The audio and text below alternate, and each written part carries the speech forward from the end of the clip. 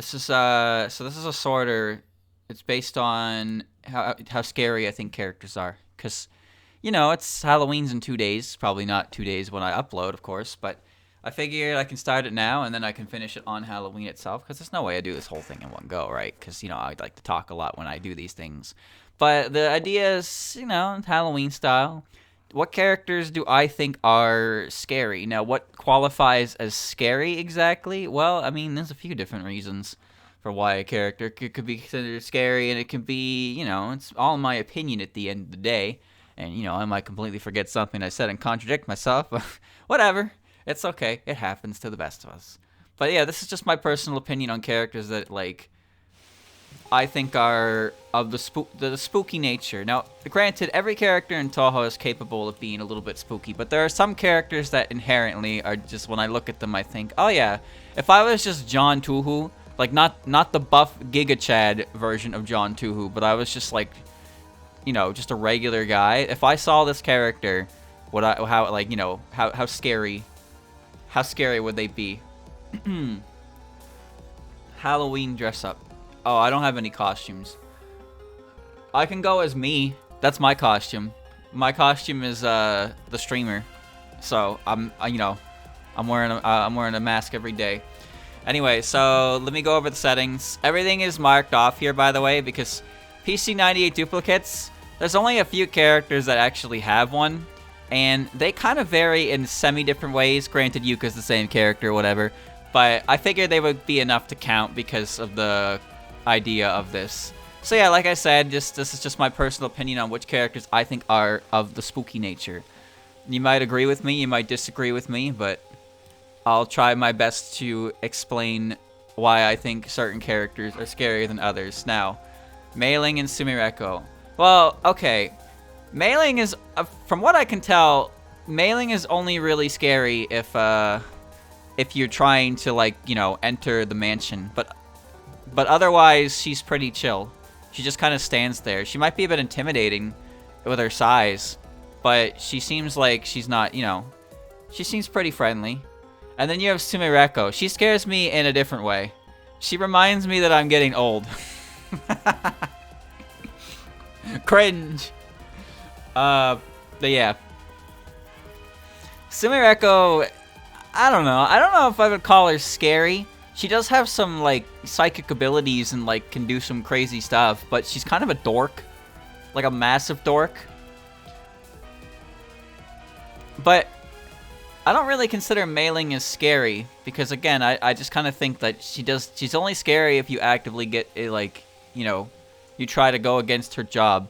Otherwise, she's just, like, chill. Like, I'm pretty sure, I don't remember a source on this, but I remember hearing something about, like, people just visiting Mei-Ling at the gate and, like, just hanging out with her, like, getting training or something like that. That might have just been like a fan dojin or something, but I like the idea that people just go up to her and talk to her, shoot the breeze with her, and is like, as long as you don't, like, how I'm going in, she'll just, she'll just sit there and talk with you, because what else does she do all day but stand outside of the gate, right? Species high school girl. Cringe! Anyway, so yeah, I wouldn't really consider either of these characters scary, but if I had to pick, Sumireko's powers are a little more, I guess they're a little less explored. It's more so that Mei-Ling is only scary in a certain situation, but that you can very easily avoid, whereas Sumireko is scary in different ways on top of the fact that she is Sumireko. There you go. And in chat, here you have rare footage of Dylan clicking Sumireko in the sorter. Alright. Yuka and Keiki. Now, PC98 Yuka is scary. Very scary. Her and regular Yuka, they're basically the same. But Keiki, on the other hand, here's why Keiki is scary. Because Keiki puts human spirits inside those Haniwa soldiers, and the spirits possess her creations. And then in Wild Beast and Weakest Creature, she threatens to, like, remove the main character's souls and put them in her Haniwas. That's horrifying, chat. That's straight up horrifying. I don't like that at all. That's like, she basically does to you what Professor, or Dr. Andonauts, I think his name is. You know, the professor in Earthbound. She basically does to you what he does to Ness and friends at the end of the game. Except, like, hers is a more, like, permanent solution that she decides is better, which is just like, uh-oh. So, I don't know. Who is scarier between the two? Yuka or Keiki? Now, I would honestly say Yuka is scarier than Keiki, if only because between these two characters, at least one of them has the slightest regard for human life, and that would be Keiki. Sure, she's gonna stuff your soul into a clay soldier, but Yuka is gonna do worse than that. Arguably worse than that. Yuka's scary because she's so nonchalant with her, you know, her violence. That's what makes her scary. Granted, Windows Yuka is a little more chill as long as you don't fuck with the flowers, but PC98 Yuka just kind of, I don't know, she seemed a little more unhinged to me. She seemed a little more unhinged with the whole, you know, Mystic Square dialogue. So I would go with Yuka. Miko and Sho. Who between these two is scarier? Well, both of these characters are like paragons to their respective beliefs. Sho or I don't know. Hard to say. Miko, is Miko scary? Not really. I wouldn't say Miko's very scary. If anything, she's awe-inspiring. I wouldn't be scared of her. But at the same time, I wouldn't really be scared of Sho either. I guess if I had to pick, it would be more like reverement, right? The idea that Sho is an avatar of such a powerful god. So there's a little bit of innate fear to her ability in that sense. But I honestly can't see any reason to be afraid of Miko if I was just like, you know, went down there and saw her kind of deal. Remember, I know more things about these characters relative to John Touhou himself, right? Like, John Touhou's just an everyman. But I have to assume, like, based on, if I was in that situation with surface level knowledge of a character, because, like, obviously if I knew, like, Miko fucking, like, died, sealed her soul and all that good stuff, that'd be like, what the fuck? You know, because I'm just John Human, right? But as just looking at Miko as she is and understanding her, what she does, not necessarily her backstory, I would say she's not really a scary character. She's more awe-inspiring. Whereas Sho, being, you know, basically the object of worship in the Myodan Temple, there's definitely an aspect to her that is a little bit frightening. Because gods gain faith, but they also can use fear because, you know, fear of divine wrath and all that. So there's always an innate level of fear of incurring the wrath of a god kind of dealio. Either way, also Sho is a tiger. Tigers are scary. So yeah, it doesn't necessarily, like, I wouldn't necessarily call her scary, mind you, but it's a different kind of fear. You know, this is the kind of hard part with this sort of thing, is exactly what it means to be scary, right? Scary, anxious, intimidated, all different kinds of words to kind of augment levels of fear.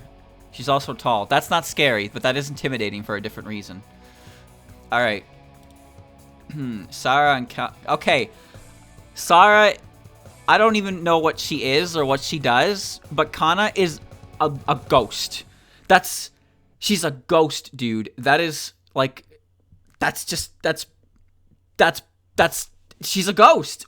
What do I even say about that? She's a ghost, dude.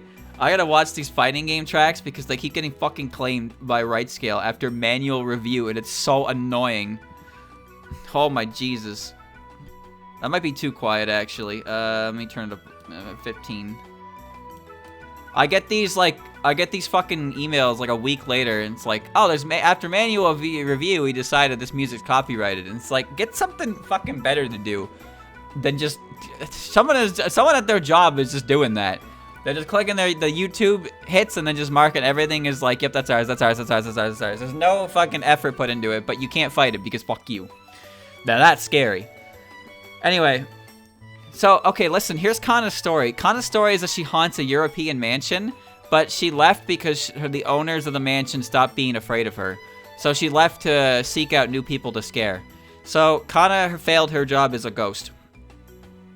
But the thing is, chat, remember, right now I am John Everyman in the Touhou universe. If I saw Kana, she came through my wall and said ooga booga, I would probably be like, holy shit, that's a ghost, right? That's a ghost. Whereas Sarah is just like, I know she's probably a demon, but she doesn't look like a demon at all. She's just kind of chilling at the entryway to Makai. So, you know, kind of like Mei-Ling, she wouldn't really mess with you if you don't try to pass her, I guess. But who really knows with this character? She's the stage 1 boss of the Touhou 5. Like, unknown. Kyoka or Hiso Tensoku? Alright. Now listen. Now listen. Kyoko is a mountain echo. She's got a lot of energy. She's very loud and bright. And then Hiso Tensoku is a giant robot. Now, giant robots... giant robots are pretty cool. But also, you know, if I saw a giant robot, I'd be like, oh, shit. Oh, I know this one. This is Sunny Milk's incident, right? Yeah, this is Sunny Milk's Scarlet Mist incident, because apparently Sunny Milk has has a mix that has you and Owen in it for some reason. This is also, there's a Ron Lad mix of this as well. It's actually used in the original Ronald script for the 3rd phase. It's ridiculous. If you didn't know Hiso Tensoku wasn't a balloon, you'd be intimidated. Well, remember, in 12.3, no one even knew Hiso Tensoku, like, what it was. They just saw a giant shadow. A giant shadow, and Chirino thought it was a Dai Darabochi. And, like, Alice... There was, like, Hiso Tensoku, the Goliath doll... Like, there were a lot of big shadows that caused fear. So in that sense, Hiso Tensoku is scary, right? But also, according to Akyu, Kyoko has revived fear in her species because the rumors spread of echoes reciting sutras in the mountains when no one's around, kind of deal. So when Kyoko goes and recites her sutras up in the mountain and people hear the echo of it, they're like, what? Where's that sound coming from? But... that's kind of spooky, chat, but I think it's context sensitive. Like, if I'm just chilling in the mountain at a fire, eating some beans with the boys, and I start hearing sutras being chanted, I'm just thinking like, oh, hee hee ha ha, it's just the, you know, it's the Yamabiko from the temple. But if I'm out there at night hunting skinwalkers, I bet you can tell what stream I was watching before I went live. If I'm out in the woods hunting skinwalkers and I start hearing that, I'm gonna get real fucking jumpy. But then you got Hiso Tensoku. But Hiso Tensoku is scary for not necessarily because of what it is, but because, like, the idea of what it could be. But even though I say that, that's kind of the whole point of yokai, is that yokai exists because of fear of the unknown and fear of unexplained things. So, like, that's exactly the kind of thing that would cause fear from Kyoko, is not knowing what it is. But when you know what it is, you're good. You see what I mean?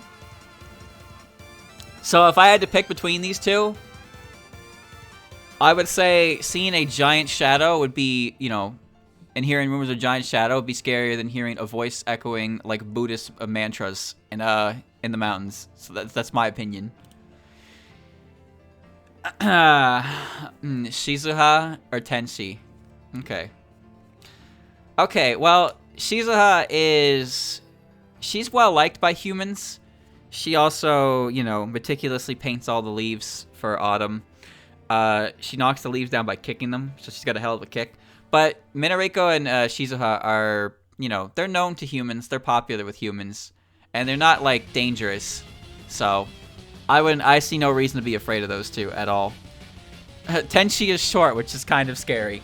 That means she can go for the kneecaps easier.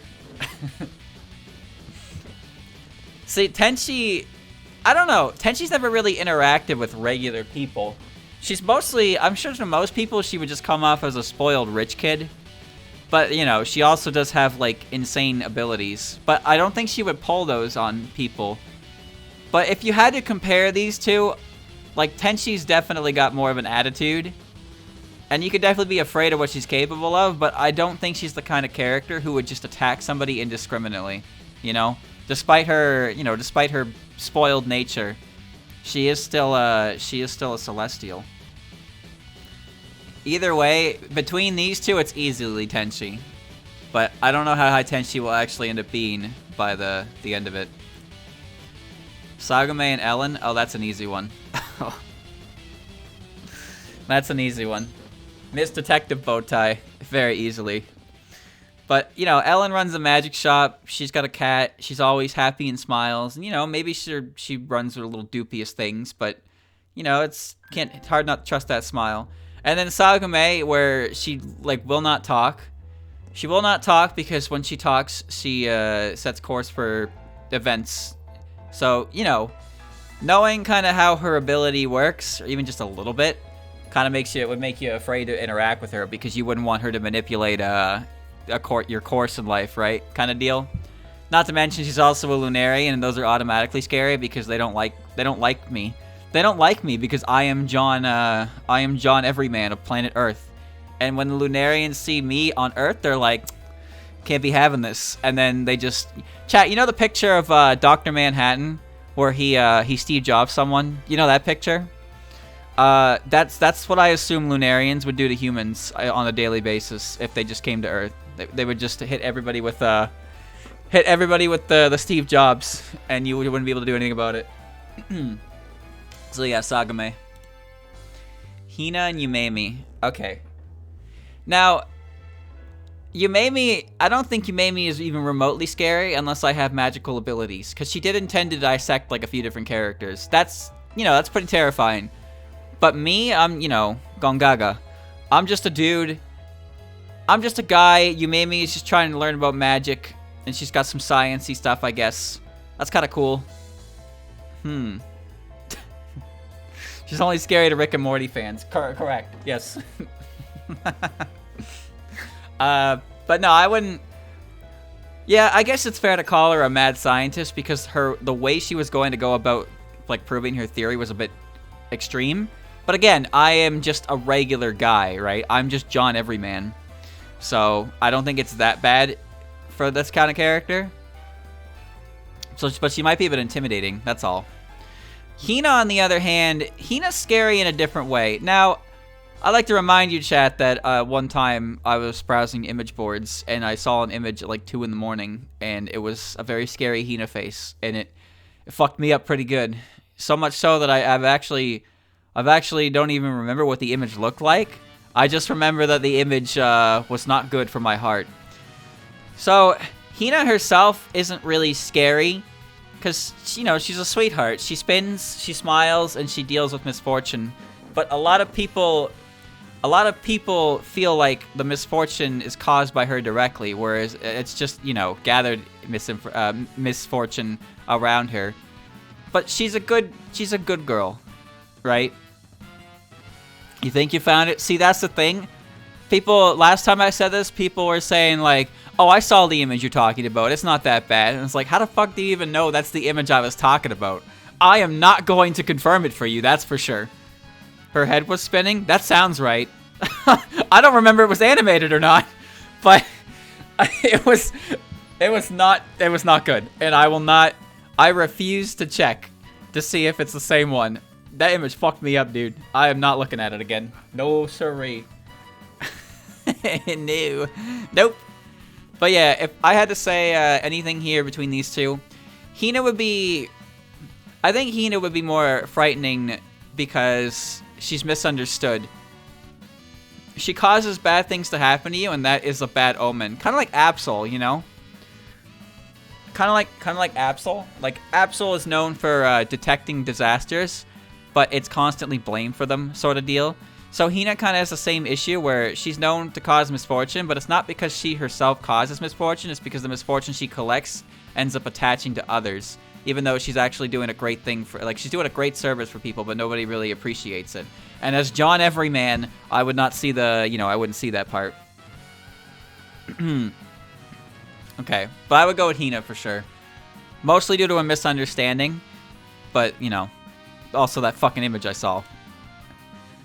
Urumi and Shingyoku. Well, this guy isn't, even really real. As far as I'm concerned, this guy is just, he's just a shrine. He's a shrine priest, I guess. He's in, the outfit. Urumi, on the other hand, Urumi doesn't do it anymore, but Urumi was known to hand her baby to people, and then, you know, the baby would be so heavy, and then they would, like, she would drown them, essentially. So, Urumi is retired, and now she just fishes at the Sanzu River. She owns a fishery there. But, you know, when you hear the stories, like, Marissa picks the baby up and can hold it, but she does try to drown Marissa. So yeah, that's a little scary. The idea that, you know, she gives you the among wrapped baby, and you hold it and it drowns you because Lamau. But the other guy is just like, I don't know, he's just a dude. Like, who the fuck cares about him, right?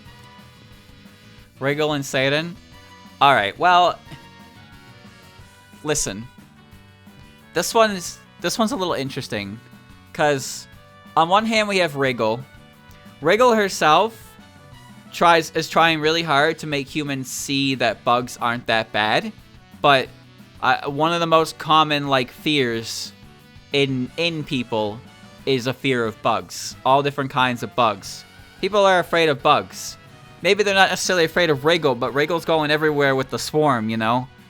So she tries her best to make people like bugs, but to really no avail. But then, then we have Satan. Satan's interesting. The reason Satan is interesting is because when her initial promo art came out, the color of the liquid on the end of her mallet was red. And that apparently that caused an influx of violent art.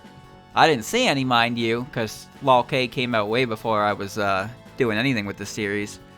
But in the final version, like, you know, Satan's final version of Satan, I mean, like, Satan's art, the mallet color was changed to be more like a light purple, so more of a comedic blood / like, you know, not blood at all sort of deal. Like, you know how Danganronpa makes blood just like pink substance? That's kind of the deal with it. So yeah, that happened. So Satan herself, I wouldn't call her scary, but there was a point in her existence where she had, you know, she had a blood-soaked mallet. That's pretty scary. But I feel like if I go that route, that's a little too meta. Whereas other characters, I'm like, oh, this is like, you know, Hina's scary because she's misunderstood. And then I'm talking about Sarah and like, oh yeah, Zen made the mallet liquid red, so it looked like blood. Like, you know, I'm playing multiple reasons. But as I said, that's going to happen a lot. But if I had to choose between these two, chat, I don't know if I'm afraid of bugs, but, you know, if they get close to me and I don't know what they are, I don't like them. But I think that's more of like a fear of the unknown than a fear of bugs themselves, right? Unless it's a scorpion. If I saw a scorpion, I would think, oh fuck, that's a scorpion, right? Like, yes, I'm afraid of the bug. Or a centipede, like a house centipede. Those bugs don't exist where I live, thankfully. Spiders? Yeah. If spiders get close to me, I get a little nervous. But when they're just chilling in the corner, I don't give a fuck, because they're not doing anything.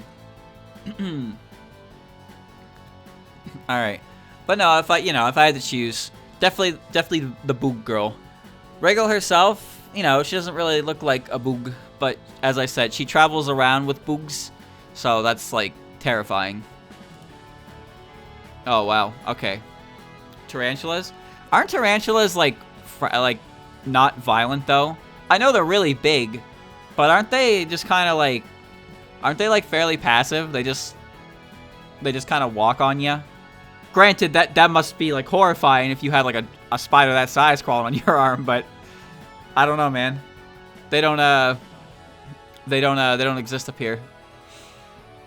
My only experience with tarantulas is from Home Alone 1 and Animal Crossing. The bigger the spider, the safer it is. I don't believe you. I don't fucking believe you. Aren't those huntsman spiders in Australia? Those fuckers eat birds, don't they? Like, hello? It's a spider eating a bird? That's not right. Alright. Back to what we're talking about. Right over here. Okay. Rikako, she's a scientist who's interested in science. That's not that scary. And Mai is a demon with angel wings who has a very mean personality to her. I don't like Mai. Am I afraid of Mai? I'd be more afraid of Mai. I'm not a bird, why would I be worried?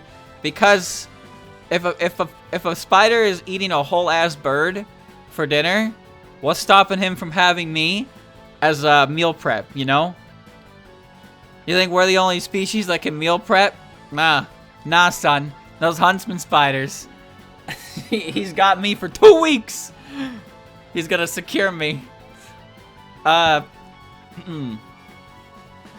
no, Rikako's just a scientist. Not that big a deal. She's not Frankenstein, so whatever.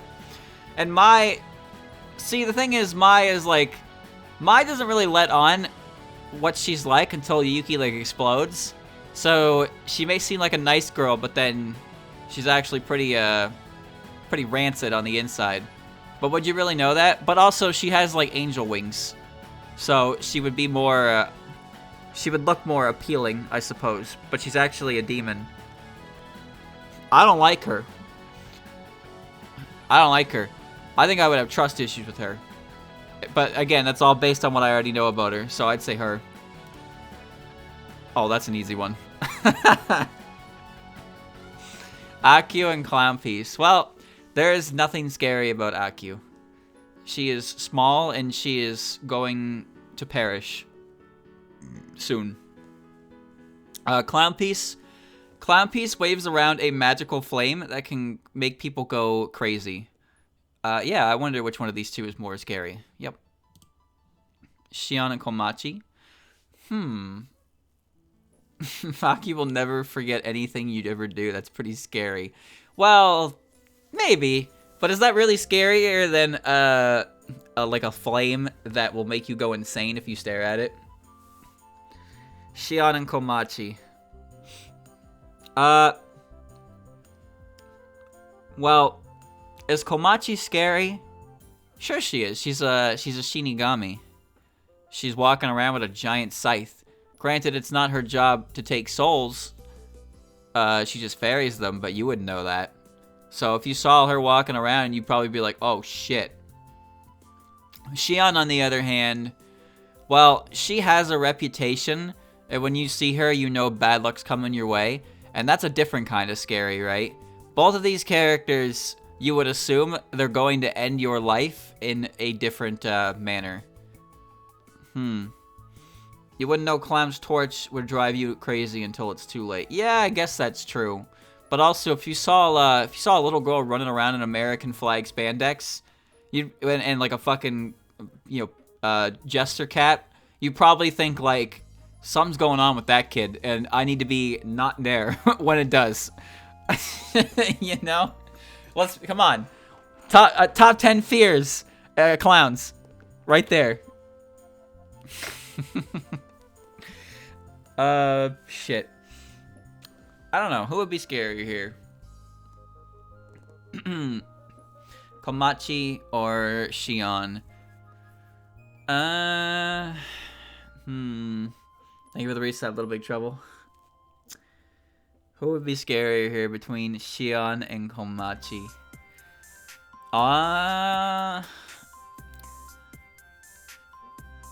Maybe,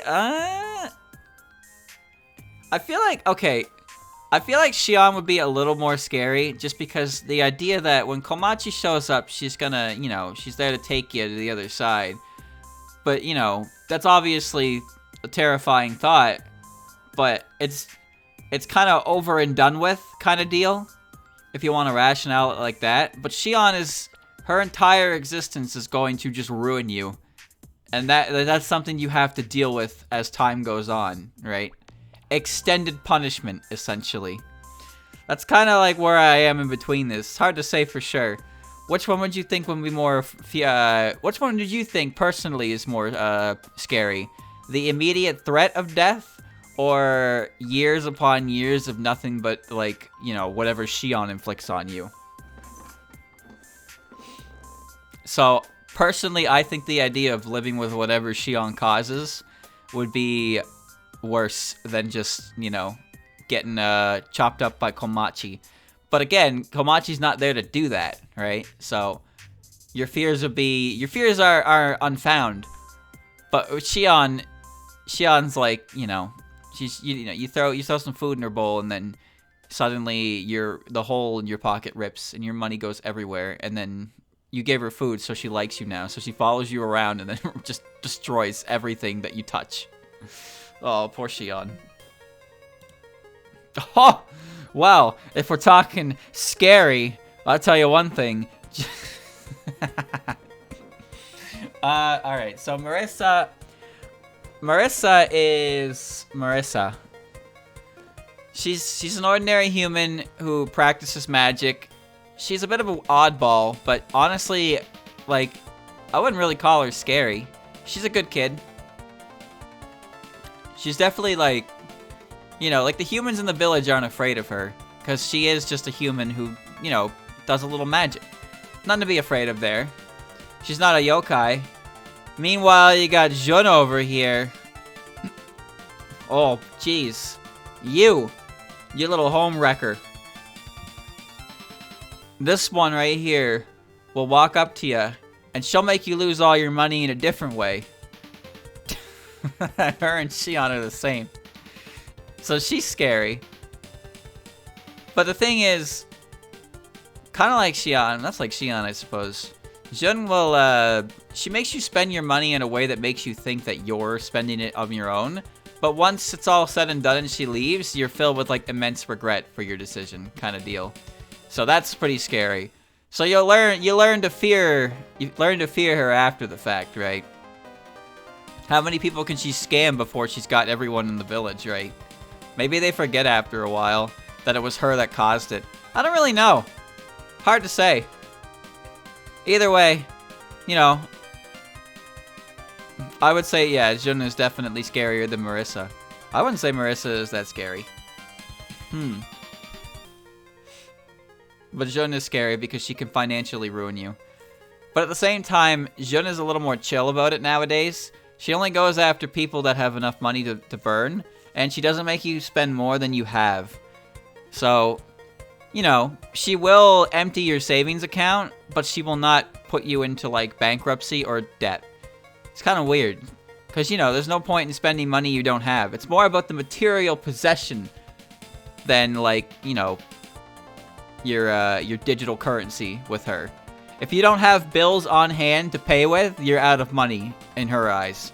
She won't throw you into debt, credit card limit, whatever. Not that credit cards exist in Gensokyo, but you know what I mean. Just so happens that, you know... Anyway. Now... Come on. Alright. Now, here, okay. I'll humor this one.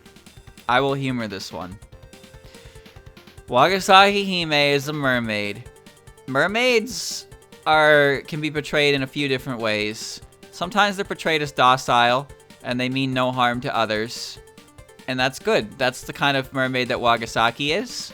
And then there's, like, the sirens, who, you know, they sing to lure sailors, and then they drown them. That's pretty scary. But the thing is, Wagasaki Hime, you can kind of tell immediately when you meet her what kind of mermaid she is. So she's pretty chill. And then you have an ICBM. So, yeah. Yeah. Momiji and Raisin.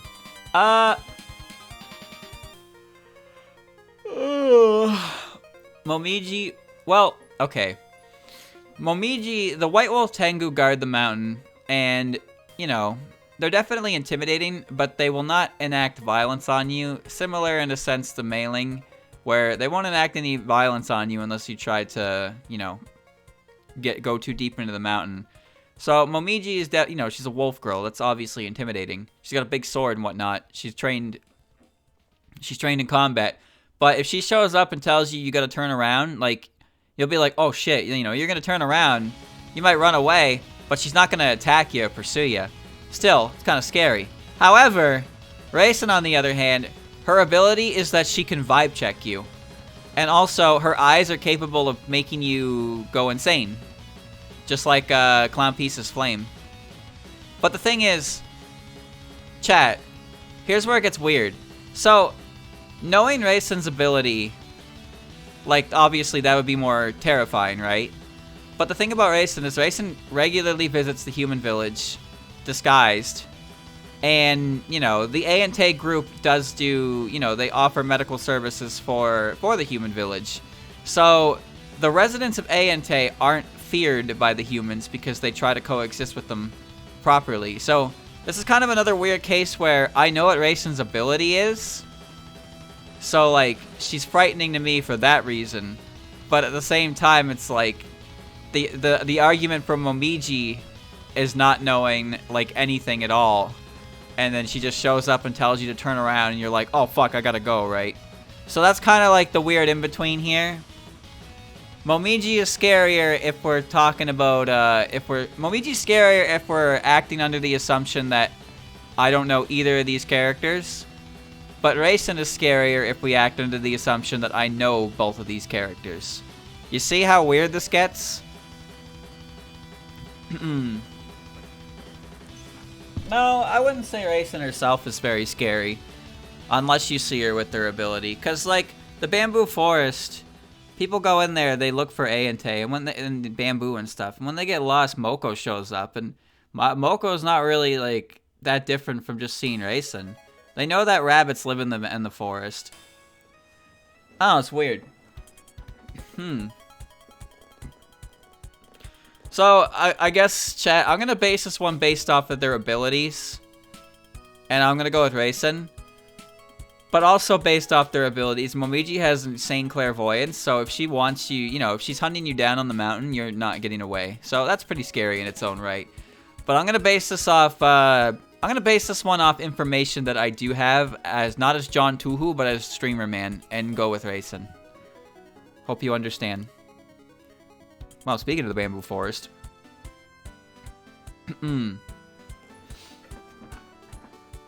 It's less so them trying to be intimidating, and more so just like, if you saw them as like John, how would you feel about it, right? But at the same time, I have to use my knowledge of what the characters are as well in some situations, which it kind of contradicts some things.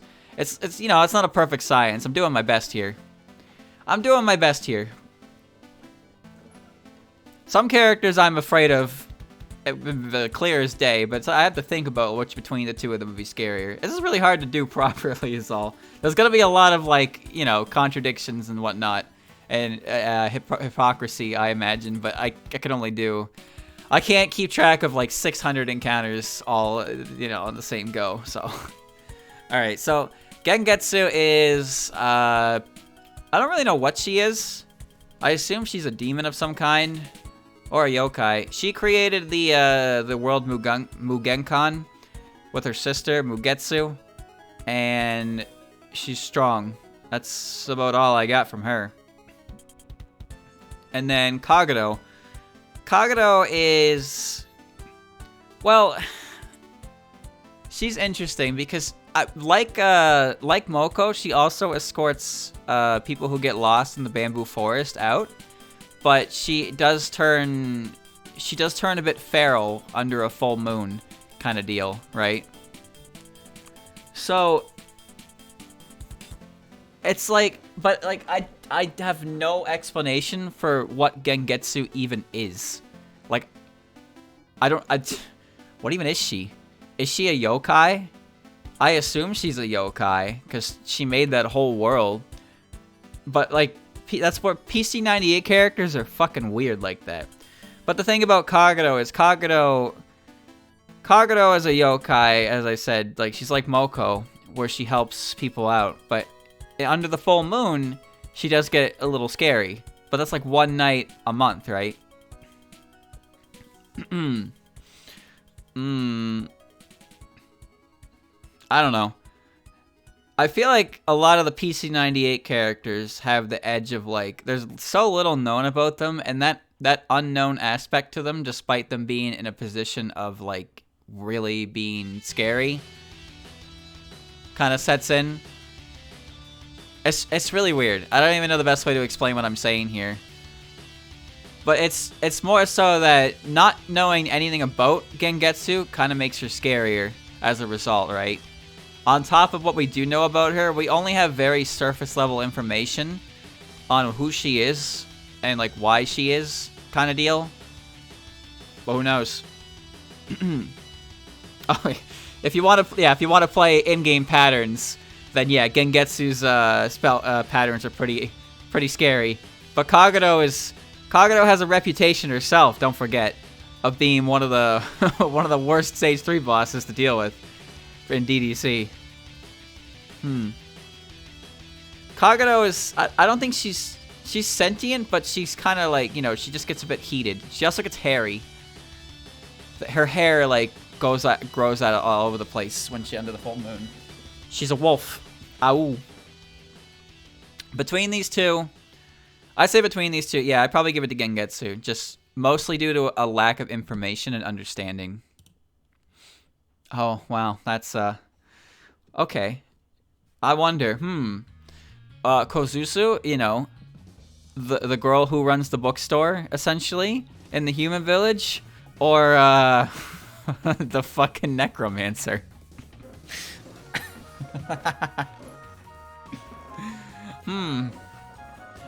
Now, here's the thing. Kozusu does deal in, you know, the yokai books, the Yoma books.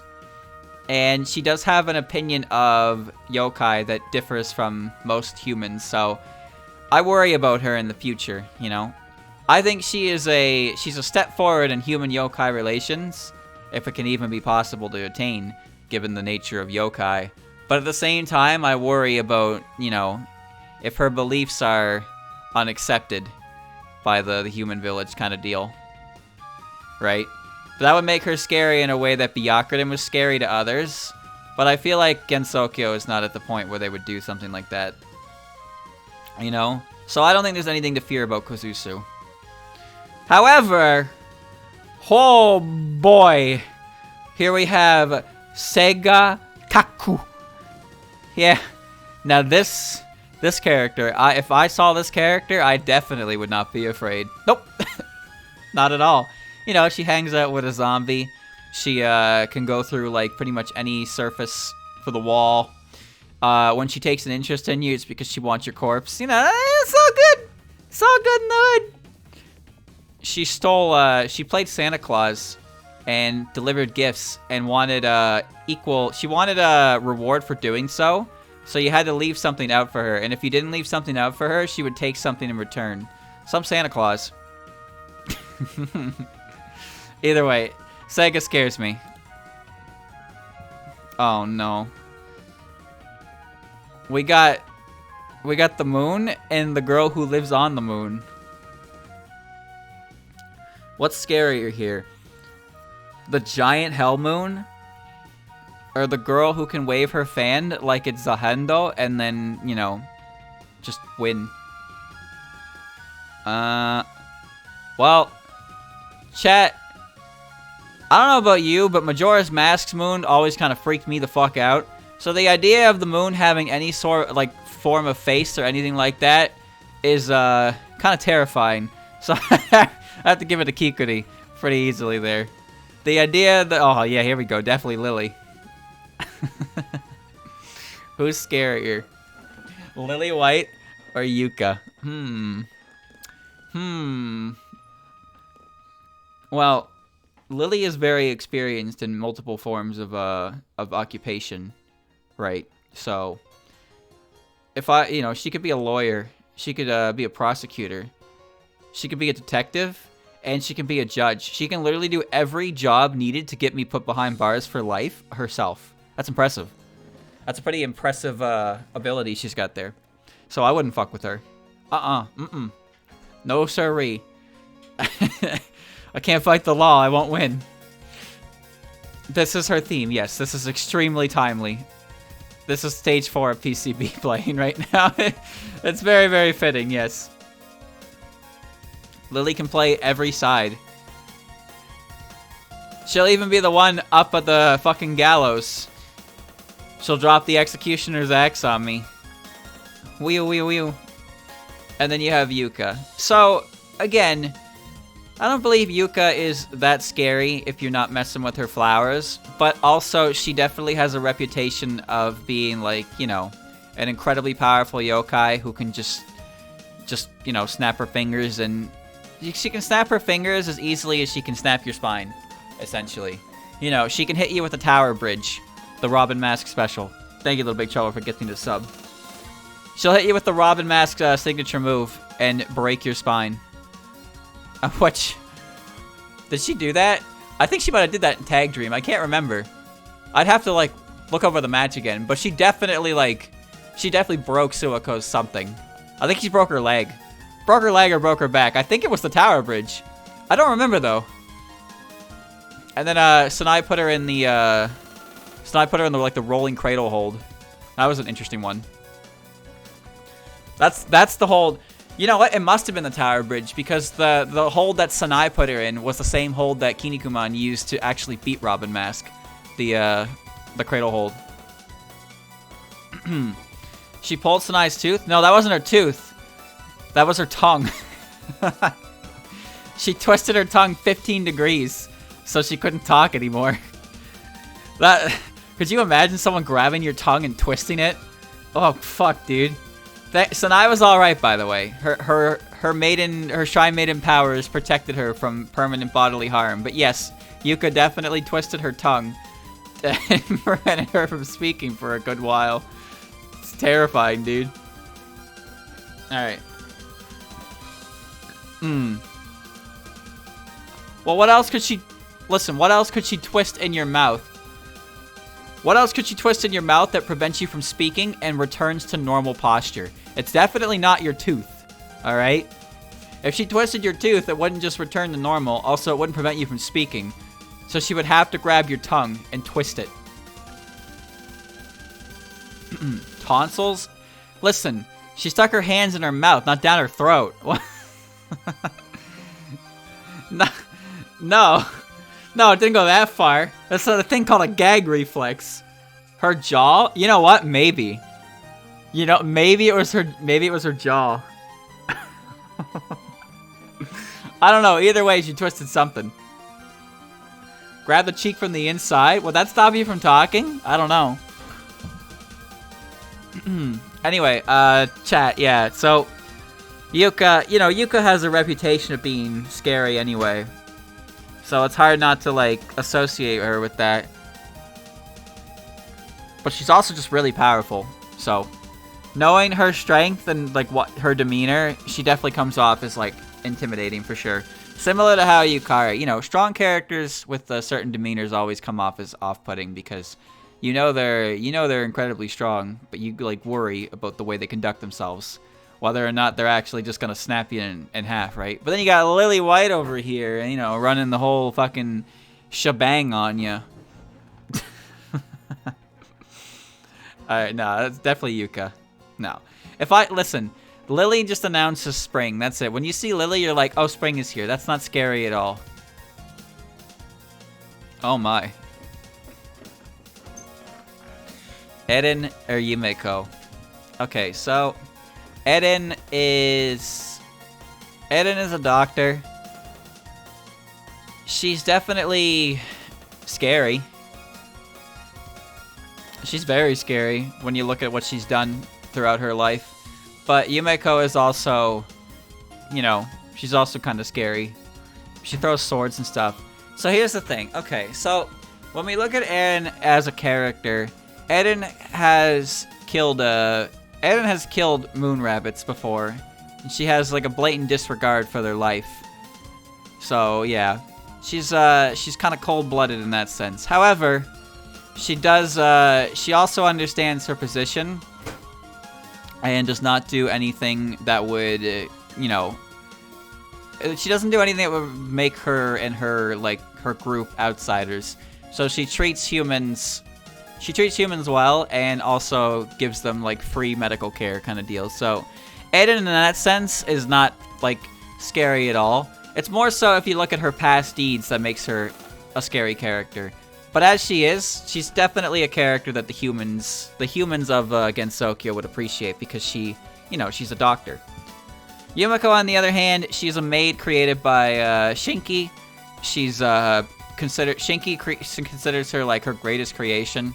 She's obviously very capable, and she throws swords around. Normal maids don't throw swords around. Needles are scary. Well, no, see, I would give it to Yumiko here, because I think Yumiko is capable of way more violence towards others than Eden. Well, maybe not more capable, but more likely to do that. Whereas Eden herself, she's pretty chill. Sure, she's got an attitude. She's got a I'm a Lunarian, so I'm better than you attitude. She's also got some Deus Ex Machina level of like understanding of plot. Like almost all the fucking time. So she can be a bit of an obnoxious character. But again, if you look at it just from the perspective of I am John, I live in Human Village. Oh no, I have become sick. And what should I do? And then Raisin shows up and it's like, check this shit out. And then Eden sells me medicine, and I have medicine, and I am no longer the sick. So yeah, I would say that from my perspective, Eden is pretty good. Yumiko, on the other hand, she, violence might be the answer. Well, I don't know. Kasume or Satori? Okay, so this one's weird. I figured Satori was going to show up at some point, and I had to say this, but Satori is not really what I consider scary. I know she's a mind reader. She's a mind reader, and that in itself, it can be frightening, depending on who you are, right? I guess, if you got things to hide. But even then, it's like, I don't know. If Satori just read my mind, I would probably be like, wow, that's interesting. You can do that? And then after a while, I'd be like, alright, that's annoying. Like, I don't feel like her herself, with her ability to do that, is going to be like, it's not like she's going to read your mind and be like, okay, and then fucking pull out a megaphone and announce it to the entire world. You know what I mean? But she can read your mind, which means at some level, it's like kind of relaxing to know that, like, there's not really any reason to have to hide anything with this character, because she can just see it all anyway. And it's just like, okay, sure, you're gonna get annoyed as fuck, because it's like she likes to finish your sentences with your she literally finishes your thoughts, and that's annoying. But otherwise, like, I don't think she's really scary. I understand why she's considered a hated yokai, but I wouldn't consider her one that's scary. Unless there's an aspect of Satori's that I'm unaware of. But even then, it's not one that is exhibited from this Satori. Satori can hypnotize you and bring your traumas back to the surface. Yes, that is the whole gimmick of her in SA. So in a sense, you are right. She can make you recall like bad memories. But I don't think that's something. I don't know. It's weird. It's less so that she makes you recall bad memories. It's more so that she can look into your mind and see those, and then she can see those and then use them against you, kind of deal. But she uses them in the form of like bullet patterns, sort of deal, right? So like all the spell cards she hits you with are memories of spell cards that Reimu and Marissa and I guess Aya had bad experiences with, right? But it's not like she can just pull out like your fucking childhood trauma and then play it back in front of your eyes, kind of deal, right? She can't do that. Yeah, she's kind of a psychological horror, but at the same time, she's got nothing on her sister. That's pretty fucking obvious to anyone, I think.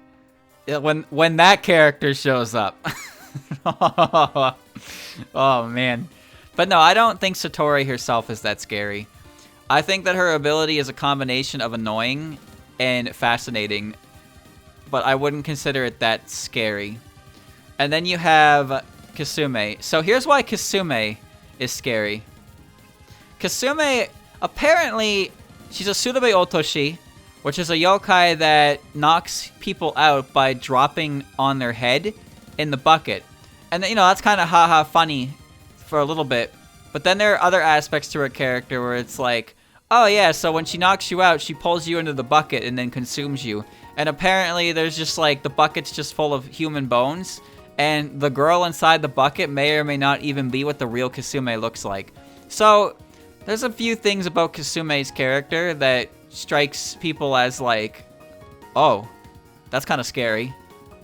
And like, I'm pretty sure this is stuff mentioned in Aku's Genso Chronicle, right? So this is information that is available to the humans, sort of deal. And to be fair, Aku does play up yokai traits to make humans more afraid of them for sure. But the fact that that information exists in Aku's book at all, well, that's the source that the information comes from, means it's information that I would have access to, right? So yeah, there's a belief that Kasume, there's a possibility, a belief that Kasume, the girl in the bucket, is not actually Kasume. But there's nothing to confirm nor deny that, really. So in a way, Kasume is quite terrifying. She bonks you and then she consume you. That's what they do. But you know, it's Touhou, so when she bonks you, she just giggles and walks and like flies away. But no, if this wasn't Touhou, she would do that and then she would, you know, I hope I taste good, I guess.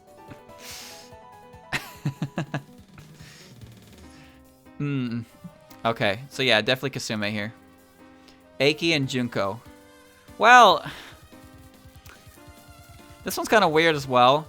Junko is literally pure hatred, but her hatred is so pure that it's only directed at one source. And I'm not from the moon, so I'm clear. Eiki, on the other hand, she is the judge of the other world, right? She also is, she's also a lecture machine. So she gives you a lot of, she lectures you a lot. But she does so in your best interests. You know, like she lectures you for your best interests. Junko, on the other hand, I don't know. Junko's like, she's definitely intimidating. She's definitely quite scary. But the thing is, she pretty much has a one-track bind towards, like, the Lunarians.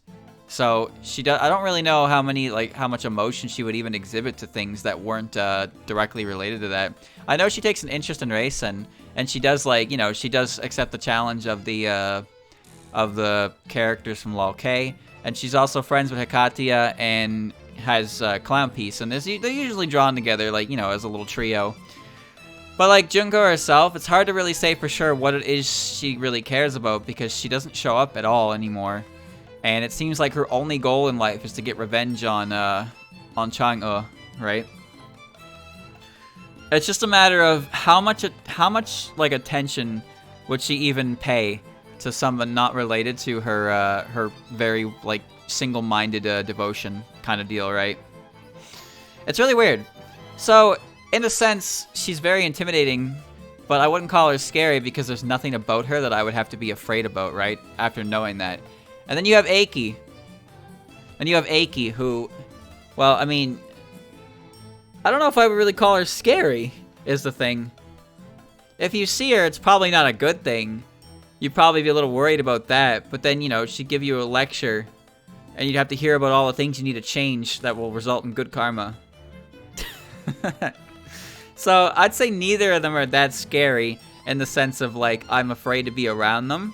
But both of them have an air of intimidation that is pretty much lifted when you, you know, actually try to interact with them. Although, if I had to say, if you interacted with them, one might brush you off, and the other one will give you an earful. In which case, you're probably thinking, I wish she just brushed me off. So I'd have to give it to Eiki. You know, I don't want to hear about all the things I need to correct, you know?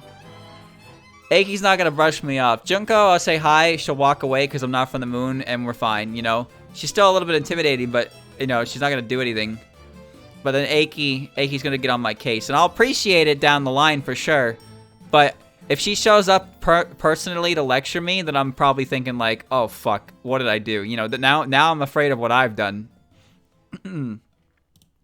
Okay. Oh. Saki and Kongara.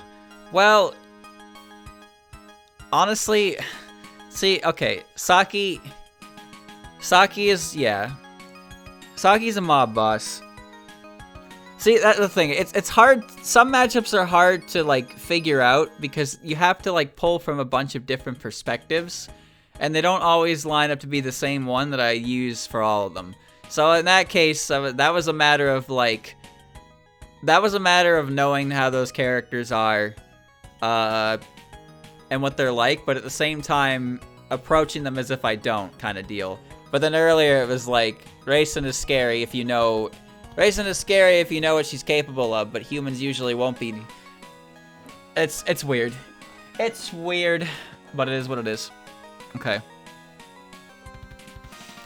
All we know about Kongara is that she is a giant Oni from hell. Is she violent? I don't know. Why does she attack Reimu? Can't say for sure. Saki, on the other hand, Saki is a being of just, not anger, but she's a being of violence. She believes that might makes right in every situation, and she only respects those who have strength. Even when it comes to, like, the, you know, Keiki, like, she obviously doesn't like Keiki, but she does respect Keiki's ability and strength. Saki also, like, comes to respect in the extra stage, she respects the ability of the player characters when they come out to stop her. But make no mistake, chat, she is a mafia boss. So, she's definitely the kind of character you'd expect in, like, former hell. Very might makes right type of deal. She has a few tendencies that she shares with the Oni. But mostly it pretty much starts and stops at where you are on a physical power level of deal. No, we don't have any information on Kongara. Kongara has less information as a final boss than I think Sariel does. Sariel is an angel of death, which is already a pretty scary concept. But Kongara is, you know, maybe she attacked Reimu because, I don't know. It feels like, I don't know. It's hard to say for sure. Does Kongara attack indiscriminately? Like, is she a high-ranking, official? Like, what is she exactly? All we know is that she shows up at the end and she's huge and she's got a big horn on her head. Sariel, at least, is a little more clear. She's, you know, she's a big angel. She's got a baller theme. But her purpose is to come down there and take your life. But, like, why is she doing that? Because that's just what she is. She is a angel of death. But what about Kongara? Why is she attacking Reimu? I don't know. You gotta wonder, right? Kongara wins on first impression, but spend any extra time around Saki and they would win. Well, the problem is we don't know anything about Kongara after that fact, right? Like, immediately coming face to face with a 20-foot swordswoman with a big horn on her head and the pits of hell would immediately make me think, oh yeah, I'm dead, right?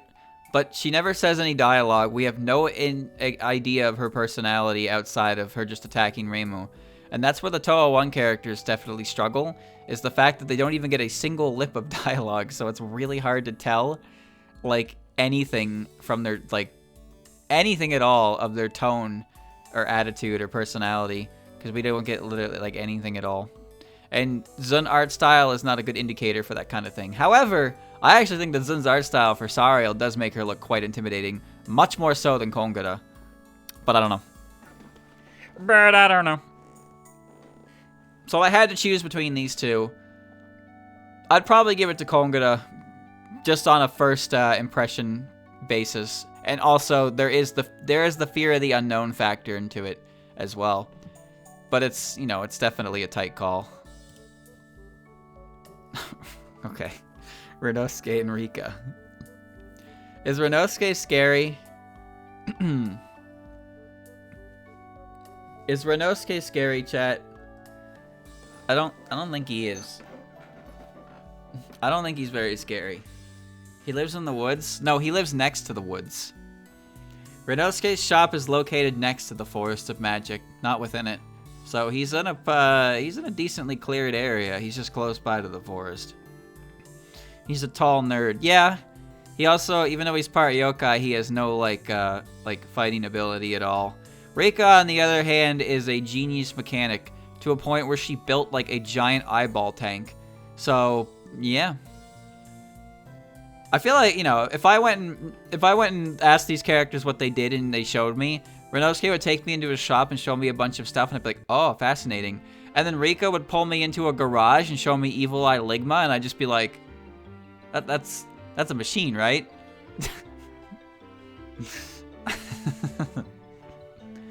So yeah, Rika's, I would say the scariest thing about Rika is her taste in design. But compared to Renosuke, that's still more than him. Oh, there she is. Sunny Milk and Aya. Okay, well, Sunny is not scary.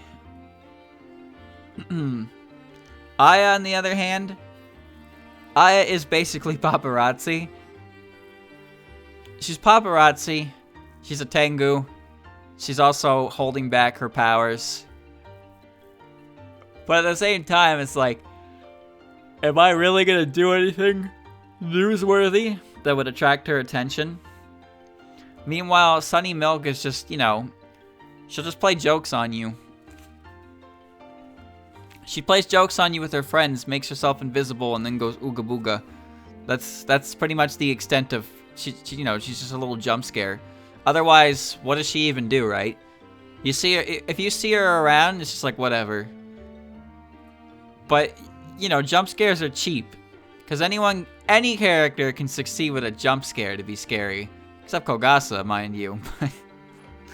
When you're invisible and you do it, If she's invisible and she goes ooga booga, then, you know, Sunny is definitely capable of fucking with you, but I don't think she would ever do that.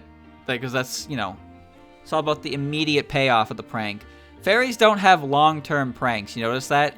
Fairies always go for the immediate satisfaction, the immediate dopamine hit. But fairies will not play a long con and drive you to absolute insanity in the interest of a giggle. Like the guy who left a pineapple at in someone's locker for like every day of the year. You know, he's not gonna pull that psychological prank on you. Sunny's just gonna go ooga booga once and then run away. But like, you know, if she doesn't reveal herself after she does it, then there's no satisfaction. You gotta know that she pranked you. Meanwhile, Aya, you know, Aya's in the scariest profession imaginable. She is paparazzi, essentially. So, if you ever do anything that warrants investigation by her, then you probably should be afraid. You're afraid to see her because it means you fucked up. But yeah, no, I don't think Aya is that scary personally. She's definitely very reserved and only interested in her story. But I don't think Sunny is scary in the slightest, aside from her just going ooga booga. And even then, that's not like that scary, because it's just, jump scares are cheap. Jump scares aren't scary, alright? They're not actually scary. They're cheap. It's cheap fear. It's like, jump scares elicit a reaction in the way that like tickling can be considered making you laugh, right? It's not like, you know, you're not laughing because it's funny. You're just laughing because it's like a knee-jerk reaction to something. So, jump scares are just the tickling of spooky. That's all it is. Reisen and Kotohime. Well, I mean,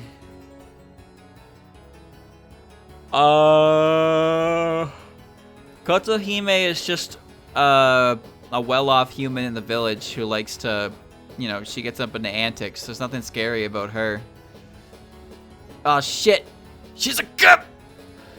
And Reisen is a soldier. I don't think either of them are that scary, but, you know, if Reisen walked up to me with a gun, I would call that intimidation. Mugetsu and Luis.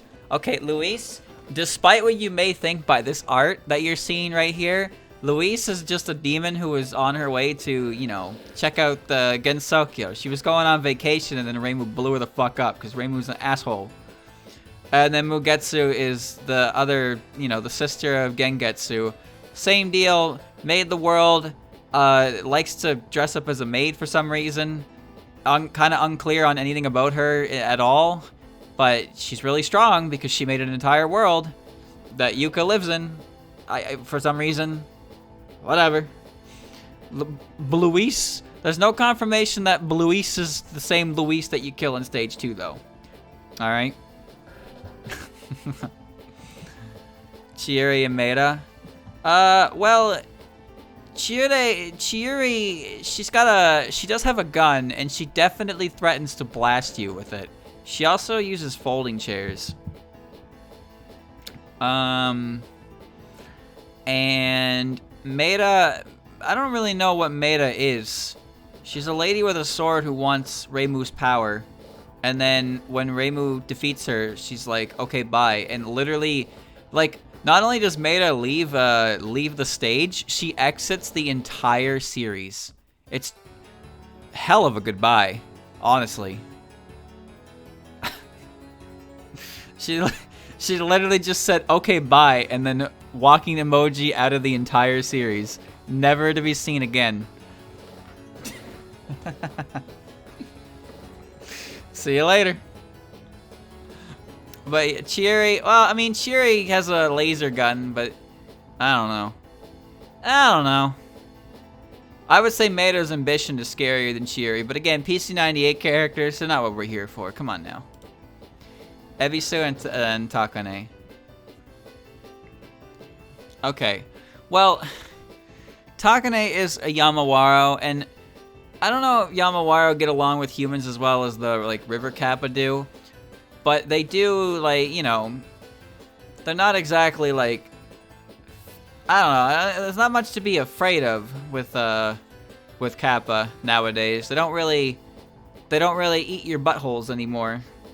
And then you have Eika, where Eika is, you know, she's one of the kids that's hanging out on the Sanzu's riverbank. And she is, you know what she is. It's not good. It's not a good thing. So she doesn't really scare me, but I feel like an overwhelming sense of sadness if I saw her, you know? Just kind of look at her and be like, that's not fair, man. But I wouldn't say that's fear. I would say it's mostly pity. Takane, on the other hand, you know, she might ask me if I want to buy a house. You know. I guess that's pretty scary. No, I don't know if the Kappa are really to be feared so much as, like, especially compared to Eika in this case. Oh. Momoyo and Kurumi. Okay, so Kurumi is the original vampire. She's a vampire girl. She's protecting the mansion or something like that. Momoyo, on the other hand, is based on the giant fucking centipede that eats dragons. That's pretty terrifying, if you ask me. Now, granted, she's clearly not a giant centipede right now in that form. She's just working in the mines. She is just, Minecraft. I don't know. I'm thinking... I'm thinking, like, you know, if you saw Momoyo, she's definitely got a very exotic outfit on her, but there's no indication that she is that, you know? If that makes sense, like, you can't really see it on her body, but I guess you can't see it with Kurumi either. But if they told you, like, oh, I'm the centipede that eats dragons, like, that's a big centipede, right? She eats rocks. Yeah, I know she eats rocks.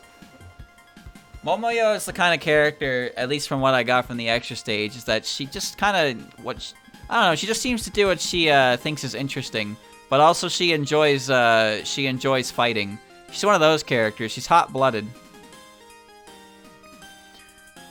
Hearing that Momoyo is a giant centipede is definitely enough to make people go, oh. But even then, like, I don't know. When I look at Momoyo, I don't really think of anything that much. She's just a bit hot-blooded. That's really it. But there's not really a lot to her design-wise and, like, attitude-wise that would lead me to believe that she's gonna do anything to me, right? She likes eating dragons. Doesn't mean she's gonna eat me. And then we got vampires. Now, chat, vampires have always had a varying reputation based on their design. And, you know, Kurumi is not exactly what I call the scariest looking thing in the world. But, well, that's not gonna stop her from, you know, drinking your blood. If you walk up to Kurumi and she's like half your size, she's just gonna fly and then bite your neck anyway. And then congratulations, you got eaten. You got your blood sucked by a vampire. It doesn't matter what she looks like. It's just, you're still a vampire at the end of the day, right? Like, vampires are feared not for their... Vampires are feared for what they are and not what they look like, right? That's why you see a lot of backstories for the Scarlet Sisters about, you know, wherever they were living, the entire place like turning on them because they're vampires. They don't care that they're like noble women. They're fucking vampires, so they want them dead because the vampires are the scourge of humanity kind of deal. We are afraid of vampires, all right? There's a reason to be afraid of vampires. They are creatures to be feared. Kurumi, right here. Fear. Oh, you can't see it. I'm too lazy to fix it. Whatever. Fear that. You see that ribbon, chat? That ribbon, you see how it fades at the bottom there? That's because that was the original color of the ribbon. Alright? That's why. Oh, spooky. So yeah, Kurumi, vampire. PC98 Reimu or Yakumo Ran. Reimu is a hero of justice. She is not scary. I would only be scared if I was a yokai. But I'm not. So, we're good. And then Ran. Well, Ran is the direct underling of one of the most terrifying characters in the series with her abilities. But Ran herself doesn't really act outside of Yukari's orders. But at the same time, like, you know, she's quite intimidating. She's a nine-tailed fox. That means she's a very long-lived yokai, right? Because you get one tail per 100 years. So she is at minimum 900 years old. Kind of insane. You can infer based on her tails how you know what she is and how strong she would be as a result. So it's very obvious with a character like Ran what she is and how strong she would be. You wouldn't fuck with that. Yes, I'm well aware that Ran is the Shikigami spirit, not the fox. Everyone knows this. My point is, you see the body that is the nine-tailed fox, and you assume, damn, that's a nine-tailed fox. As most people would. Besides the whole bit with the hat anyway. That is the most ignored aspect of canon in existence. The fact that the seals on the hat are actually what Ran is. Everybody just associates Ran with the whole body. She is the nine-tailed fox at this point. Well, how long it's been going? It doesn't really matter. But Shikigamis possess the Shikigami possesses the creature kind of deal. So Chen is also a Shikigami, but she still exhibits traits from Bakeneko, whereas Ran is a complete Shikigami, using the body of a nine-tailed fox.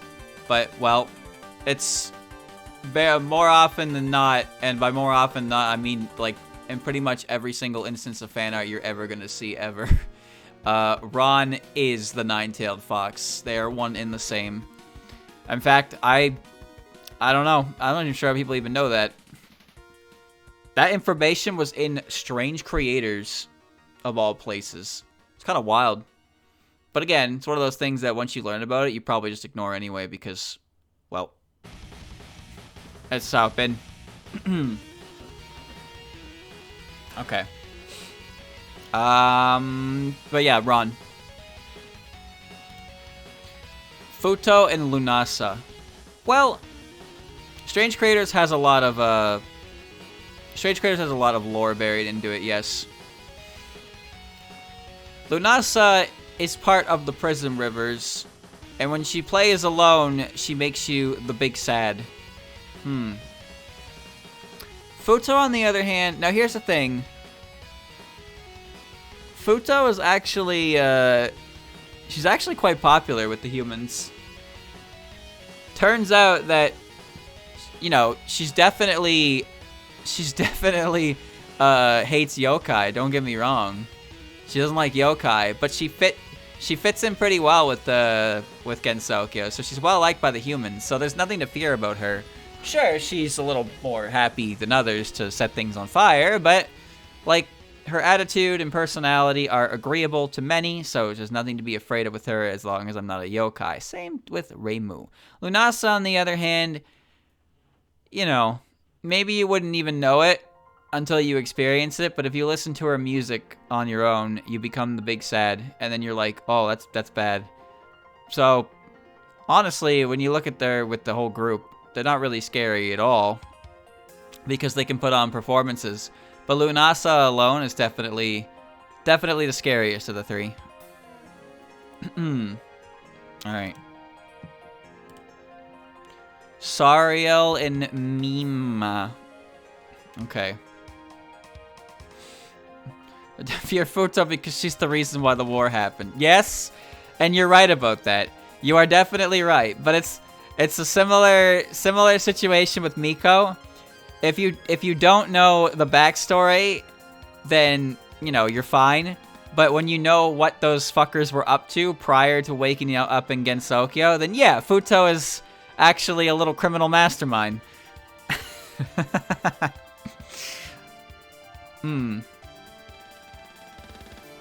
Okay.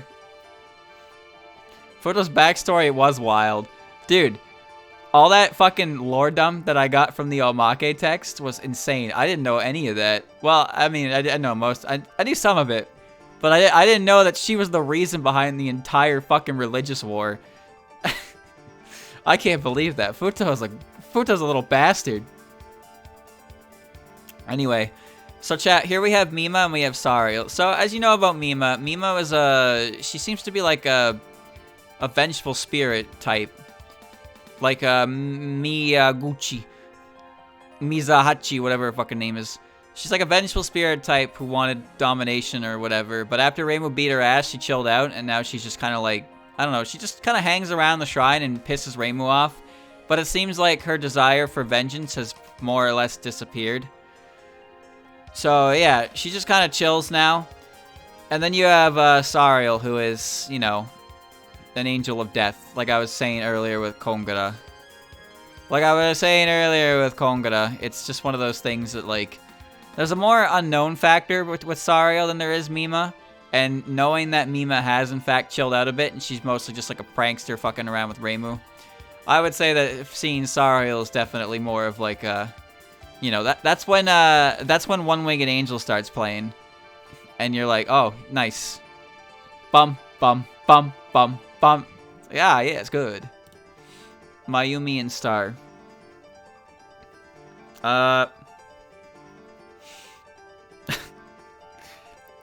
Star is not scary. Alright, the fairies aren't scary. Mayumi, I don't know if I'd call her scary, but she is a soldier who carries out Keiki's will regardless of anything else. Seems like Mayumi will never question her orders, so that in itself is pretty terrifying. But even compared to Star, like, it's still more about Mayumi to be afraid of than Star anyway. Star kind of unhinged. Okay, yeah, listen. She did in fact put bombs into a bunch of snowmen and blow up Reimu's property. That was kind of crazy. I will give you that. That was kind of insane. You know, that's pretty jocker of her. But at the same time, she's still just a fairy, right? Star's still a fairy, And she hangs out with Sunny and Luna. And when you look at Sunny and Luna, you think, there's no way these two are going to cause any, like, real problems with anyone. No, I'd say Clown is the most unhinged fairy. Just by accident most of the time. Because of the whole fire thing. You know, she carries around the fucking lunatic torch with her. Raymond walked away annoyed from it. Yes, I know. So, but it's just the fact that she fucking built snowmans and put bombs in them, and that was her idea of a prank. That's pretty, that's pretty hee hee ha ha. I laughed. Rainbow didn't laugh. But no, I'd say Mayumi's a little more terrifying. Just a little, you know, a little, not even that scary in like a traditional sense, but definitely the kind of opponent who really would show no mercy if not allowed to, kind of deal, you know. Oh, all right. That's the GOAT right there, literally. It's Unzan and Yuma. So, Unzan, as you know, in Unzan's original story, you know about Nyudus.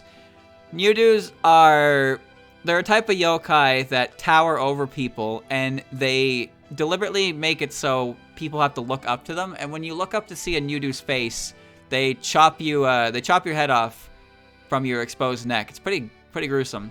And the way you defeat them is you look at their feet, and you basically tell them that, I forget what it is you say, but you say something to basically tell them that you're not going to get clowned. And so Ichiden did that. Ichiden did that to Unzan, and Unzan was so, like, impressed by her that he just started following her around everywhere. And now Unzan is basically, you know, he's basically just an extension of Ichiden. They're friends, they get along well, and Unzan just helps Ichiden out in battle at Ichiden's behest. So Unzan himself is very, like, I wouldn't say he's docile necessarily, but he's never really gonna act unless Ichiden wants him to, you know? Like, Unzan once transformed into a giant Buddha statue, and he just stood there and didn't, like, you know, he didn't raise any fuss or anything. So he's very loyal to Ichiden, and he doesn't really act out in any way. So while I would say Unzan is definitely scary in the sense that a Nyudu is a terrifying idea, Unzan himself is not he's not a Nyudu that you would see and be like, oh god, you know, like, you would know him. You would know him. And then you have Yuma. Now, Yuma, well, she's scary depending on what's in her belly, I guess. I guess that's an important part.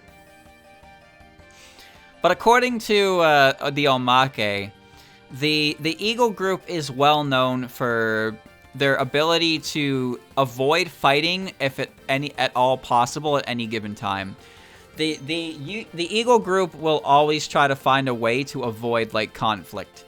And also, the entire Eagle group exists because Yuma is just so cool that a bunch of spirits started following her, around.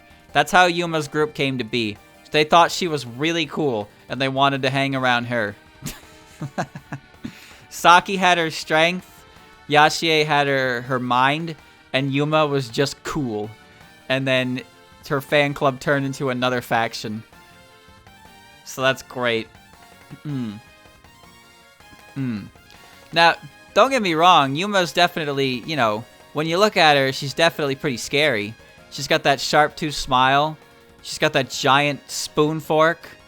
She's digging in the petroleum and slurping it up. When Yuma has a grin on her face, it's definitely intimidating. My problem is I just don't think that any smile that she does is intimidating. I think she's adorable.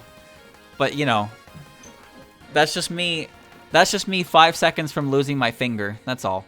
I'm not ready for that. That's a me problem, though, alright? That's a me problem. So, while I don't think Yuma is scarier than the other, like, Animal Mafia boss, he definitely commands respect and is definitely a kind of character that you see and you're like, oh, yeah, don't fuck around with that one. Don't fuck with her, you know? Me, personally, I think she's adorable, so... I don't think she's that scary. She should be. If you think she's scary, you're correct. Me, however, I have a problem. Don't worry about me though. Don't worry about me. Raiko and Kutaka. Kutaka is not scary in the slightest.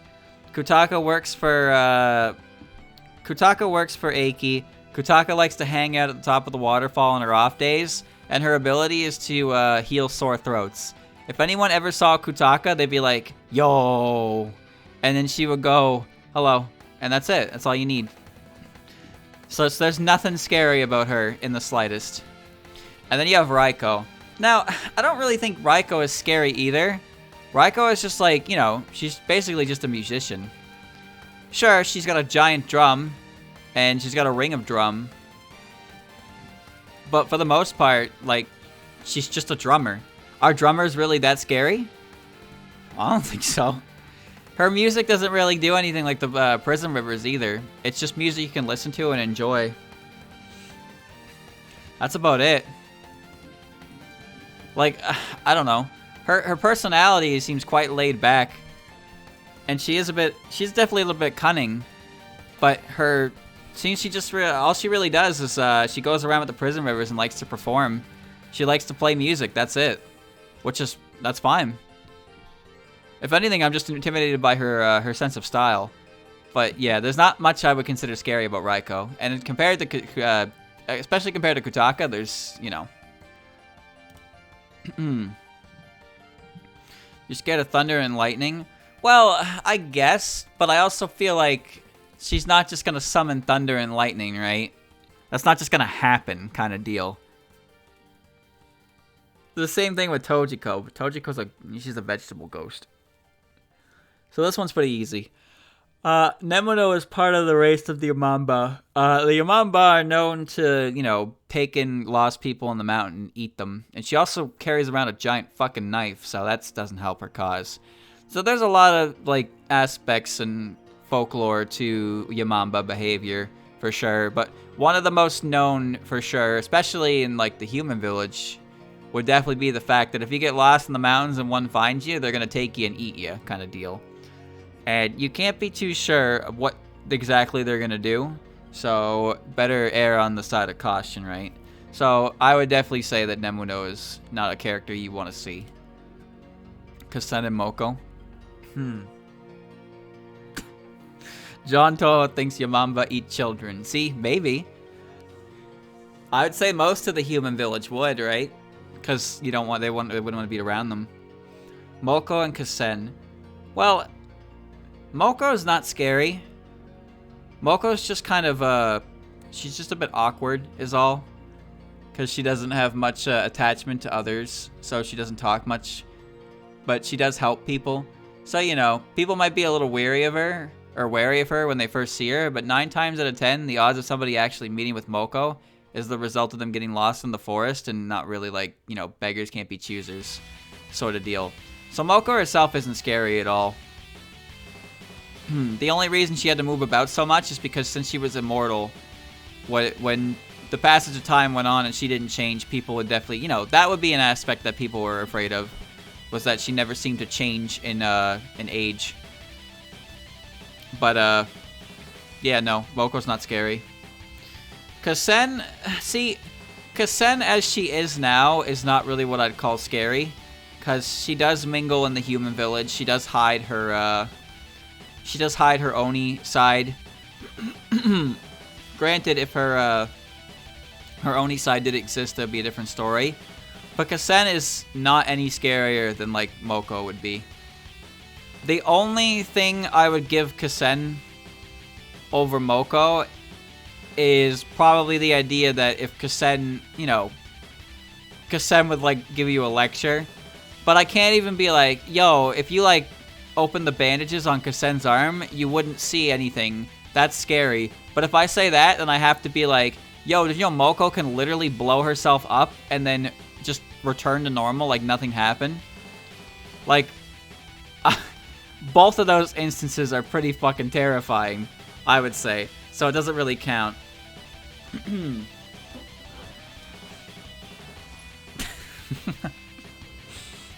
You kids want to see a dead body, and Moko just fucking explodes. But she wouldn't do that. So yeah, I don't think either of these characters are scary in a traditional sense. Even, let's say the one you would have the most hesitant, like, encounter with, though, would be Moko. So I'd have to give it to Moko in that regard. Basing it off first impressions, she'd be the one you'd be the most weary of at first glance. Ellie and Yuka.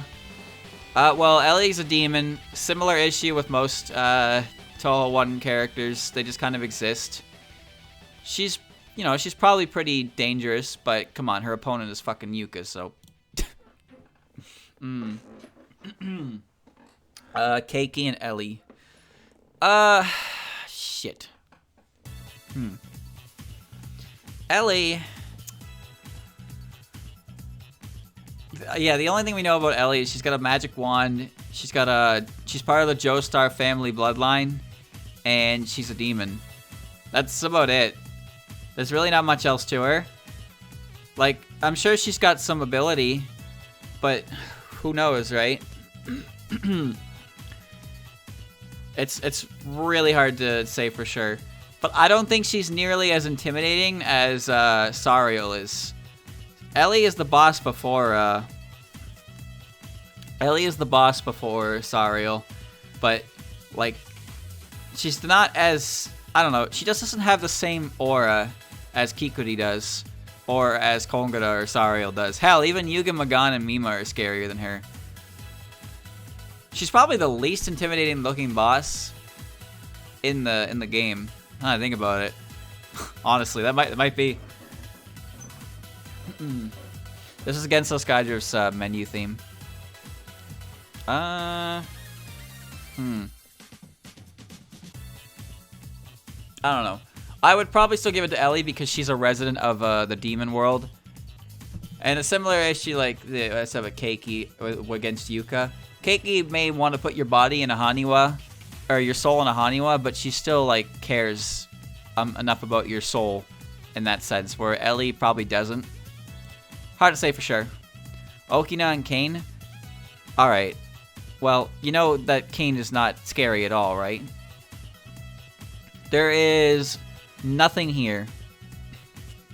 There is nothing scary about Kane. Sure, she may turn into a Hakutaku at the full moon, but you know, no human is probably ever gonna see her under that looking like that. So, Kane is not scary to anyone. She is just a teacher. And then Okina, the lady who can just create a door on your back and then pop out and then do whatever she wants. I would say she's pretty terrifying.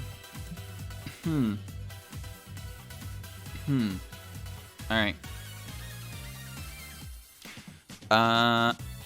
Orange and Show. Well, I don't know. Orange is just kind of like a girl with a baton, I guess. She's just kind of a girl with a baton.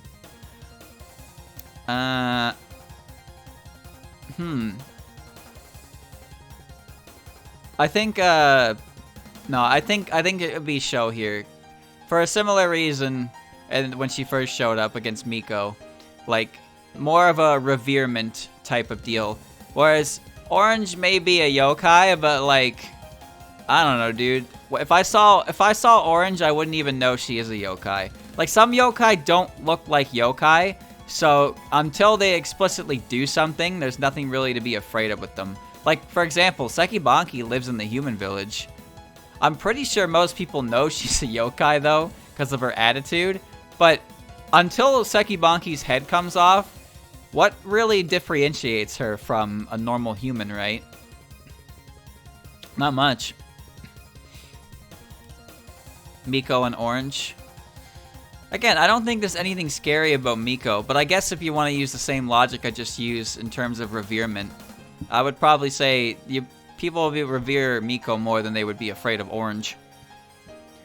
Letty and Singyoku. I have no information on Singyoku. And Letty is a Yuki Onna, I think. And those yokai have a lot of stories to them that usually result in somebody being frozen to death. So yeah, wouldn't fuck with that. Letty can be powerful under the winter conditions, but even just the type of yokai she is, they are well known. They are well known for this causing issue. Most Yuki-onna stories result in either the Yuki-onna melting or the Yuki-onna freezing somebody solid, which is like, there's literally no happy ending in any of them. It's crazy. So yeah, definitely Letty. Kana and Genji. Well, one's a talking turtle. One's a talking turtle, but I wouldn't be scared of that. The other one is a literal ghost. Come on now. Kana is going to be top of the charts here because she is just straight up a ghost. You can't really beat a ghost in terms of raw scary value. Sarah,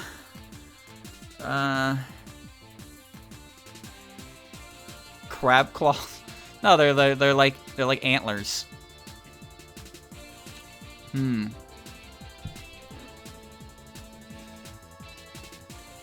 Well, Sarah is a demon, but again, you wouldn't know that. So, I would say Genji's scarier based on the surprise factor of a turtle talking to you. Don't worry, I've seen TMNT. If a turtle started talking to me, I would just be like, I would just start slinging like 80s lingo at him and see if he understands. What do you think Genji would think about the Ninja Turtles? Get him back in shape. There's a well-known fact that turtles love pizza. The New York pizza. Parsi and Kaguya. Alright, so Kaguya. Now, this depends on your interpretation of Kaguya. Kaguya has a few different interpretations to her character.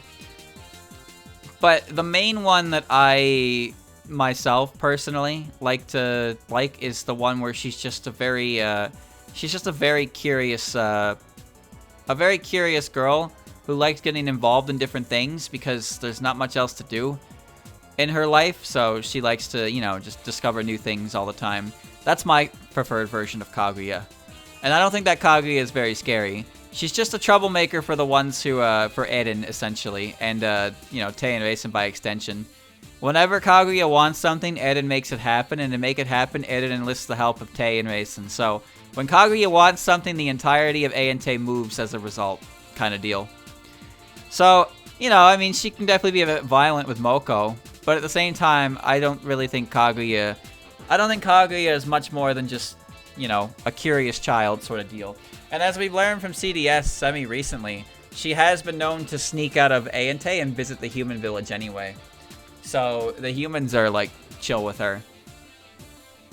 So she's not really scary. And then you have Parsi. So, Parsi is a Hashihime, and she's a bridge princess. And what she does is she feeds on jealousy.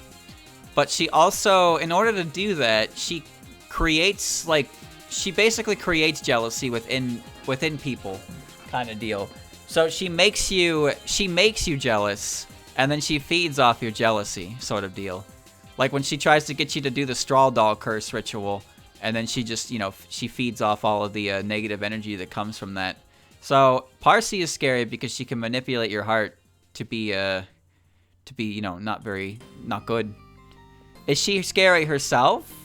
Well, I mean, kinda. But it's more so just the fact that she's, you know, she just does that to you. She stokes your jealousy and then makes you do something bad.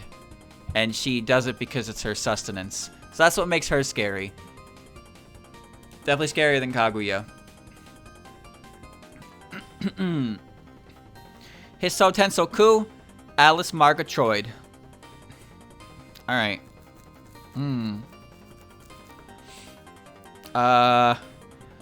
Well, okay. No, the thing about Alice is Alice has a bad reputation because she's a reputation as you know, a person who lives alone in the forest of magic, surrounded by a bunch of dolls.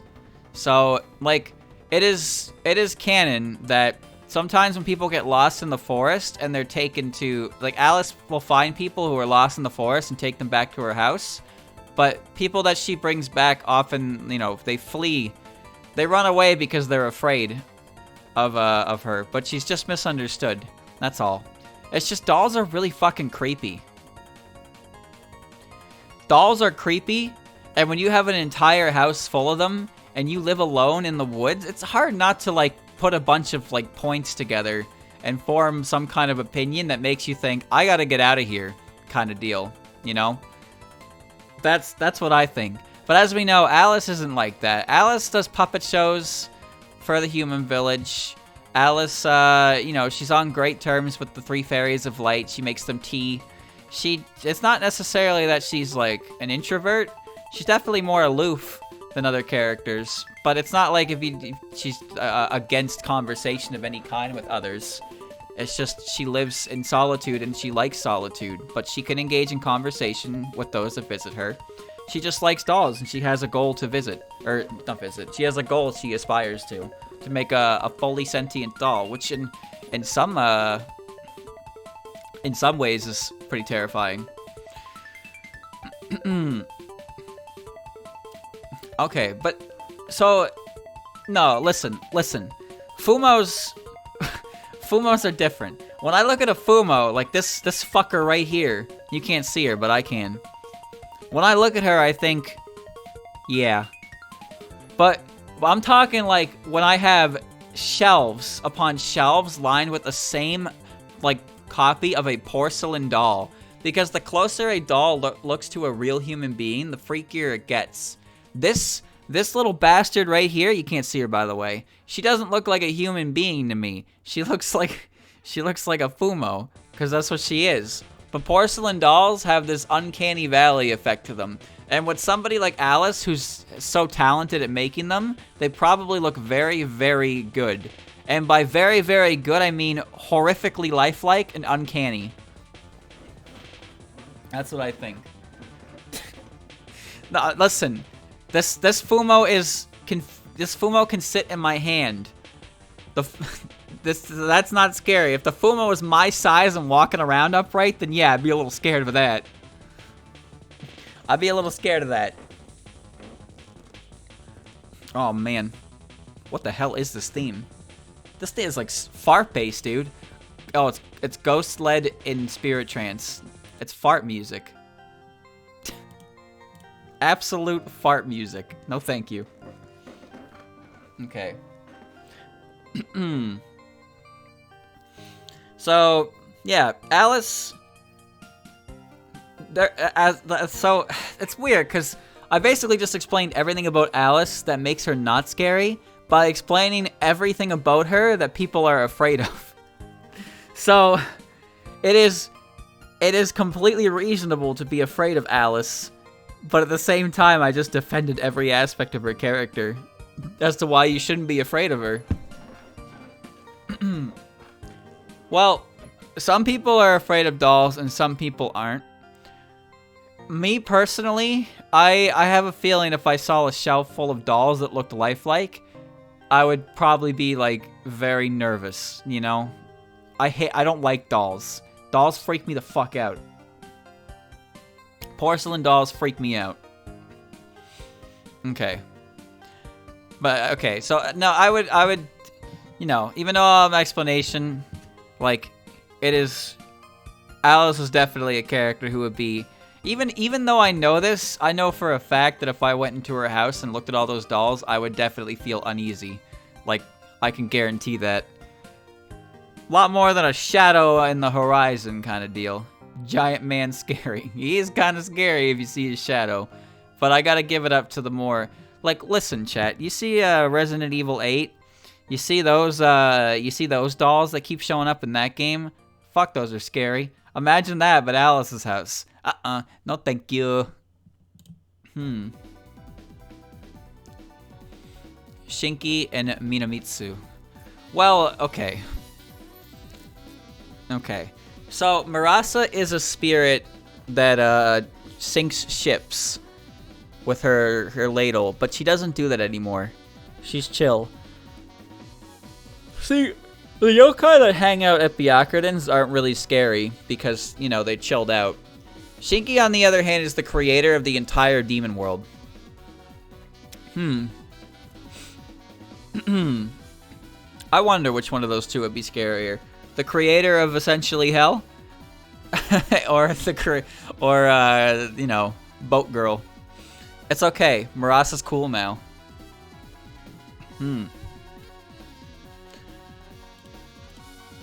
Lyrica and Tenshi. Okay, so Lyrica is actually the Prism River that you can listen to and have no additional effect to applied. Lyrica's tones cancel out the negative effects of Lunasa and Merlin's playing. So, but Lyrica herself, and when she plays, it's just music. There's no special ability to it. So in that, like, the only way you would consider her scary is if you went to her house and saw her go through the walls or something like that. But otherwise, Lyrica there's nothing to be afraid of with her. Tenshi, well, this is more so just a matter of, I think Tenshi is more intimidating based on what it is she's capable of, but less so than what she actually do. That's all. Aki and Lyrica. Let's go back to the point about her being in the house. If I saw Lyrica phase through a wall, I would be significantly spooked. But the Aki sisters are friends of humans. Tay and Nu. Oh, this is okay. Actually, this isn't hard at all. Tay isn't scary herself. She's known for good luck. Nue, on the other hand, is literally like the embodiment of unidentifiable horror. So like, when you see Nue, you don't even see Nue. It's unidentifiable horror. That in itself right there, is exactly all you need to know about Nue. Nue is scary in that sense.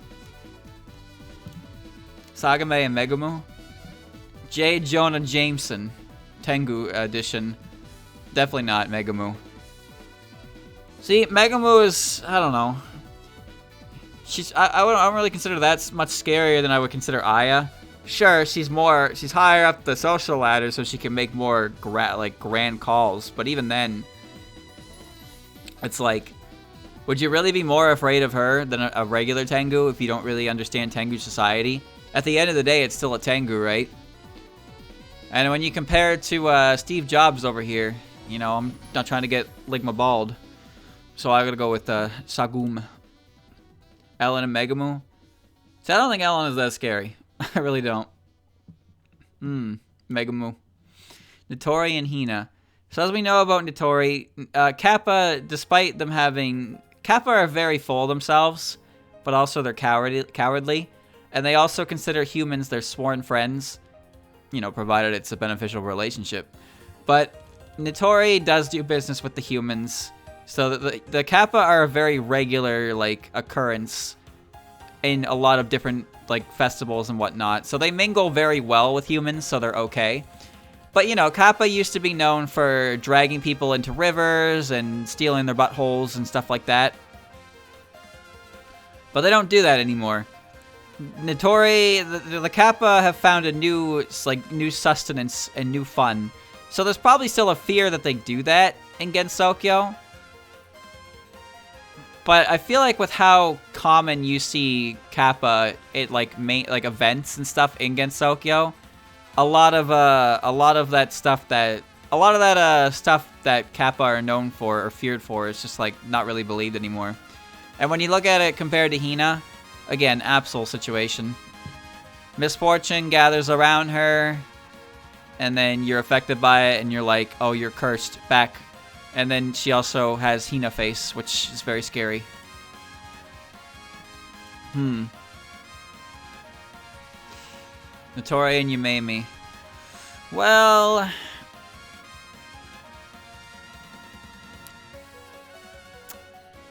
I don't really think Notori or Yumemi is scary, though.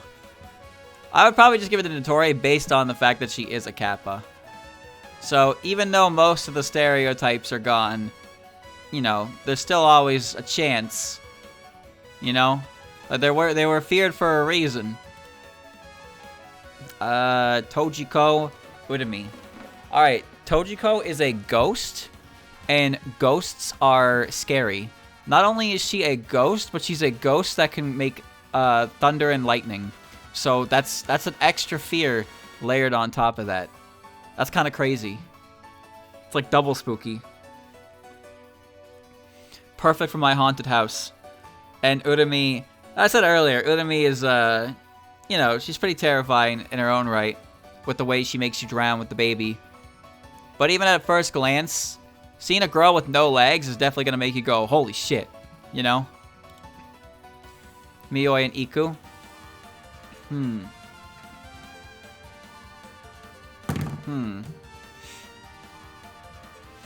Iku and Mioi. Alright, so the interesting thing about Mioi is that Mioi's ability is to make you see these ridiculous nightmares if you, like, consume sake from her. But at the same time, nobody knows that it's actually, like, her causing it. I haven't read Lotus Eaters in some time now, so maybe that's changed. But as far as I could tell, everybody that drank sake with her, like, they would see these horrifying illusions, and it would fuck them up. And I guess, I don't know, Mioi got off on that or something. I seriously have no idea why Mioi does that at all, but that was something she was doing. Maybe she still does it. She's just into it. But the thing is, nobody knows it's her actually doing it, right? So, while her ability is definitely something that you'd be like, oh, fuck that. Like, you'd be completely ignorant that she was the cause. If she did do it. It's weird. Iku, on the other hand, well, I don't think Iku, it would be scary because, Iku is, you know, she's a resident of heaven. She's not a celestial, mind you. But apparently it's common for celestials and whatnot to drop their, like their remnants, whatever the fuck they're called. Raiments? I don't remember. This is an old legend, apparently, that if a celestial drops their raiment onto Earth and it's found by a man before they recover it, then they are then required to marry the man who found their raiment. But according to Aya interviewed Iku once, and that was happening in Gensokyo, where the Celestials were dropping them on Earth and coming down, and if a handsome man found it, they'd be like, "Oh no, I can't return to heaven. I have to marry you. It's the rules." But if somebody they didn't like found it, they would just take it back and leave. So, yeah, the old legend is like, oh, you gotta follow the rules. But apparently, the younger Celestials, according to Iku, were doing this. They drop their raiment on Earth, and they come down, and, you know, they're fishing. They're fishing for a handsome fella. And Iku says that she, you know, that the younger generation is doing that, and she doesn't have any interest in it herself. So Iku is not a youngster, if you couldn't tell. Not like anyone could. So that was funny. So it's like Celestials in their appearance wouldn't be very frightening, I suppose. But if Iku caused a lightning strike, then yeah, I'd be pretty afraid of that. I would give it to Iku just based on the fact that if she did do something that freaked me out, I would know she was the cause, you know? So I would associate the fear of that with her. Whereas in Mioi's case, I don't know, man. I would, like, no one really seems to know that that's what she's causing it, so how would I? Boog. Wriggle. See, okay, Yuki is... I don't know, Yuki just looks like a normal person, and she can throw fireballs, which is cool. But Marissa can also pretty much do that, so... Hold on, chat. This song gets so loud. That's fine. That song gets so fucking loud. I gotta go with Wriggle, because boog. Seiren or Yuki? I don't think Yuki is scary. I think she just comes off as a... I know she's probably a demon, because she lives in Makai. But she just comes off to me as a human who can use magic, similar to Marissa. She seems pretty upbeat. I don't really see her as the type to just go, you know, she doesn't seem as violent as her friend. But who knows? Like when you knock Maya out first, Yuki's upset because you took her friend out. But then when you take Yuki out, Maya's like, oh, there goes the dead weight. It's like, damn, all right. Yeah, Mario can throw fireballs, and he's a very normal human being. So why can't Yuki? Anyway, Satan, scary by virtue of giant mallet. Chen and Yorihime. Now, interesting thing, chat. I almost called you Chen. So old Jennifer here, she's a Bakeneko. And despite everything you see about Chen in the series, like, Bakeneko are actually a pretty terrifying yokai. Chen herself, though, she's a Shikigami, but she still exhibits Bakeneko traits. So she doesn't like water. Well, apparently water is, like, super effective. Like, if you douse her in water, the Shikigami just, like, loses control. I don't know if it's the same deal for Ron, but, yeah, hitting Chen with water pretty much makes her go full Bakeneko for a little bit. Oh, man. But yeah, no, Chen is, she's not that intimidating in the series. She's a Shikigami in training. She has her own little posse of cats that she tries to be the boss of, but she's failing at it. So she does her best, but as far as, like, actual Bakenekos go, she's not too scary herself. And then you have the Moon Lady. Well, I mean, the Moon Lady, you know, the one that the moon general lady, the one who will just kill you because you're not a moon person. Yeah, I'd be pretty afraid of that too. Get Steve jobbed. Medicine and Mai. Well, no, it's medicine. It's definitely medicine. Okay, so Medicine is a doll that has been reanimated. She's been reanimated and given life by the power of an extremely strong poison on top of her her vengeance towards the human race. Now, granted, I know that she has chilled out a bit since Touhou 9, but come on. Come on. She is literally walking around. The only thing making her walk around right now is her desire, her like extremely lethal poison, and her strong hatred towards humans. When you hear that, do you want to go anywhere near her? Would you? Sunny Rutile Flexion. What the fuck kind of name is that? I don't know how much she's chilled out by, but the fact remains that she's been reanimated by poison, and she has bad blood with humanity as due to her circumstances. This is Sunny's theme? No, Sunny Milk's Scarlet Mist incident is Sunny's theme. Because Sunny Milk is just Flandre in disguise when Flandre wants to go outside and have fun. Flandre's living a double life. Actually, I take that back. Sunny Milk is just the 6th Flandre clone, because originally her spell card was 6 of a kind. One broke off and became Rumia, the other one is Sunny Milk. You see how deep this rabbit hole goes? That's how deep the rabbit hole goes.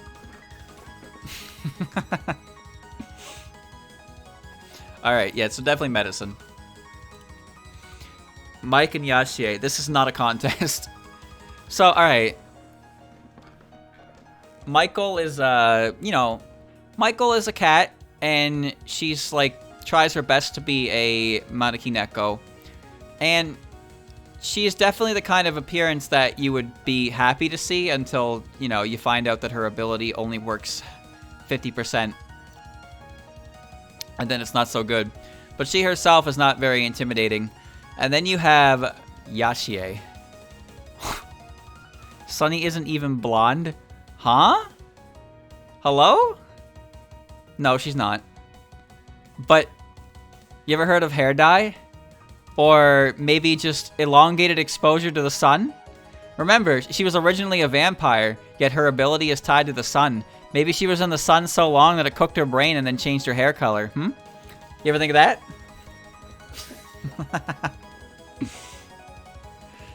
Tan your hair. Listen. You're saying that like real world logic is applying to vampires. Come on now. No. It wouldn't make her hair more blonde. No. It's like when when you heat something, it becomes like a golden brown. You know, the sun heated her up, like she was in an oven, so she got golden brown. That's why her hair is like chestnut, because it was goldening. You know, but it didn't get so far, so her hair didn't turn like super brown. No, it all makes sense. It all makes sense. Trust me. You just gotta trust the streamer, all right? He knows best. Anyway, Yachier. So I don't even really need to explain Yachier. Yachier is a boss of the mob family, and she is well known for her. She's well known for her rather, doesn't have a good opinion of others, and she's very quick to use others to gain an advantage without having to dirty her own hands. So, and also the fact that her appearance, which she's got a giant dragon's tail and dragon horns, and she can breathe fire. There's a lot of things immediate to Yachier's disposition that would make you wary, but even just like her personality, she's a very scary character to get involved with. I would say she's the scariest of the three, for sure. Because I said with Yuma's definitely scary. She definitely commands a lot of respect, but she just kind of does her own thing. Saki is also a mob boss, and while she is definitely very aggressive, she does at least have a respect for strength. So if you can match her, if you can match her, then you'll win her respect, kind of deal. But Yachier, no matter what you are, if you're useful to her, if you can be useful to her, she will make use of you in whatever way she can figure out. And it's kind of like, oh, geez, right? And then, yeah, Michael is Michael. Everyone gets their own personal flan. Also, hair dye exists. Don't forget that, chat. You can dye your hair.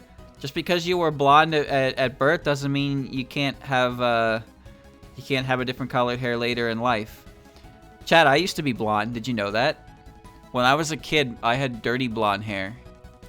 It was blonde, then it was dirty blonde, and now it's brown. That's how it all changed. Well, speaking of Flandre clones. Whoa.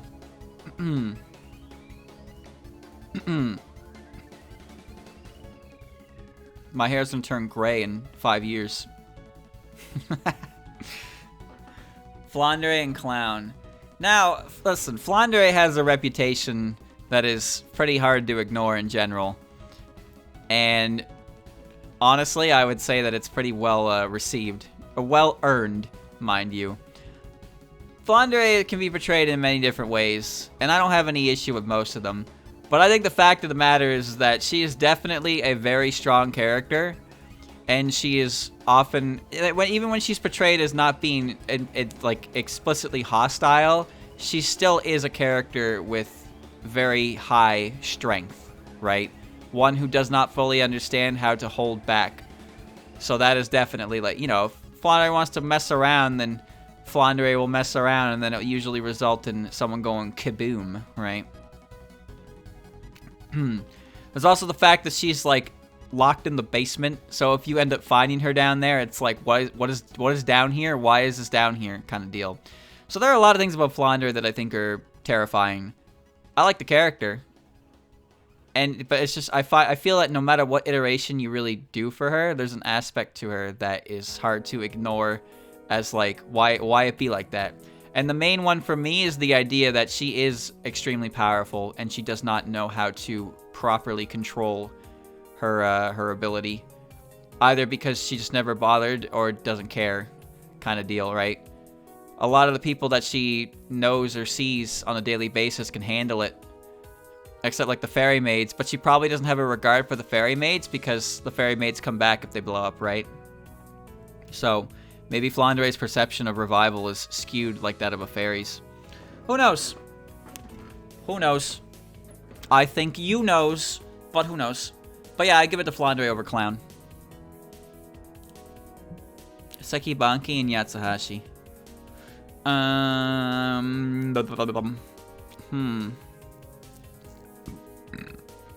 Well, okay. Yatsuhashi's not scary. Sekibanki is scary the moment you see her remove her head.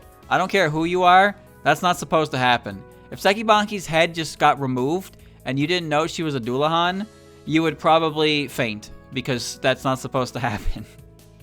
I promise you that. A giant catfish or Shion?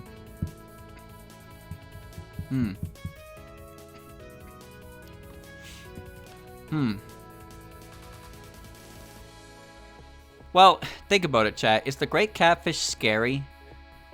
Sure, it's a giant catfish, but is he scary?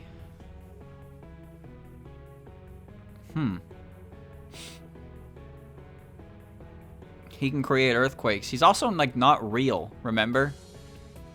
Remember, this character only shows up in dreams. He's not a real character. Blub, blub, blub, blub, blub, blub, blub.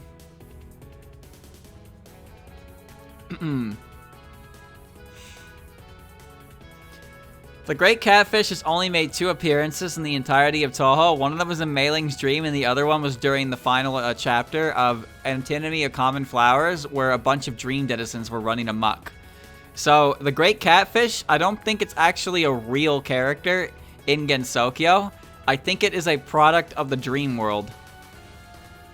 It's a product of Mei Ling's dream that escaped in 15.5 to cause trouble again.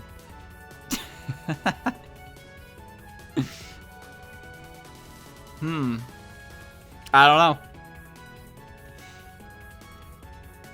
No, he exists, but he's a dream, so he's not. He doesn't exist. He only. He's like Freddy. He's like fucking Freddy, right? Freddy Krueger. He only appears in your dream, but he's not. He doesn't kill you in your dream. You don't die for real, right? Die in the dream, you die for real. No, that's not how that works. Yeah, Freddy's scary, but I'm saying Freddy exists only in the dream world, just like the catfish, right? Well, the dream world denizens have real counterparts, right? That's so weird. I don't know. The fact remains that the only time the Great Catfish has shown up is when dreams were involved. So, like, you know, is he just, like, what even is he? Is there a real version? He's just a giant fish, though. Is a giant fish that scary?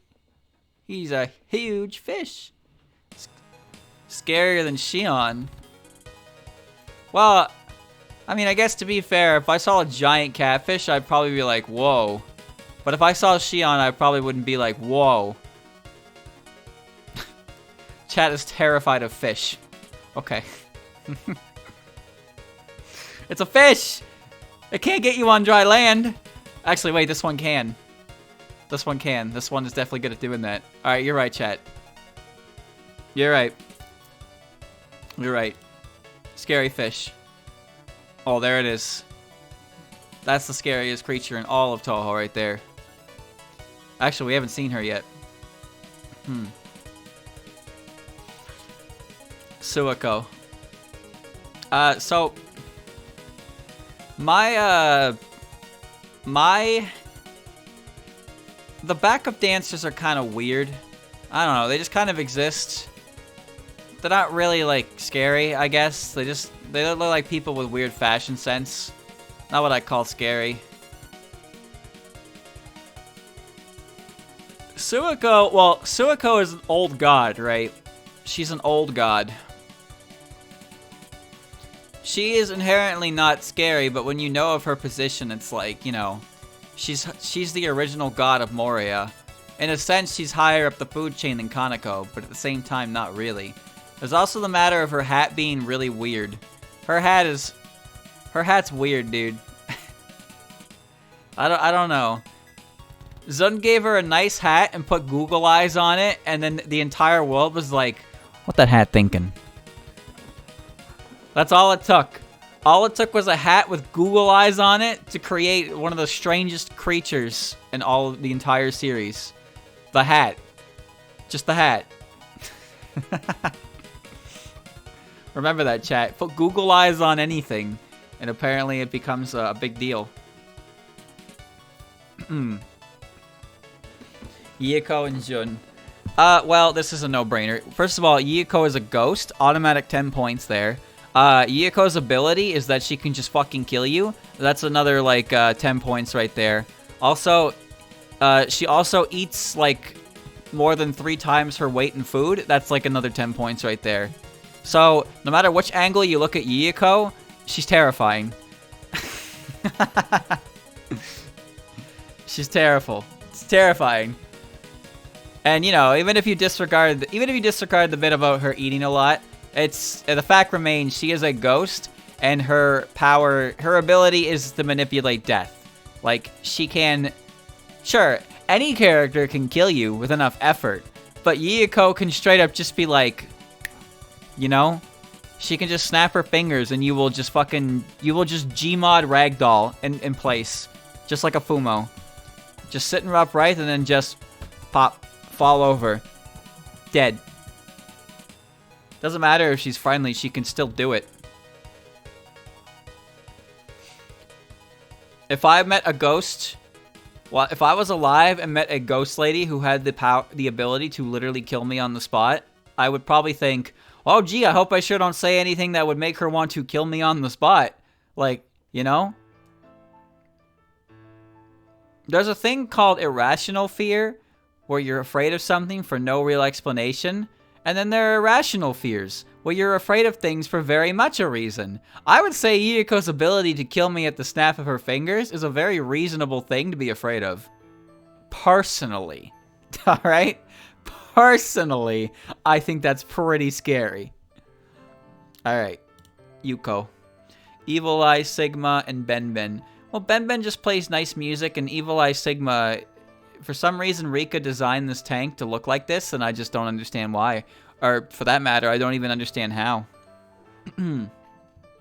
Goodbye. What the hell is this music? Theme of Eastern Story. That's from one of the... It's from the OST that came with the, like, the fan comic one. So it's got a lot of... It's... I don't know. I can't read it, though. This is... I don't like this. Chat, I don't... Hold on. I don't like it. It's just the same piano riff played over and over and over. I don't like it. That's better. I don't like it. The piano's not transitioning into anything. It's literally just sticking around and doing the same beat, and then another instrumentation goes on top of it, and then another one goes on top of it, and it doesn't harmonize. It's messy. No, I'm not going back. I didn't like that at all. That was a minute in. That's also the same piano riff over and over. Listen. This one harmonizes with the instruments. You can hear the piano as the main piece, but you can hear the cymbal in the background, right?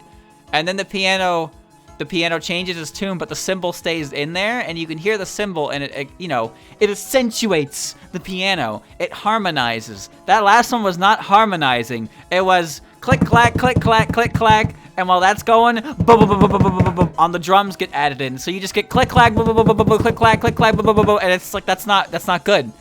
That's not good. Anyway, Ellie is not an ICBM. Ellie is a gatekeeper with a giant scythe that she can throw like a boomerang. It's pretty cool, but it's an ICBM. Wagasaki? I'd say the girl carrying around a giant scythe is immediately more scary of the two. Seija and Yomu. Alright, now this is interesting, because these two haven't shown up yet. Yomu would definitely... I think Yomu would be intimidating to see, because she's got a ghost flying around with her, and she's carrying swords. Now, she might not be carrying the swords everywhere, but there's a good chance she's armed at any given occasion. But then you have Seija. I don't know if I consider Seija scary, mind you, because she's really not. She's a low-level yokai, and she, you know, she's insistent on turning the world order up on its head because that's just her nature, to go against the grain. But I don't really know if I'd call her scary. She seems like the kind of character who would like her, like the kind of antics she'd pull on me. She put like a fucking chalk eraser on top of the door, and when I opened it, it would fall on my head and cover me in chalk. That's the level of like, that's the level of shit I expect Seija to hit me with. Which, when you think about it, she's basically just a fairy with a bad attitude, huh? She's a fairy with a bad attitude. That's it. But Yomu, on the other hand, walking around with a ghost and swords. So, you know, I would say Seija is not inherently scary at all. She's just got a mean streak. That's all. She's just kind of a dick. But Yomu, on the other hand, Yomu, if I saw her, I would think, somebody gonna get gutted? Like, is Yomu coming to finish the job? What's that ghost flying around her? Even if Yomu didn't have her swords, she does have that ghost flying around her head. And if I saw that, I would think, is that girl alright? I don't want to get near that. Racing and Patchy. Well, I don't know. Patchy's a bit interesting because Patchy, she's a witch. She doesn't really do much but study. She's kind of an asshole. Let's be real. She definitely is a sarcastic streak for sure, but she's also not very interested in things outside of just like, you know, learning and reading in her library. So she's unapproachable in that regard, but I also feel like there are very few characters who actually get the chance to interact with her because she prefers solitude. The only way you would really know to be afraid of her is if you heard about her from someone, but even then, I don't think the humans really know what's going on in the SDM at all. They only really know Mei Ling and Sakuya, because Mei Ling's at the front of the mansion and Sakuya runs errands. But Ramilia only really goes out to like go to like festivals and the Hakude Shrine where humans avoid anyway. So the actual like Patchy, the amount of people who probably know Patchy even exists in the human village is probably pretty small. As far as I see it, there's not much difference between Patchy and Marissa, except for Patchy has more magic at her disposal, and she has a bit of a bad attitude towards it. But other than that, the only thing I would consider, like, scary about her, I guess, is just, like, the idea that there's, like, a witch living in the basement of the big mansion. But at the same time, there's a good chance you just don't even know who Patchy is because you would never get a chance to see her. She's kind of an unknown factor like that. Why would the humans even know about her existence? She locks herself up similarly like to Flandre. She goes out pretty much just as much. Sure, she goes out more, but at the same time, you know what I mean. Her and Flandre, even in fandom, like when Patchy shows up, most of the time when Patchy shows up in fandom, she shows up drinking a fucking wine bottle and shouting her signature line, you know? Patchy does not come off as scary ever when she shows up in fandom. I've never once seen an iteration of Patchy that made me think, whoa, scary. I think her canon appearance, she's like, oh, okay, she's, you know, she's pretty no nonsense, and then she shows up in fandom and she just goes Mukyu everywhere, and I'm like, yeah, that's Patchy, alright. But so, definitely racing. Anyway, chat, I have to pee real quick, so enjoy the music. This is the posing music. I'll be right back.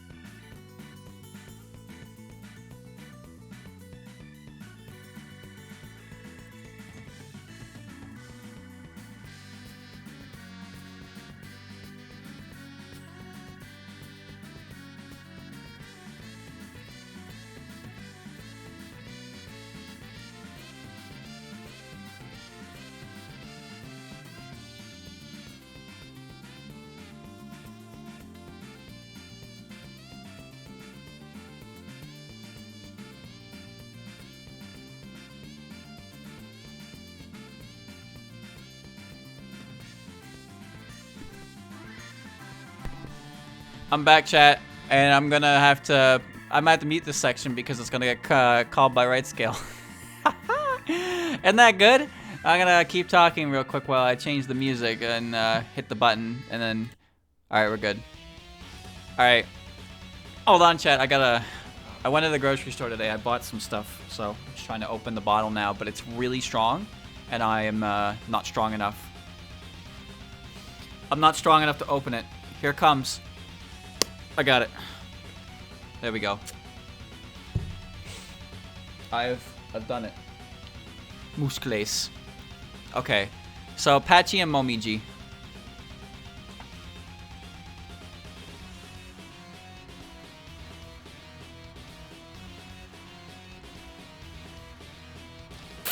The thing is, what happened for the whole right scale thing is that you know how a few years ago a bunch of music went on Google Play, including Zun's music collection as well as the fighting game OSTs.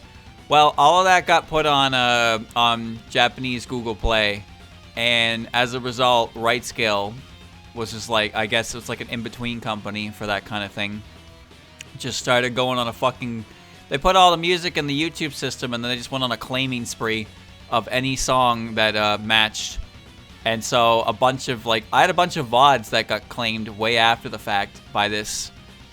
For music that wasn't actually on... Like, I got claimed for UNOing a few times because of the UNOing version that existed on the Zun's music collection. But they sound so similar that... They sound so fucking similar that they get picked up and claimed. So there was a bunch of tracks that existed on the music collection that became like a risk, essentially, due to that. And they kind of fucked off for the most part on that now, but they still hit me with these fighting game ones every now and again. And it's really annoying because I know it's manual claims, so it's just somebody checking the fucking YouTube thing and being like, oh, there's a match. And they don't make absolutely zero effort to check at all. They just see that there's a match and they hit OK, and you just can't do anything about it. Oh yeah, and there's also the fact that now I'm getting claimed by things on behalf of others. The last two content claims I got content claimed on a song by one of those bot company things like Abra CS, but now they're telling me it's on behalf of others. So one of them got claimed on behalf of Falcone, and I was like, what? And then I got another one later. I think it was for I Want to Be the Shrine Maiden, actually. I got a content claim for a song in that from two bots that said on behalf of Richard E.B. And I was like, there's no fucking way that you represent this guy, right? There's no way that you represent this guy. How can you actually... How are they allowed to use their names like that? I don't understand that. How can they claim to be on behalf of someone like that? Because I just don't believe for a second they are. Because these companies that make claims are not real. They're like bots. Chat, you can... I'm pretty sure if you get a claim from like Abra CS and you try to dispute it, if you dispute it and you just type, I'm not even joking. I haven't done this, but you could type fucking anything in that box and you'll be okay. Now I have done that. I told them to eat a dick. I got claimed by that, and I just told them to go fuck themselves, essentially. But you could just, like, drop every single, like, demonetized word in the entire English lexicon. Even, hell, use every language, why don't you? In the fucking box, and you'll probably be A-okay, because no human is checking it. There's no human involved in that. No one's checking that. It's just... They hold the revenue rights for 30 days, and then they give it up because there's no more revenue to get from it, and that's what they do. That's how it goes.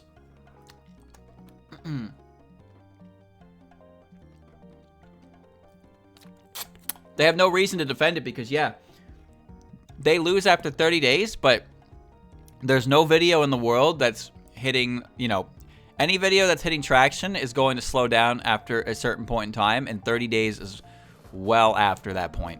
So they don't give a shit anymore, right?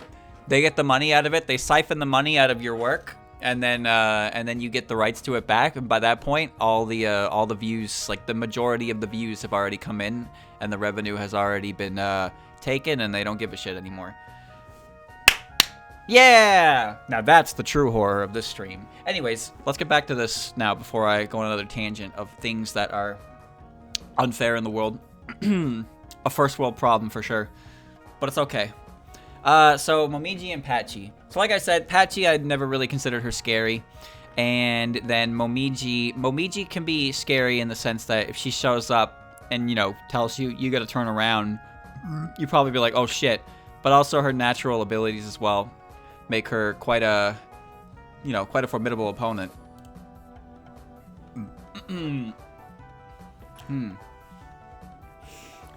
Yeah, you seen the whole thing that was going on with Summoning Salt? Like, how his Mega Man 2 video got, like, pulled, like, 3 different times for reasons beyond any explanation. Like, there was no proper explanation given to any of it. They said after manual review, like, you know, they found first it was too sexual. Mega Man 2 was too sexual. Then it was like they fucked the age rating, and then they like just put it back anyway. And it's just like, what is even happening with this? So he re-uploaded the video, and the thumbnail is just like, I had to re-upload this. And unfortunately for him, you know, like he lost a lot on that, but at least he did get something back from it. But he shouldn't have had to do that at all. That's the thing. He should not have had to do that at all, but he did. Because apparently it was I just think someone at YouTube doesn't like him. That's what I think. Someone there doesn't like him because I refuse to believe that anyone actually looked through that video and saw a problem with it. So whoever reviewed that he just got unlucky. He just rolled somebody with a personal vendetta against him for some reason or other, and that's why the decision stands. Because he doesn't know the right people at YouTube. Alright, anyway, back to the match. Gengetsu and Remilia Scarlet. Chat, I know Remilia is supposed to be a scary character, but at the same time, she's time and time again portrayed in a way that shows many tendencies that come off as childish and silly.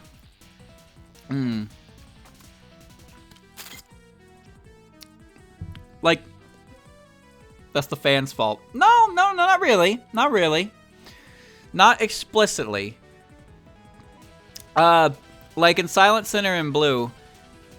Remilia definitely shows a more childish side to her, for sure. You know, Remilia wants to get involved in the whole, like, rocket project. But she wants to do it because she's interested, not because Yukari told her. And then there's also, you know, she doesn't like certain, like, vegetables. So there are aspects to her that strikes. Didn't she have a high chair in the rocket, or am I misremembering that? I'm pretty sure Remy had a high chair at in the fucking rocket in Silent Sinner and Blue. But there are parts that Remy's character that kind of take the piss out of her stature, which is fine. That's kind of where the whole charisma break, I think, comes from. But my opinion is that Remilia... Now, this is 100% fan, because I am a fan, if you didn't know. But my opinion of Remilia is that she's a character who, due to circumstances in her life, she felt she had no choice but to grow up. So, as a result, she puts on an air of maturity, because she's the head of the household, right? But she's only 500 years old or so, right? I don't know if she's explicitly 500, but she's a minimum 500. And I don't know if that seems pretty young for a vampire, considering her size. So I have to assume that as far as vampires are concerned, she still has a lot of room to grow. But because of the circumstances of her surroundings, she had to grow up faster than she was ready for. So she still has a lot of childlike tendencies, and so when she gets flustered, she reverts back to her more childish side. Whereas Flandre never really had to do that, so that's why Flandre always ends up coming off as more childish and more hyperactive. Granted, you know, CDS happened and Flandre, you know, Flandre happened there. But it's just, there are just a few things that you see in, like Silent Sinner, for example, and other fan works, that Remilia definitely has a side to her that is a little more childish. Which is, I like that. I like that aspect of Remy's character. I like the idea that she does try to put on a good show, and that she does try to have, put on mannerisms, and also has an air of like I'm better than you sort of deal. But when she does get flustered, or like things don't go her way, or like she's served food she doesn't like. There are little things that tend to be the most exposing aspects to a person's like personality. When people put on a good show, but when people get bothered, or they get emotional, or just there are different things that can happen that really show a person for who they are. And most of the time it comes from when they get frustrated. That's when it really starts to slip. So Remy's little facade can slip every now and again when things don't go her way, and it shows that she still has a few childlike tendencies that she never really got over, but she does a good job, pretending that they're not there. And I like that aspect of Remy. That is an aspect of Remy's character that I fully enjoy, and it's probably one of the big reasons why she's one of my favorite characters. It's because there's so much to her character in that regard. She's not just like, because there's so many characters in Touhou that are just like, I'm better than you. And it's like, oh yeah? Yeah. Okay, understandable, have a nice day. Characters like Yukari and Eden, they exist. Those characters don't inherently have the same kind of flaws that Remilia has, but they have a similar stature that Remilia is trying to do, right? Remilia is like trying to be what they succeed in, but Remilia has her flaws, and it's those flaws that make her a character that I enjoy. Anyway, that was a very interesting talk about why I think Remy is scary, right? Yep. Whoopsie. Either way, my point is Remilia is a vampire. She is intimidating at first glance for sure, and I'm sure that one of the reasons like her circumstances required her to grow up is probably because she was a vampire, right? So I would still think that until you get to know her and see that side of her, you would be afraid of her, because she is actively presenting herself in a way to to make you believe that. But then we have Gengetsu, who is a mystery, right? That character's a mystery, but she's also really strong. Strong enough to create a whole other world. So, I don't know. I guess I would give it to Gengetsu based on the unknown factor again. Her and Mugetsu are extra stage bosses. They're obviously powerful and competent, but we don't know anything else about them aside from what that extra stage gave us, and that was not a lot. She has fairy wings, so I believe her more. That's Angel and Devil wings. Could be your Angle or your Devil. But Remilia is definitely scarier than Kagero.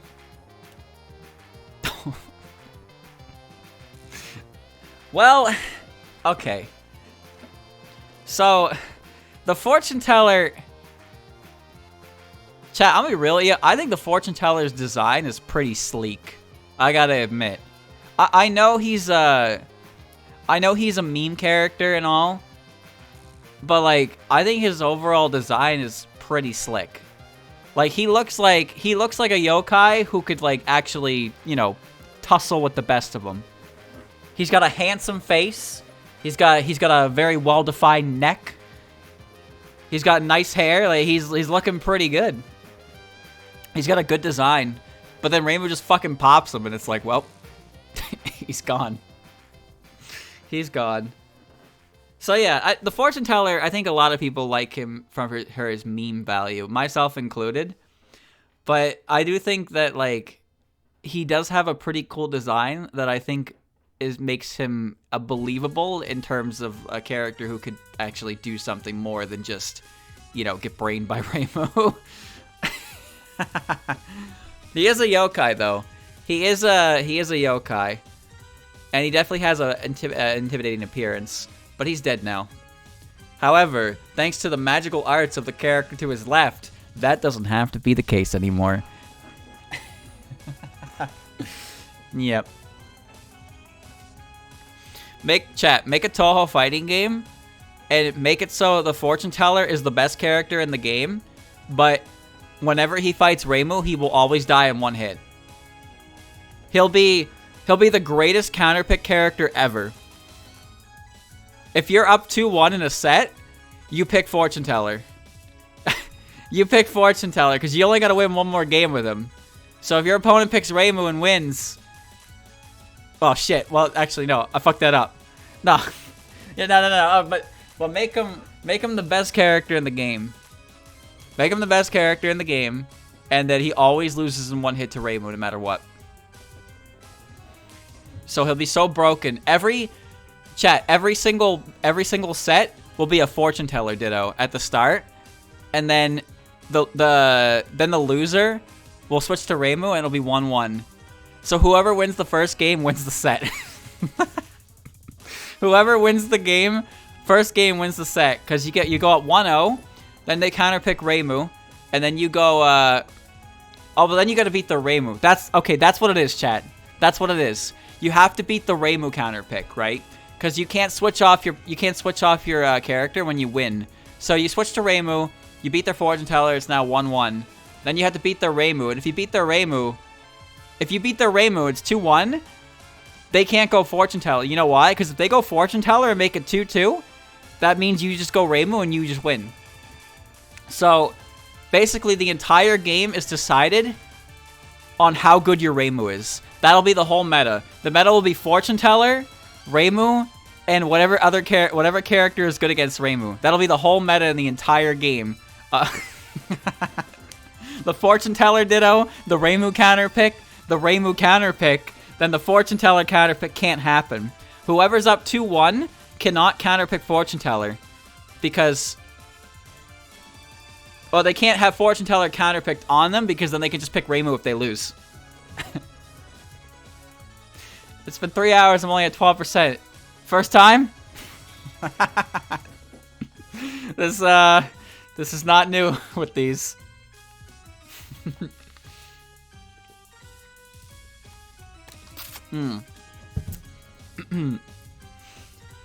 Oh, man. Alright. Oh, wow.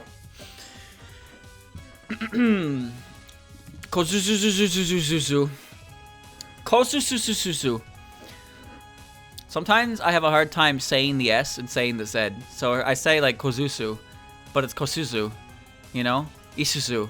Isuzu. Isuzu? Suzuzu. They sound similar, that's all. Anyway, who's scarier between these two?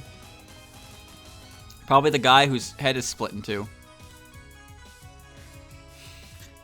Nazarin and nuclear-powered maid.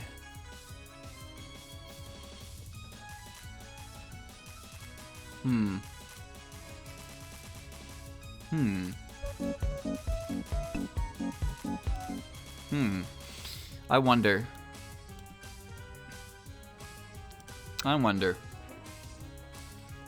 Chat, I saw a funny image a couple days ago. So I'm gonna, you know, you got Nazarin over here, right? It's very cheese to meet ya. But you know, Nazarin. See, the Myodan Temple is gonna start. The Myodan Temple is gonna start implementing phones into their service, and Nazarin's gonna be on phone duty. So when people call the Myodan Temple, Nazarin's gonna pick up, and she's gonna say, "To whom am I squeaking?" And that's it. That's the whole joke. That's the whole joke. I mean, did you see the Wool commission from a few weeks ago? Someone commissioned Wool to draw a fucking... For you, it's on the mouse. it's just Nazarin delivering a glass of water on her head. So good.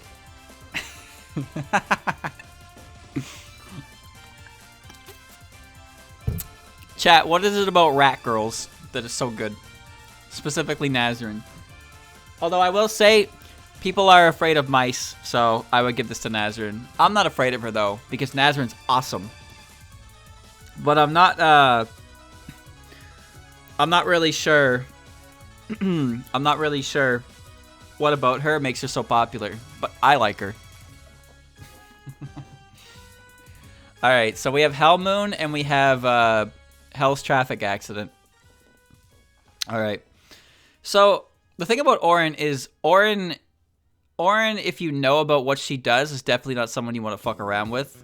But Kikuri is also a giant hell moon, so I would give it to Kikuri here.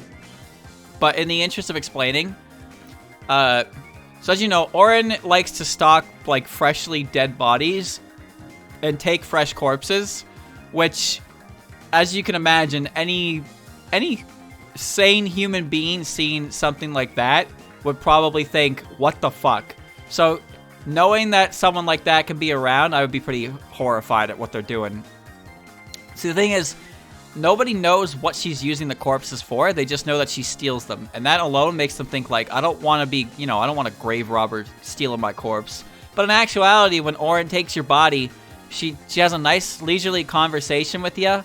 And it's nice and well. And then she drops you into the pits of the blazing hells to keep the, to keep the fire going. She collects corpses to use as firewood, essentially. But she has a nice conversation with ya. Impressive. Her job is very important, but it's the reason she lives in the underworld. Uh-oh. Uh-oh. Uh-oh. Honestly, I'd be more afraid of War of the Worlds over here. And that's an easy one. Chat, does Luna do her own hair? I'm just thinking, I'm looking at La Crichora over here on my side, and she only has 2 drills. But Luna's got like 6 drills in that art. You see that? 6 of them. How does she twirl that many drills? Does she do that herself, or does someone else do it for her? That's so many drills, dude. Like, Jun only has 2. And I mean, that's the rest of her appearance taken into account, I'm sure. But Luna really gets up and just lets 6 drills on her. Every day.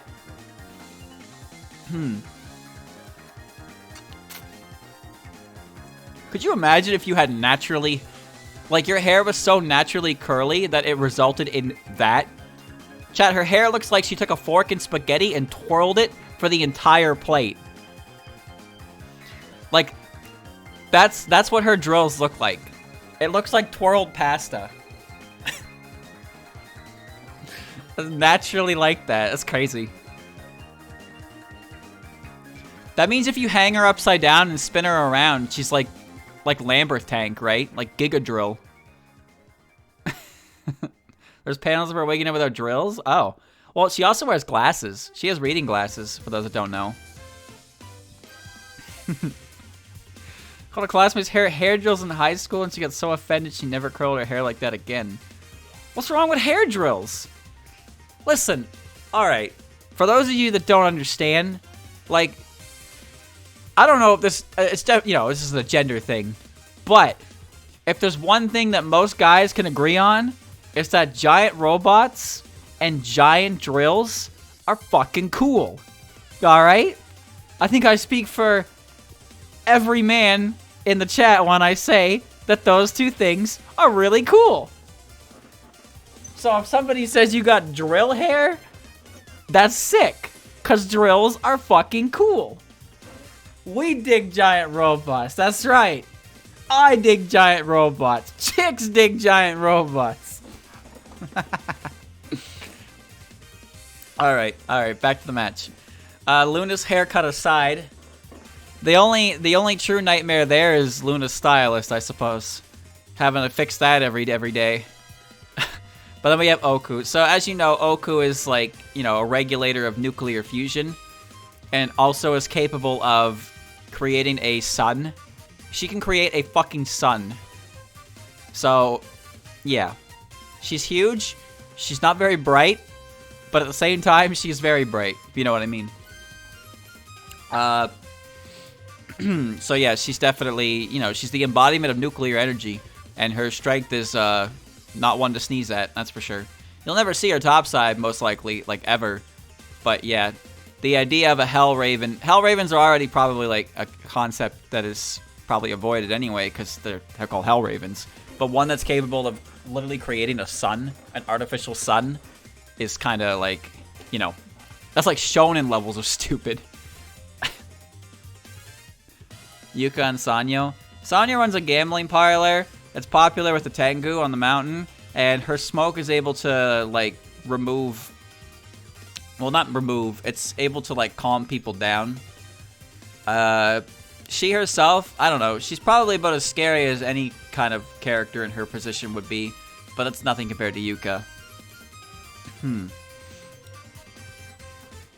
Now, Lily, as I already said, she's running the job. She's running the investigation, she's running the jury, the judge, the prosecution, and the executioner. Hell, she's so good, she's also the fucking defendant. That's the craziest part. Lily is the victim, the investigator, the defendant, the plaintiff. Well, I mean, that's the victim in this case. The prosecutor, the defense attorney, the judge, everything. She's everything. She's even the bailiff. Imagine the entirety of Phoenix Wright, but every character is just Lily. That's it. There's no change at all to her outfit. She's just in every position, playing every different role with no change. The only change is she has a big judge's beard. She's everywhere. Oh my god. Alright. Sanyo. Sanyo has the level of, like, stature. Or just the way she conducts herself, I suppose. That when you look at her, you're just kind of like, you know, she commands respect, sort of deal. More intimidation than fear, that's all. You can make any game and just replace every character with Lily White. What happened to Lily, man? What happened to us? When did it change? That's my question. When did Lily White go from, oh, she's a stage 4 boss, announced this spring, to Lily White is so good at her job that she's basically just everyone at the same time. That's how fucking good Lily White is. Lily White is me. I am Lily White. This whole time. While Lily waits for spring, she's just pretending to be me. That's it. The entire, all 6 billion humans on the planet are just Lily White, acting in one fell swoop. She's so talented. We're all part of a Lily White ethno state.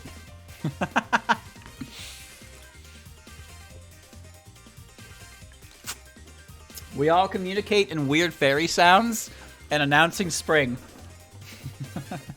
That's it. That's it. The Lily state, yep.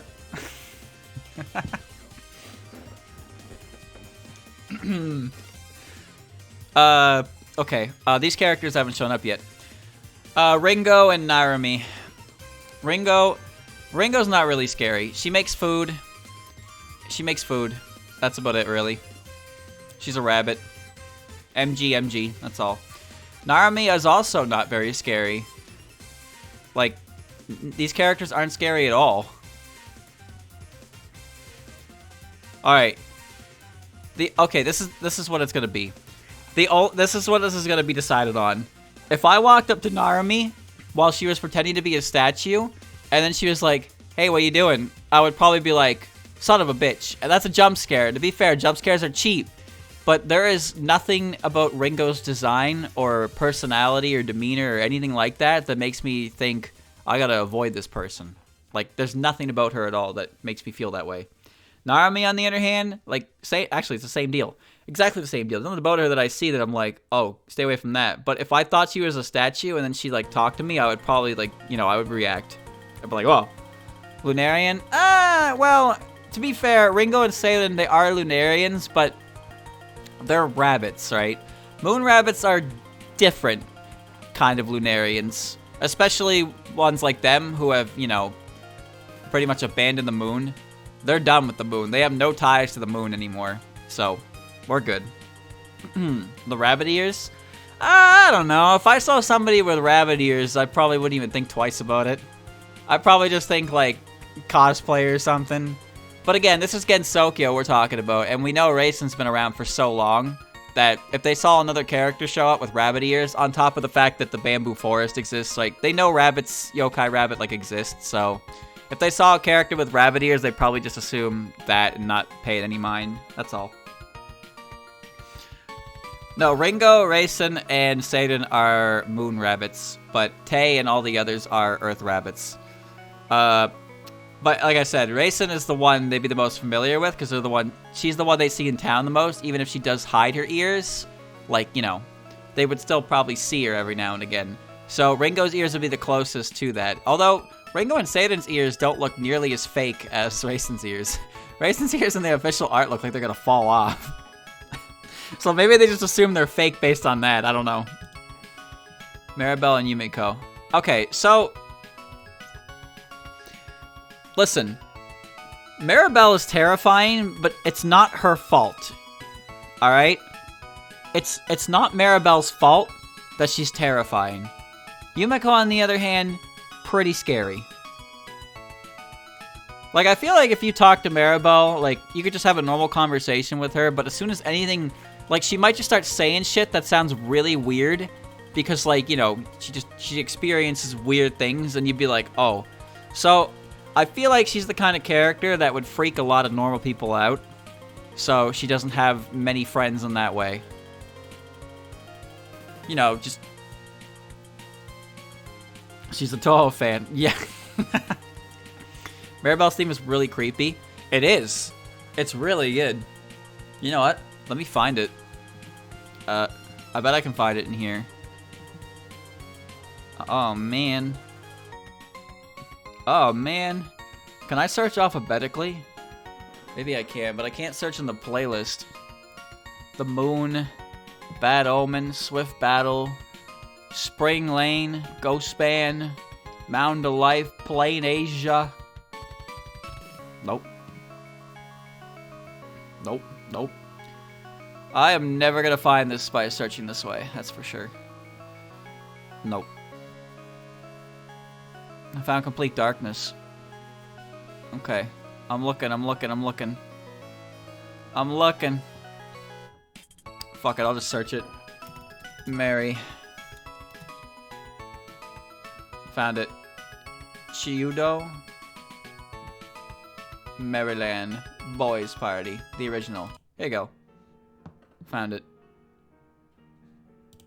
Okay. This is Mary the Magician. This is Mary's official theme from, forget which album it's from. But if you've heard Green Witch in the Sky, that one's, like, pretty jazzy. And then Mary's theme is just this. This is not, like, a Touhou song in a traditional sense. It's really good. Don't get me wrong. Mary's theme is really fucking good. But it's, like, strangely horrifying, considering she's just supposed to be a college student. Kind of deal. Great theme, though. Very, very horror theme. Why is it like this, honestly? I guess maybe Zun saw Mary as a character who is, like, you know, he really saw her as a character who is to be avoided. But also, like, with the way she is, yeah, I mean, I would be afraid of her, wouldn't you? If you knew a girl who was just talked about how she could just, like, fucking disappear into other worlds all the time, like, you probably avoid her because you think she's crazy. But then, you know, if you start seeing, like, things actually happen, you'd probably be... There's no winning, you know? Renko has so much natural curiosity to the things that Maribel sees that she's drawn to that. But most people, I don't believe, would be interested in that kind of thing, or even believe her. Just look at Sumireko. Sumireko is going through the same form of solitary, right? But it's kind of like her own volition, but she's slowly opening up to others now as a result. But she believed herself to be something special, and she was like a straight A student, if you can believe that. But there's definitely, like, you know, the weirdos. They're weirdos. Okay. But yeah, she's scary. She's definitely scary. Yumiko's scarier, because Maribel is still a human on appearance, but Yumiko, well, I mean, she is too, I guess. But Maribel you can have a normal conversation with. Eden, definitely Maribel. Reikofumo arrived today? What the fuck? Oh, right, you ordered from the extra batch, not the made to order one. That makes sense. I was like, how the fuck did that get there so fast? The Rainbow I ordered months ago is still not here. No information on that. Alright, let's go back to... I got it. Okay. There we go. The made to order ones are, they get all the orders and then it's months later. But the ones that were just extra stock, they had them already, so they just shipped them out. Okay. So who's scary between Snai and Skuya?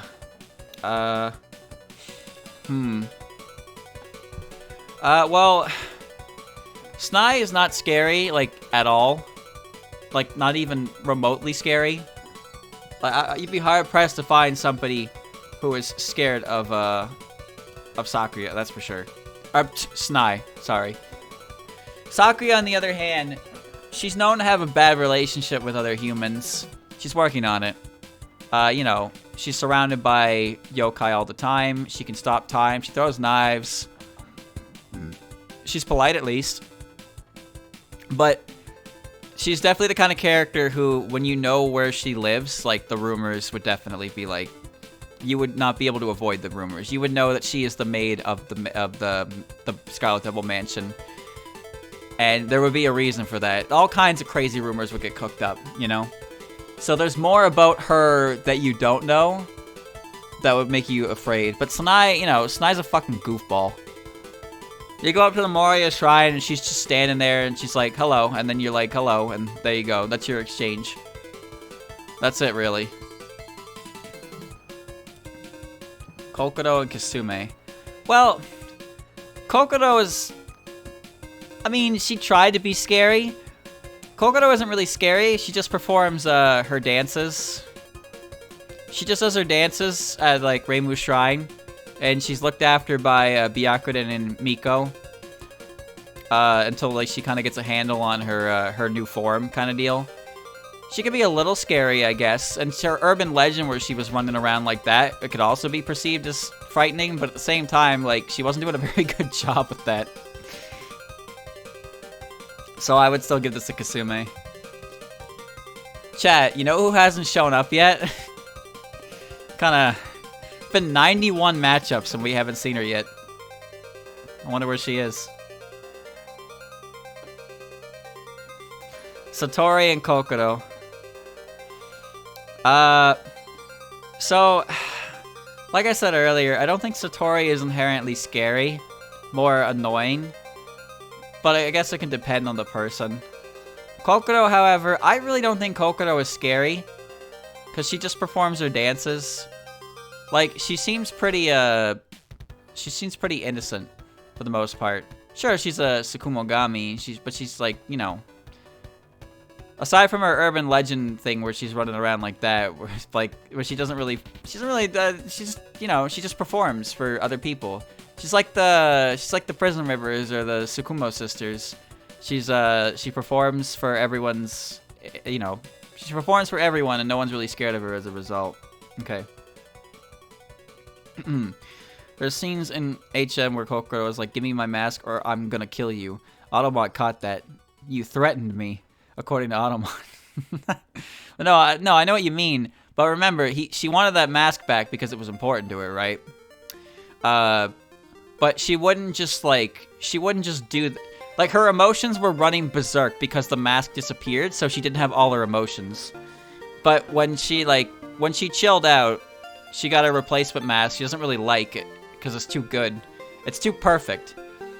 But she's slowly, like, grasping her emotions now and, like, you know, becoming her own. But she did definitely go a bit berserk because her whole balance got fucked up. She's chill. I would give it to Satori. Oh. Right, these are characters, too. Wait, that reminds me, I haven't even seen Chirbo yet. No Chirbo? No Dai? No Ruma? Damn, man. How many fucking characters are in this series? Kwakama or Tokiko? Well, Kwakama is at least, like, you know, a devil. She's got head wings. It's kind of cool. She's definitely scarier than this one with the head wings. Wait, another Magus Knights? Wait, no, I forgot. I had to replay the playlist. Oh, well. Look at that. There's Greenwich. Lucky break. There's like 1,000 songs on this playlist, and I just hit next. So, wow. Greenwich in the Sky is a bop. This is Renko's theme. Like I said, very jazzy, very upbeat. Very, very contrast to Maribel's theme. Too many fake characters. PC98, yeah. I give it to Quackama. Aki and Alice. Now, here's the thing about Alice. Alice, sure, she's just a kid, but she does have that book that, like, you know, she does have that book. I think the book is scary in itself. But would she be scary on her own? That's the question. If you just ran into, like, if you just ran into PC98 Alice, she's the grimoire of Alice, but she opened her book and fucked you up, you know? Also, let's be real, chat. Children are scary. Children are scary. Especially demons. Literal demon child. Scares me. Well, I'm scared of Shimmy in a way that's not, like, this isn't gonna be, I mean, cover your ears, I suppose. But here's the reason why I'm afraid of Shimmy. Has nothing to do with her herself. It has to do with her, her size and her weapon. I do not like. It's the kind of pain that makes me, like, my fucking toes ball up and my balls hurt. You know, it's that kind of pain. It's like when I'm watching Kinnikuman and I watch anyone get hit by an atomic drop and the dude just drops, they just bust their groin off of the dude's fucking, like, foreleg, and I'm just like, every time I see that, it makes my entire pelvis just, like, crinkle into a ball. Like, ooh, that looked painful. Like, I felt that. I felt that. So, you know, I'm not playing with the sharp needle, okay? I'm not playing that fucking game. No thank you. And then Eternity Larva, who is just she is a butterfly. That's all. Just a big butterfly. She's not scary. She's a fairy and a butterfly. So you see her and you're like, oh, neat. Shimmy, on the other hand, keep that fucking needle away from me. Konkura. Or Hekatia. Hekatia, now as we know, Hekatia is like the strongest character in the entire universe. And there's 3 of her. That's her ability. Her ability is that there's 3 of her. Then you have Konkura. But the thing about Hekatia is, I feel like Hekatia is more approachable than Konkura is.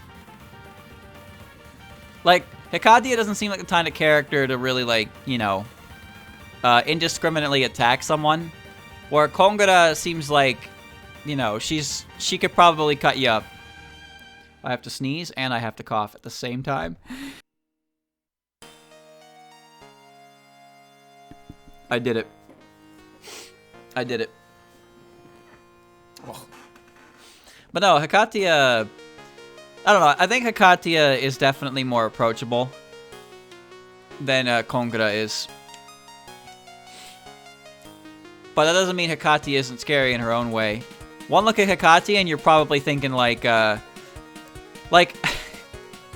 I'm just saying, Hekatia's entire outfit is the kind of outfit that would employ the age-old trope of child points at person and mother of child covers their eyes and walks them away and tells them not to stare. That's what Hekatia's outfit screams to me.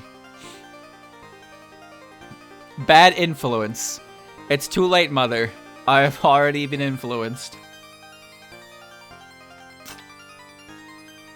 Yep.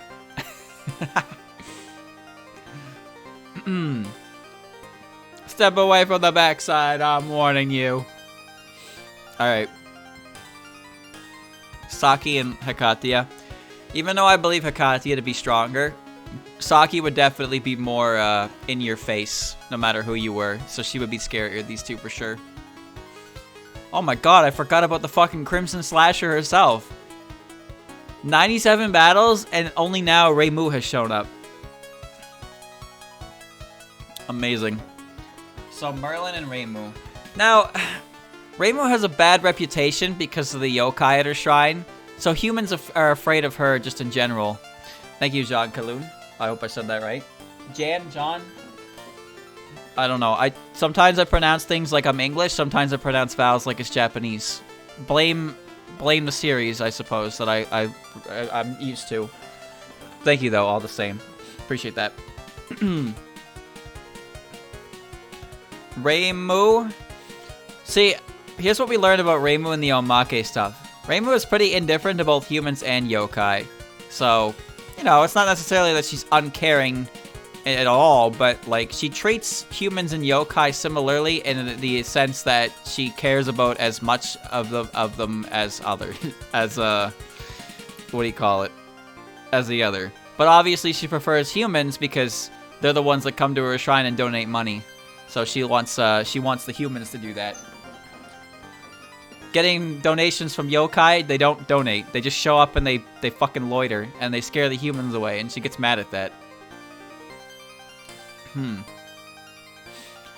And Merlin's not scary. She's the Doot Master. And like Lunasa, if her music is played alone, it has an effect on people. For them, it makes them really hyperactive. So it's not really a scary thing, mind you. But yeah, she can do that. Also, her colors are so vibrant that, like, you know, she's a beacon. She's a beacon to us all. When you see her doot her horn, it's like the trumpeter, you know? She's like the harbinger of the apocalypse. Doot doot doot doot. Anyway, Reimu. Mamizo and Rika.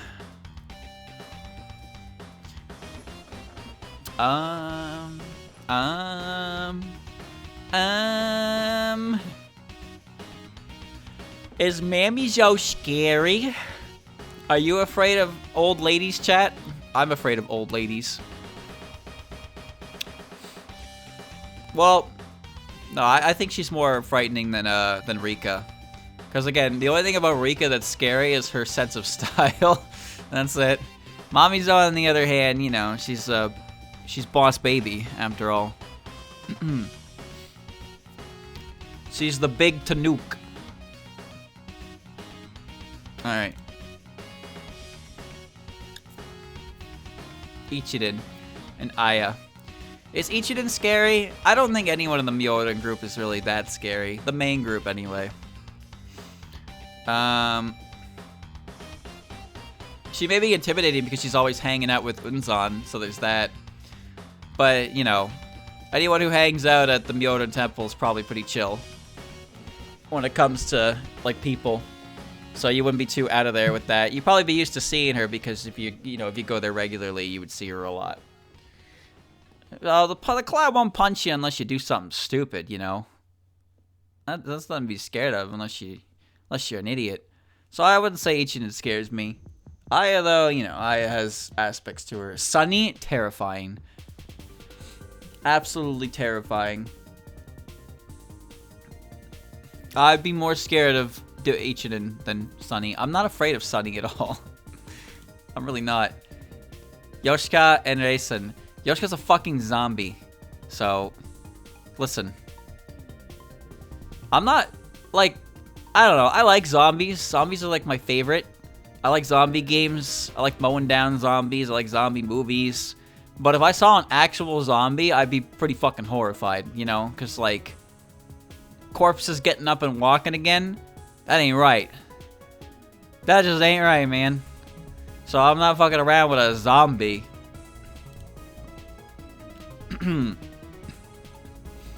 On and Doremi. There's nothing scary about On. Nothing. Doremi, on the other hand, she just drinks my fucking dreams with a Slurpee, like a silly straw. Doremi will show up at my house, get a swirly straw, and just drink my dream. and then she'll be good and I won't be. Kind of annoying that she would do something like that. Not cool. And she would make it the most cartoony, stupid, over-the-top, like Rube Goldberg, machine-looking ass straw possible. So it takes so much effort to actually use it, but she just does it because she's bored and wants to find new ways to fuck around people.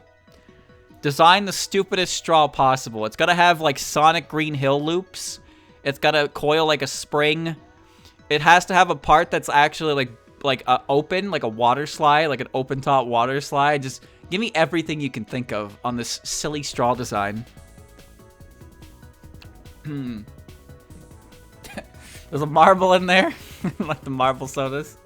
The Rabune.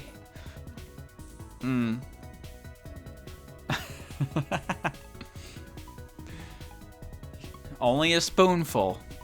That's a big spoon. I feel like I wouldn't like Doremi as much as I do if it wasn't for her, like, immensely smug face. You know what I mean? Sometimes there are very small, minute things to a character that don't really affect much of the character overall, but you attach to, and those are the part that you like so much that it makes you like most of the character overall. It's weird. I see Doremi's face and like, smug bastard, and I like her. But I feel like if Doremi just had a regular face, I would just think like, oh, cool. Like, Doremi's a cool character, but there's something about the face that makes her stick out more than that, and I like her as a result. Look at Yuma, for example. I think the biggest reason I like Yuma is because she's got the sharp teeth and the big smile. The big toothy smile is like, it hits me. But if she did not have a big toothy smile, I just don't think she would hit me as much as she does. What the hell is this? Strange Oriental Discourse from Dolls in Pseudo Paradise. Oh, there she is. Alright. So, you know, I've been waiting 3 hours to talk about this fucking character. This character right here, this is a walking, talking, living psychological horror. Alright? But Dylan, she's cute. Yeah, real fucking cute. The way she can just appear in my peripheral vision and be like, hey, how you doing? And then I blink and she's gone. And I'm like, ah, yeah, I'm totally not fucking going off the deep end or anything. You know? Oh, you know, kids can see her and talk to her and nobody else can see her. And so you just watch a kid have a conversation with the air. Oh, my dog's barking at nothing in particular. That's nice, I'm having a good time. And, you know, she shows up and she calls my phone and she's like, hello, and then she's got a fucking knife with a big smile on her face, and then she disappears again, and I'm just like, you know, check me into the psych ward, my guy, I gotta go. I gotta get out of here. So yes, I believe that Koishi, despite her best intentions, is nothing more than a walking psychological horror. A motherfucker just shows up by accident, and then you, like, you know, you just can't, like, process her, and then you just go crazy.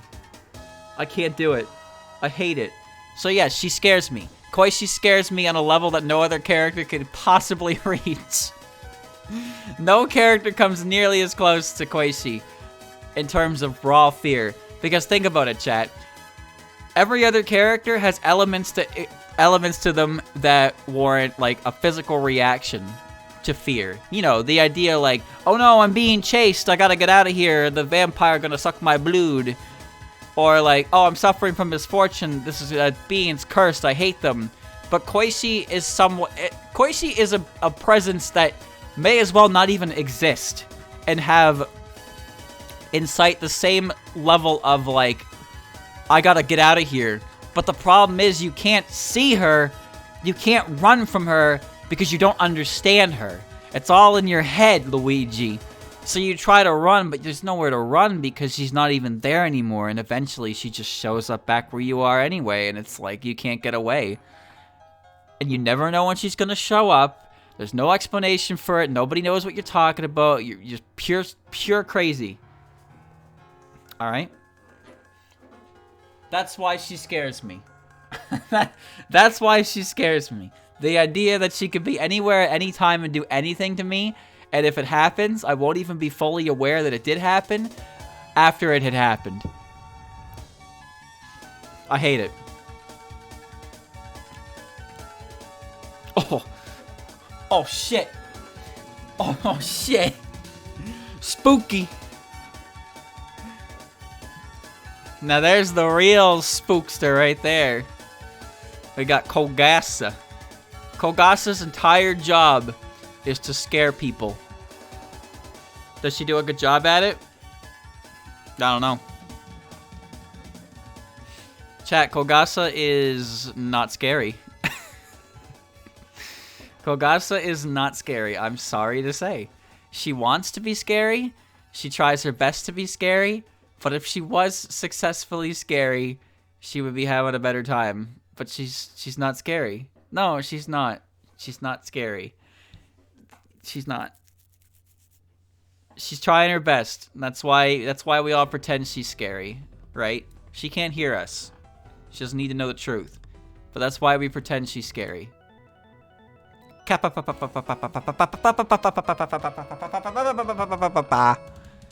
She is indeed scarier than Renko, yes. Because Renko is not scary. Renko is an average college student. The only thing scary about her is her student loan. So don't worry about that. That doesn't affect me or you. So yeah, Kogasa. You win this one, Kogasa.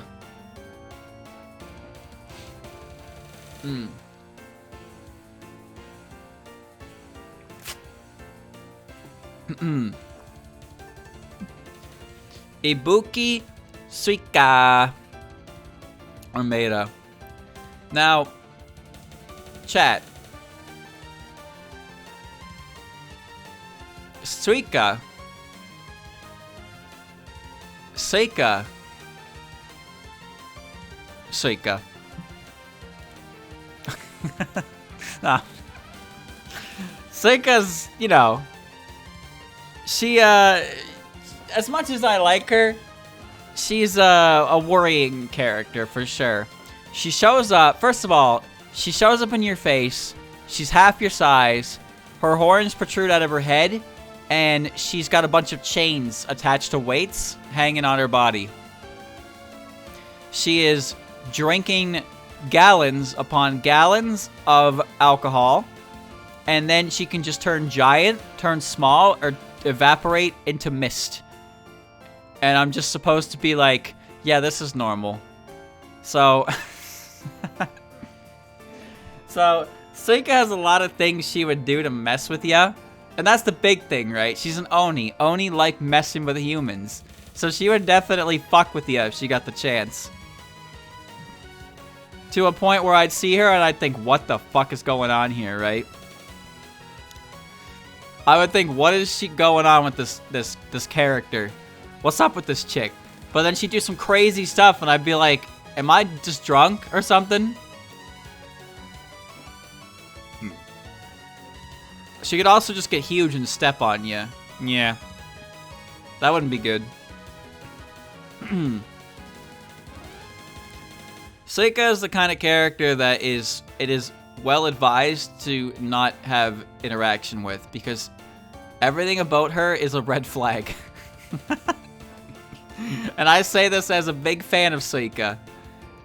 She is a walking, talking red flag. But it's alright, because she's not real. And it's because she's not real that I can appreciate the aspects of her personality. I think she's scarier than Meira, though. Meira won't mess with you unless you have power. Seika, on the other hand, might just fuck with you if you do anything that's remotely interesting to her.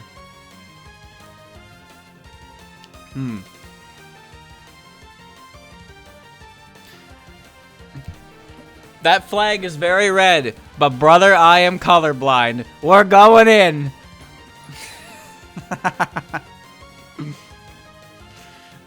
Byakunin or Yugen Magan? A literal eyeball monster?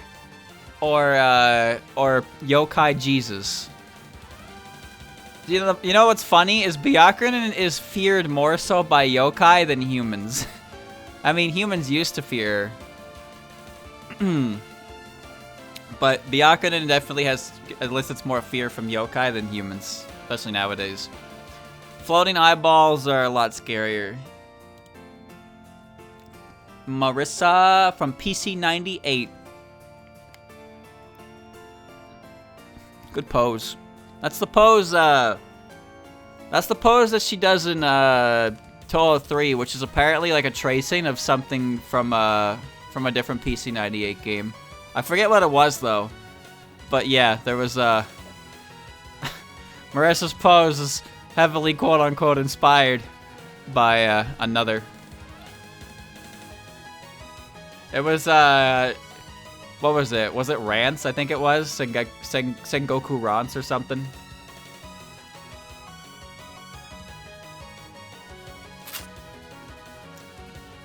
I've heard of that game and name, but I've never actually seen anything about it.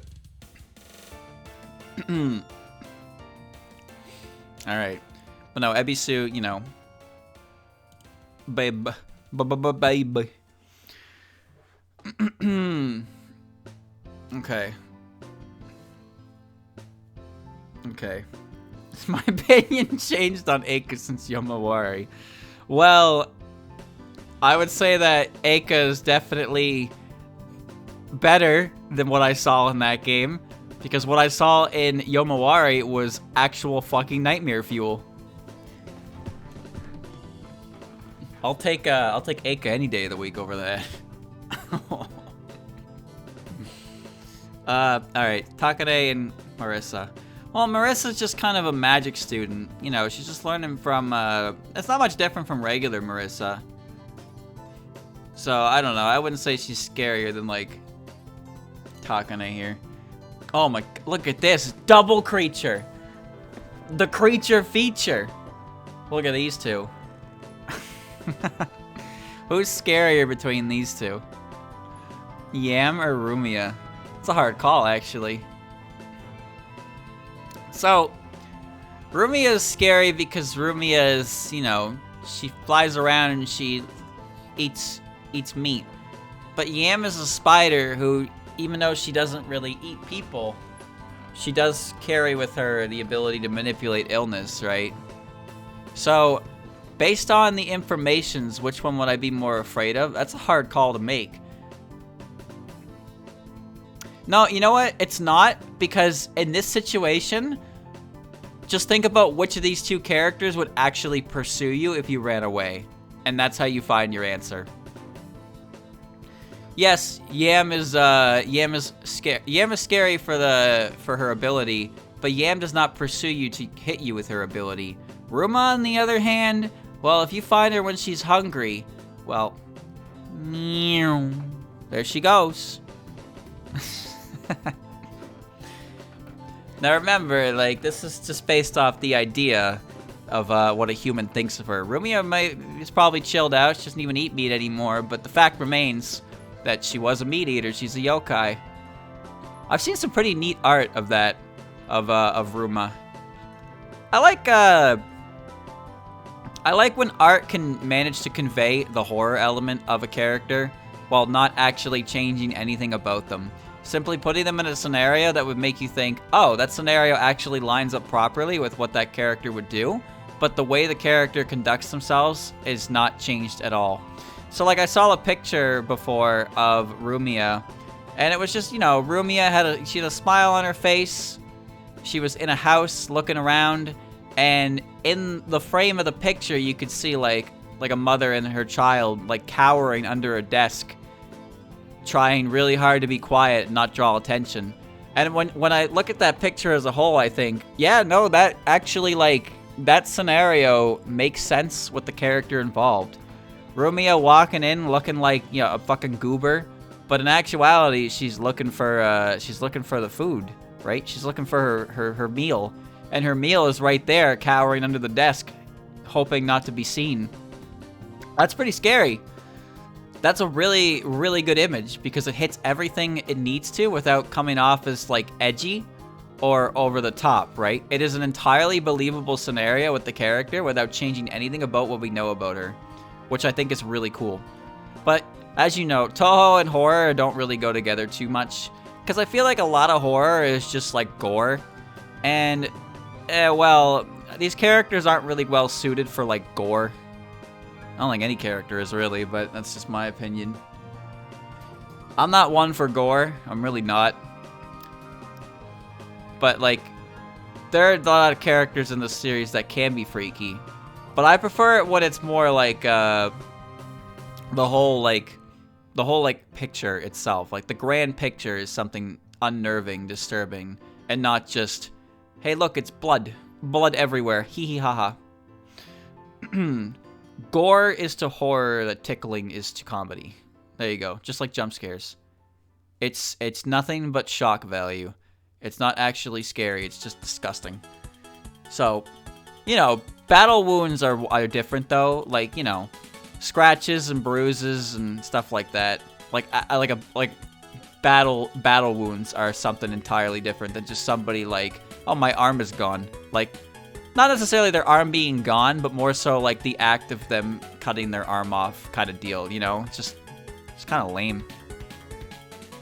Kind of lame. Either way, my point is, Touhou has not a lot in terms of horror, and I think the reason for that is, like I said, there's not a lot to do with gore with these characters, unless your name is fucking Moko, of course. Then sure, whatever. That character gets chopped up all the time, but it's fine. It's fine, because she's allowed to do that. She literally just comes back. But the best horror that I see for Touhou is, like I said with that Rumia image, it's still Rumia. It is 100% Rumia, but it is putting her in a situation that is like, oh yeah, that's like, it's a situation that reminds you that these characters are based off, like, you know, dangerous creatures that humanity feared. You know? So yeah, there may never really be much in the way of Touhou horror, but I guess that just means that the good stuff that we do get is so, like, we get really high highs, essentially. Whenever anything really Touhou horror-centric comes, it's usually really good. So we get really, really high highs, and honestly, that is, that's way better than playing a Unity game where I have to go collect the 10 yen coins, and then Reimu shows up and hits me with her stick, you know? Like, imagine a Slender clone for every Touhou character in existence. Thankfully, we don't have to. We don't have to do that. So when Touhou gets horrifying, it's usually pretty good, in my opinion. However, Koishi's Bizarre Adventure, or whatever the fuck that one's called, don't talk to me about that one. That I don't know what that is. I don't care to know what that is. But as far as I'm concerned, that doesn't exist. All right. As far as I'm concerned, that doesn't exist. I have no desire to learn anything about that. Kurumi and Mystia. Coco's Bizarre Adventure. Yeah, that one.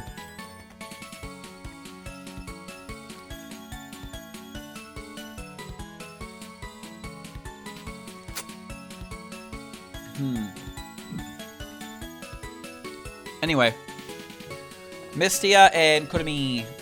So, Mystia runs a food stall that serves all. She's a good one. She's one of the good ones.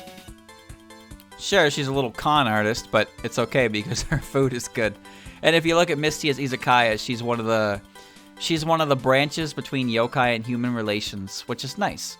I like that. I like that Mystia a lot. And Kurumi's a vampire. Vampire. There you go. Momoyo and Mystia. I wouldn't say Mystia is scary. I wouldn't. Oh.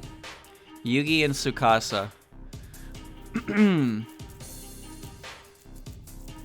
Tsukasa. Well, Tsukasa is not inherently scary. As much as she is, like, you see her and you're like, you know, you probably throw salt at her or something, tell her to go away. Yugi, on the other hand, I can think of a word to describe her. But yeah, she's large. She's a large lady. Well, Tsukasa Sukasa's, like, tube foxes, I guess the way they work in, like, folklore is that they end up finding masters and they work for their masters and give them what they want to a point where they drive their own masters to, like, ruin kind of deal. So, I guess if you know that, you would be afraid of one making contact with you, but she's more so a character that you won't really know to worry about until it happens to you kind of deal, right? She basically causes you to destroy yourself just by helping you out. And Yugi is like, listen, man, if I'm walking down the road and I bump into Yugi and she looks at me, I'm just thinking like, what do I even say? What the fuck do I even say? Like, I'm gonna bump into her and I'm gonna have to look up. And if I have to look up, I'm already intimidated. Plain and simple. Alright? The further up my chin gets when making eye contact with someone, the more scared I'm gonna be when I finally get there. That's just how it is.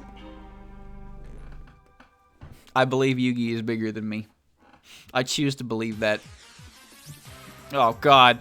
Prism music. Well, here's the thing. Onis value courage, honesty, and strength, right? If you're not afraid to show some backbone against her, she'll actually end up liking you more for it. But, like, chat, that's like 250 pounds of pure fucking muscle. Like, bruh.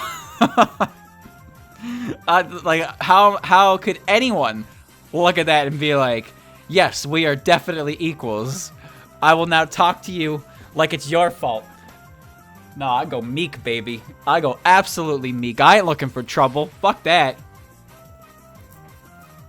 She could crush my head in the palm of her hand. With, like... Chat, have you ever seen that gif of the hippo? You ever see the gif of the hippo where they put a watermelon in its mouth and it just crushes the whole fucking watermelon like it's nothing? That gif scares me. Straight up. That's ridiculous. Have you ever held a watermelon before, chat? Have you? And that hippo just popped it like I would a grape in its mouth. That's what Yugi could do to my skull with the palm of her hand. So if you're gonna have the backbone, the balls to stand up and talk to her like that, like, no thank you. Nuh-uh. There's nothing to eyebrow raise. What am I saying that's eyebrow induced? I'm saying that Yugi is very large and scary and it's hard to talk to her when you get in a confrontation because there's no way you would win. Yugi should fight a hippo. Alright, I guess that's what we got out of this. No, the thing is, remember, Yugi is a character. Oni are characters are a race that respect those who, show honesty, courage, and strength. So if you show a backbone, she'll respect you for it. She will. You have to be able to silver tongue your way out of it, but not in a conventional way, because Onis do not like conniving people. They dislike dishonesty, weakness, and like cunning. So, you basically gotta silver tongue your way out of it, in the sense that you gotta talk your way out of it, but in the way that Onis like. So, still conniving, but She can roar loud enough to knock down a forest. Dude, one of her spell cards is knockout in 3 steps. She literally just steps 3 times and creates a massive wave of projectiles. Like, hello? Imagine you're just walking and, she sees like a fucking, like a cockroach or something. She's like, I got it. And she goes to step on it and the whole goddamn building comes down because she put too much force in it. That right there, that's Yugi's strength. Knockout in 3 steps. Anyway, So yeah, Yugi is raw intimidation. She rolls intimidation. But again, Tsukasa's not a character you would be fearful of until you had a bad experience. Otherwise, she's just, you know, she's just a trickster. She doesn't inherently want to harm you. She wants to help you, which in itself is, you know, drives you to ruin. But point is, Yugi is way scarier than Tsukasa. Oh, wow. Who's scarier, the one who follows the orders or the one who gives out the orders? Is that really a question? It's a pretty easy one. Yukari is way scarier than Ron. Minariko and Daiose. Wow, chat. What's scarier between a daisy? Between a daisy and a feather duster? Obviously it's Dai because she's don't be fooled. That's a feather duster with a sword attached to the handle. It's like one of those fucking cane umbrellas. With the sword cane umbrellas. No. Even if you're not looking to die like that, like Minariko is, Minariko's loved by humans because she's goddess of harvest. Where Dai is just a fairy who, hangs out with Chirbo. She just hangs out with Chirbo, that's all. Speaking of which, where is Chirbo? She has not shown up once. I think she might be the only character who has yet to show up. That's probably wrong, but...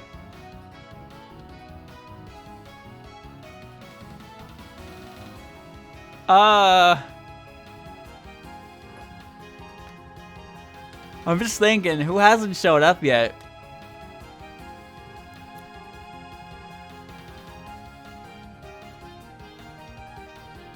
You made me have showed up. Junko showed up. Junko showed up.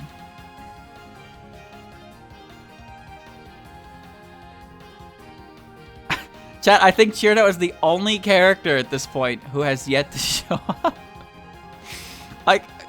I can't believe it. Satono's new. Marasa showed up. Marasa already showed up.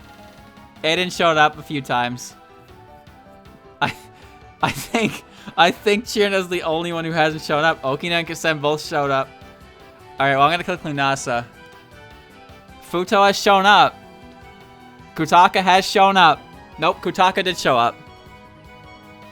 Shimada hasn't, and Minamitsu hasn't. You're right. There you go. There's two more.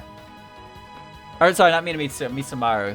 Misamaru and Shimada and Hatate. You're right. Those three haven't shown up either. Futo and Satono. Satono. Oh, Kaneko. I forgot about her too. She hasn't shown up yet either.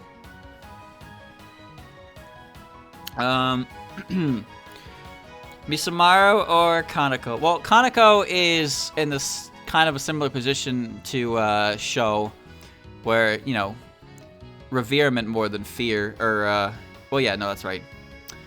Misamaru, though, I don't think anyone even knows, like, who Misamaru is. She's just kind of like a lady in rainbow Magatamas. That's it.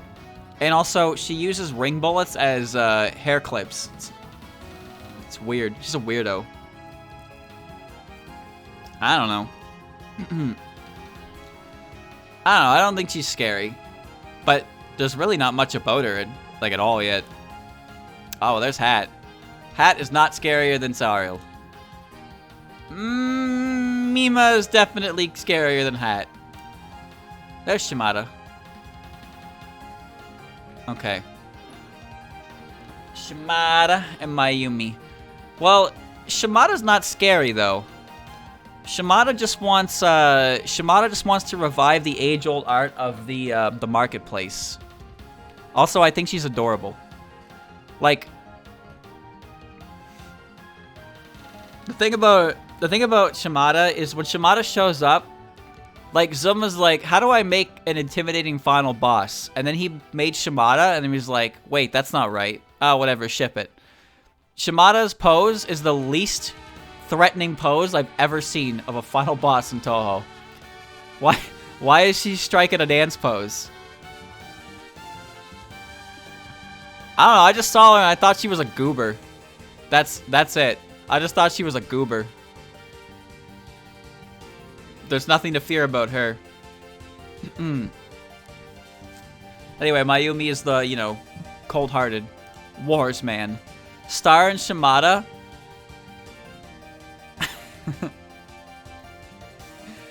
Yeah, I mean, Iku does strike a pose, but that's during her special attacks. Shimada is just doing a pose naturally. She's always has that pose. It's supposed to look like a dollar sign.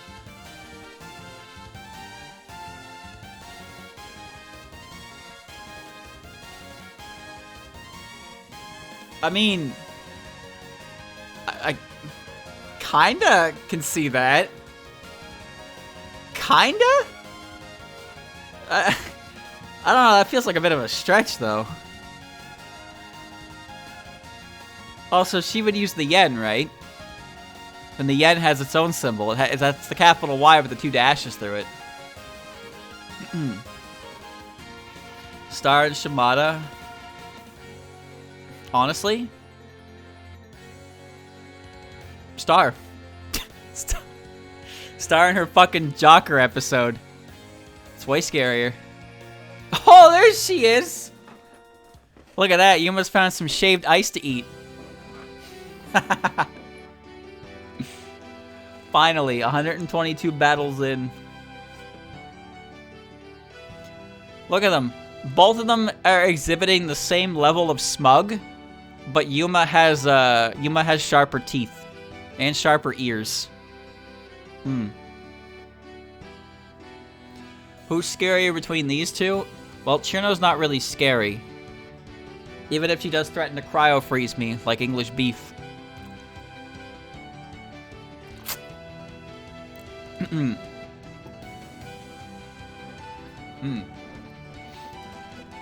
Bottled Chirno. Chirno has sharp wings. You know what? In the fighting game, in Hisso Tensoku, Chirno can take her wing off and use it like a sword. That is so cool.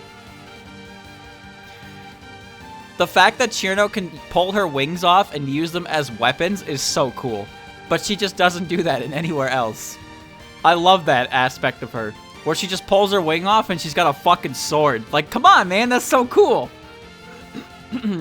One of her attacks is she creates an ice ball and rolls it towards her opponent, and it gets huge. Can't really do it in Danmaku. Hello? Yomu? Yomu's entire kit is slashing. She goes whoosh, whoosh, whoosh. Why can't Chirno do it too? Why can't Chirno pull her back out and then just, like, you know, go make a big slice? She can do it. She just has to train. If she trained under Yomu, she would be a swords master. Alright.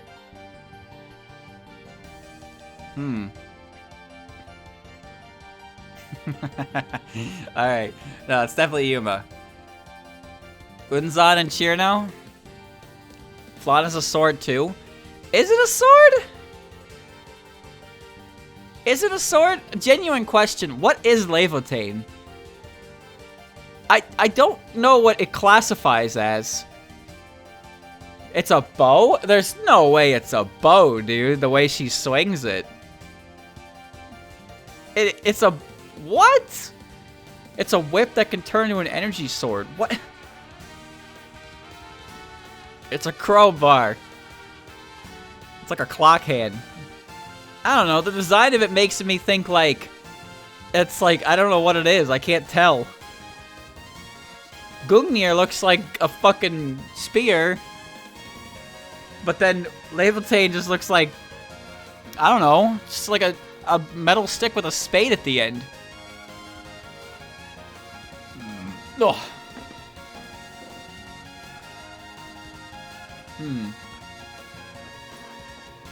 It's very bendy, yes, it is very bendy. Chat, what would be scarier? Chat, okay, yeah. Leviathan originally supposed to be a sword made by Loki, but it's also some sort of sword magic wand. Okay, so that's the actual source to what it is. So that makes sense. So it's a sword slash wand. So, like, does that mean... But the only sharp part of it would be the very tip, right? Where the spade essentially is. But if you look at her spell card, she definitely uses it like both, right? Because she swings the whole thing and it creates a big lash, like a sword fencer kind of thing. Magic sword fighter, whatever. No, yeah, well, Gungnir is a spear, I know that. But what I mean is when Remy pulls out Gungnir, it's like, it's clearly a spear.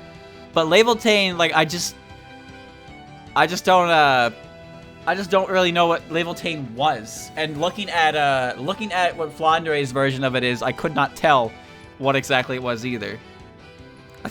Paddle shuffle.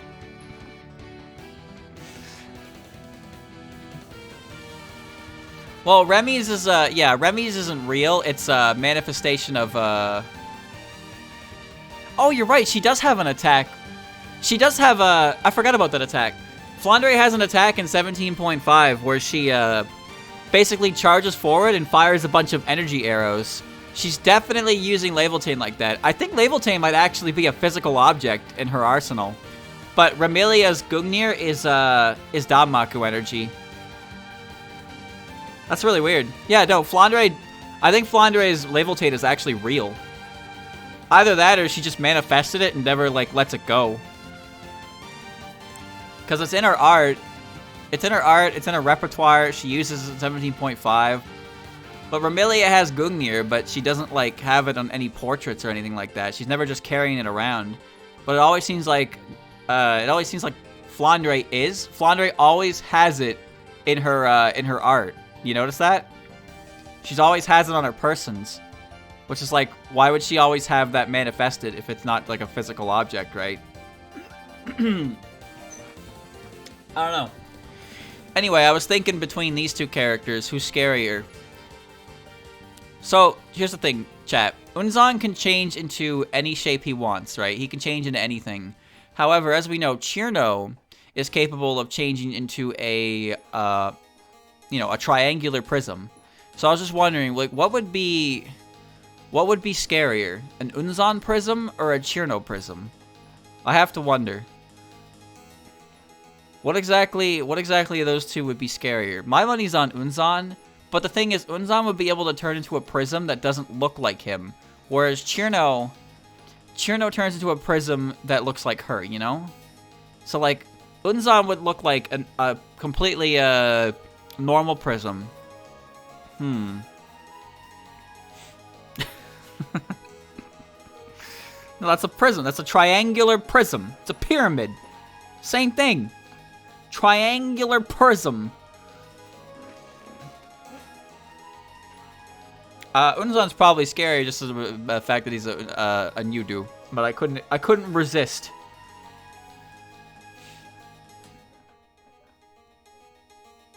It's a pyramid. Yes. A triangular prism is like a Toblerone package. Oh. Fuck, you're right. You're right, that's like a sideways pyramid. No, you're right, you're right. You're right. This is the what's her name?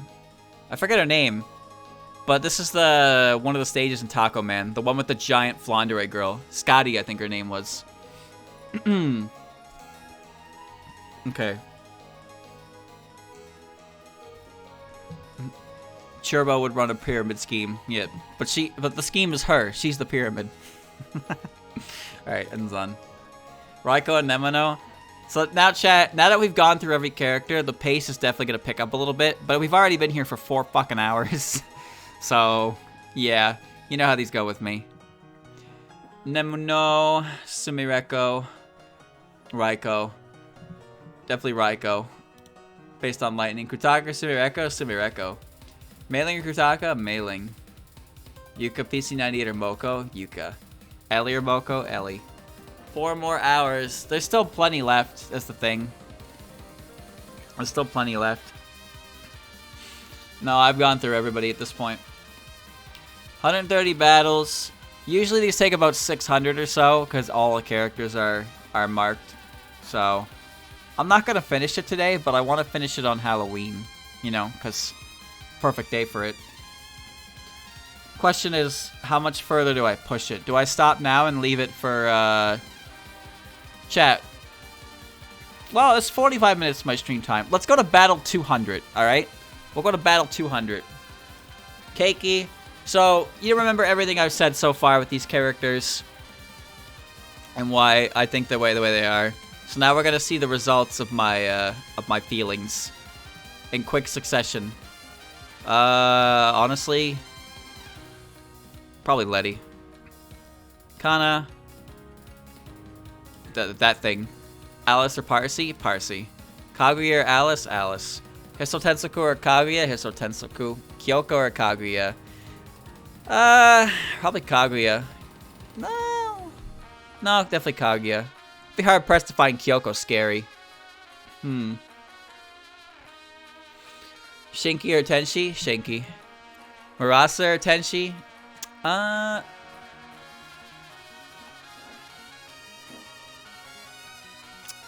don't know. Again, Murasa doesn't really do that anymore. Probably Tenshi. Lyrica or Murasa? Still Murasa. Nue or Sagame? Ooh, that's hard.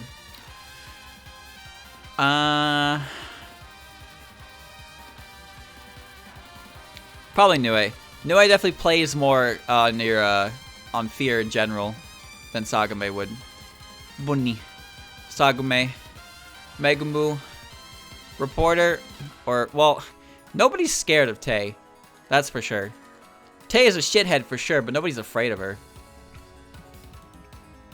Ellen. Is Ellen scarier? Just by virtue of strange magic. I don't think Tay's scary at all. Lightning Ghost or Misfortune Lady? Lightning Ghost. Misfortune Lady. Urami for sure. Yatori. Shingyoku Maze will not even exist, dude. Just push him to the bottom. Can't be afraid of what isn't real. Wriggle or Iku? Wriggle. Satan or Iku? Satan. Iku or Iku? Iku. There's gonna be a lot of middle results that don't really, like, you know. Again, with Mioi, not knowing that it's her that causes it, it's kind of a weird one to say. She's gonna be in an awkward spot no matter what, so. Yuki. Medicine or Yorihime? See, here's the thing, chat. While Yorihime is definitely, like, you know, Medicine is the one who's more likely to be, like, in my face kind of deal. If I'm John Touhou, there is a better chance I run into this little bastard than this bastard. You know? Well, speaking of that, Yorihime. Chen or Mai? Mai. Rikako or Chen? Chen. Yashie or Flandre? Oh, that's an interesting one. See, it's the you know, it's the more likely candidates that are the most interesting because they're the ones that you have reason to fear. But both of these characters, yeah, I don't know. These characters play on different means for sure. Yashie is very strong in intimidation and manipulation. Whereas Flandre is just, you know, she's just accidentally scary. Or she's intentionally scary, whatever you choose. But fact of the matter is, no matter what interpretation you get of this character, she tends to cause fear in some people. Honestly, though, if I had to say between these two, I think I'd be more afraid getting involved with Yashie. Michael or Flan, Clown or Michael, Clown, Aku or Michael. Well, Aku isn't scary. Mike will only be scary once she fails you and you see her again and you're like, oh no.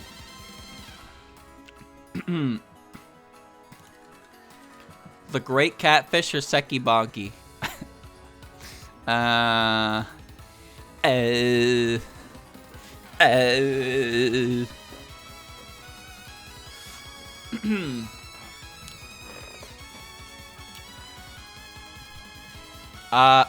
Well, what's a more immediate shock factor, chat? A giant fish or seeing somebody's head fall off? Think about that. That's important. Think about that. What is immediately more scary? A random beheading or a giant catfish? Why is... Really, you're all saying fish. What about a fish is scarier than some chick's head just falling off in the middle of the street?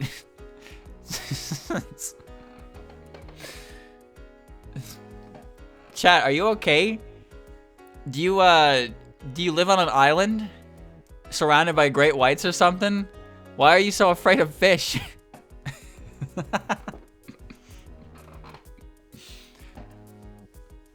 Ugh. No, it's not a bonky removing your head. It's the fact that if you were just walking behind her and she tripped and her head rolled off and you saw that, you'd probably like faint, right? There's no sea for it to live in, so it must live on land. Aren't catfish freshwater fish? Or am I crazy? Wait, can't they live in both bodies of water? Aren't they freshwater and saltwater? I'm pulling my knowledge from Animal Crossing, straight up. Because I remember catching catfish in the river. So there's, you know, they can live in the lake. They can live in the Misty Lake. A Goliath tigerfish? I have not. I'd look it up, but my display capture's on. I'm not touching that.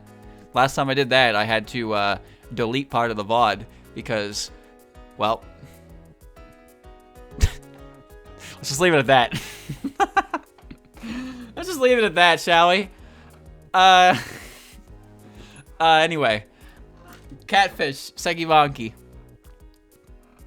The catfish, you know, he hasn't opened his mouth, I don't think.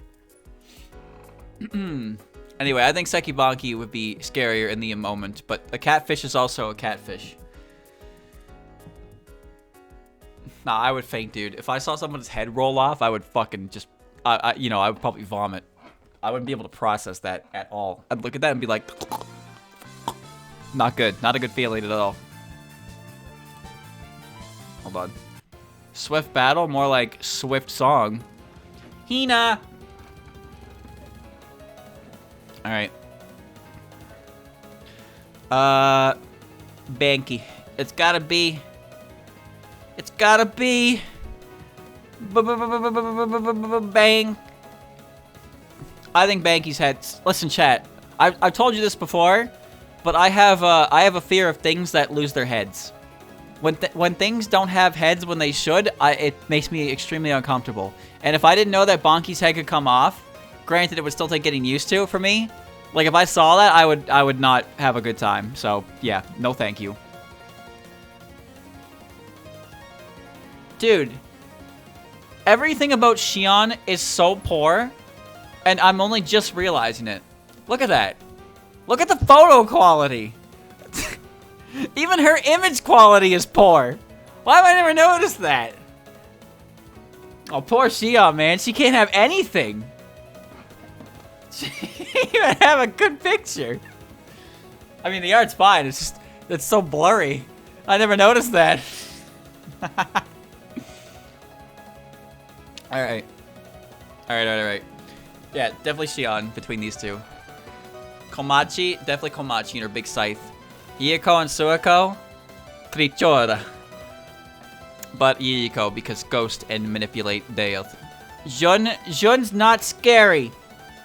I would never be afraid of Jun. Never. Except, you know, when I don't have any money anymore.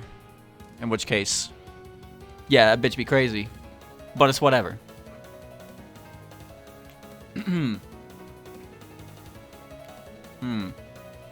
The God's Hand.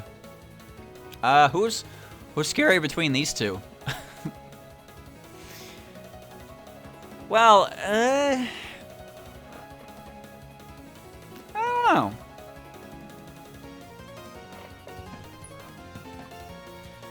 I don't know. I'm looking at it. I'm thinking real hard about it. And I think the answer is probably Suiko. Because Suiko is, she's a god. I mean, Jun's a god as well. But Suiko is a god, and if you anger her, she also has curse gods, right? So she can curse you. Her hat's kind of freaky. Jun, on the other hand, you know, you won't really know. You won't really have any reason to be afraid of her until after the fact. But Suiko, you know, you can suffer divine wrath from that little frog girl. Mai and Jun. Jun is not scary. She's scarier than Mai, though, because Mai is just dancing.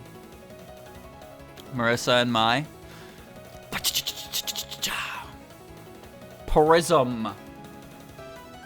Dude, Hina's theme goes on for so long. The full song is 3 minutes and 52 seconds. 3 minutes and 38 seconds, but Hina dies in the first, like, 2 minutes. Okay, where was I? Mai and Marissa. Maya's probably just a little bit scarier than Marissa. Mimi. Oh my, yeah, Jesus, dude. Oh, God. No. I'm gonna say it. I'm gonna say it, chat. When I say it, you can close the stream. Alright, here I go. Cock and ball. Alright, goodbye. Goodbye.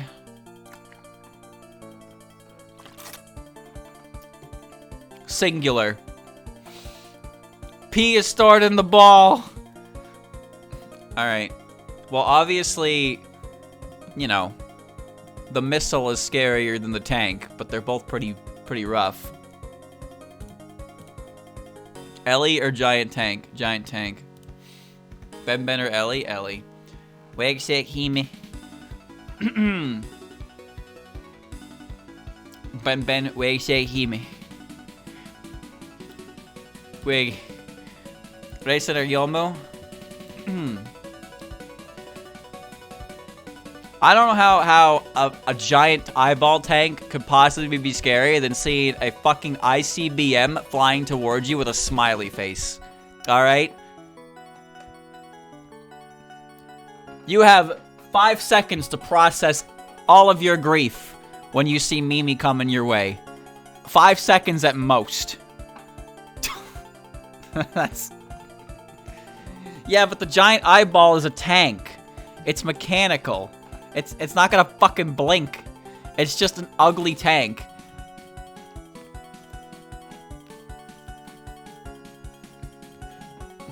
Chat, this is my opinion, not yours. It's my opinion. Anyway, Raisin and Yomu. This was a team and tag dream. Enjoyable. Does John Touhou know what an ICBM is? You know, probably not. You're probably right about that. John Touhou doesn't. However, I do. I know what an ICBM is. I know what an ICBM is gonna do if it makes contact at my feet. It's gonna blow me the fuck up.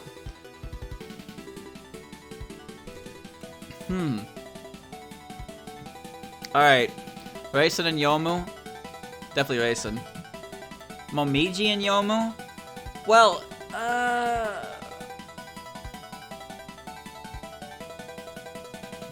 I'd be more afraid of Momiji, if only because she has more reason to act against me. Even though they both have, you know, I would say Momiji. Pachi and Yomu? Yomu. Seija? I just don't think Sage is scary. I just think Sage is a bastard. That's all. She ain't scary. I ain't scared of her. Oh, I'm scared of them. Uh-oh. Oh. What's scarier? The one I don't know anything about, or the one I know too much about? Ain't that the question? No. I think there's reason to doubt this character is that scary, but this character definitely, you know, she's bad. She's bad news bears. Bad news. Oh. Fortune teller? Nah, Gengetsu. Vermilia and the fortune teller? Vermilia is scarier. Kagero and the fortune teller? Fortune teller is scarier, but only for Only on one day of the month is Kagero scarier. Kozusu and Kagero, Kagero. Nazarin and Kikuri, Kikuri. Toyohime and Nazarin, Toyohime. Oh, it's Tom and Jerry.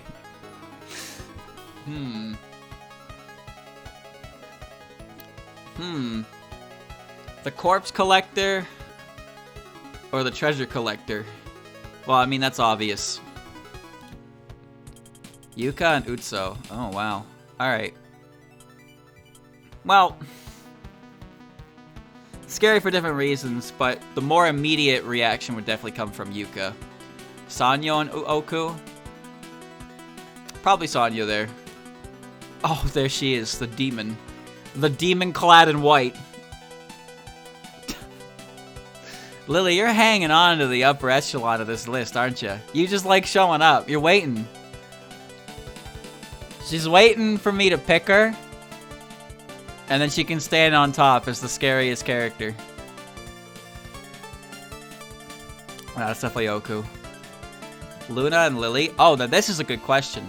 Chat. Now it's a question between the two fairies. Which of these two fairies is scarier? Who is the scary fairy? Luna likes to read, and she gets her powers from the moon, and she can make everything around her go mute. Lily, on the other hand, she is missing for 3/4 of the year, shows up once to announce spring, and then leaves. That's it. That's all she does. It's incredible. Every other part of the year, she changes her outfit, and she just goes and starts swearing at people. That's all.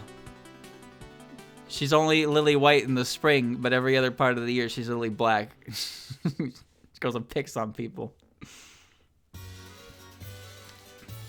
Luna on her own isn't that scary. Yeah, but compared to Lily, come on now. You gotta remember, it's relative to the exact directly to the person next to them whether or not they're scary, right? Sure, I don't think either of these characters are scary, but if I had to pick one of them, who would be scarier? Luna would only be scary in the sense that everything around me would go silent, and I would start thinking that maybe I've gone, like, you know, I've gone deaf. That would be scary. Luna has a spooky ghost costume. Okay, but Lily also, she looks like she's wearing a spooky ghost costume. Look at her. If she just, like, you know, if she tried to put her dress on over her head, it would get stuck and she'd be a spooky ghost. That's just the way her outfit looks. Good old Lily. Nothing beats that.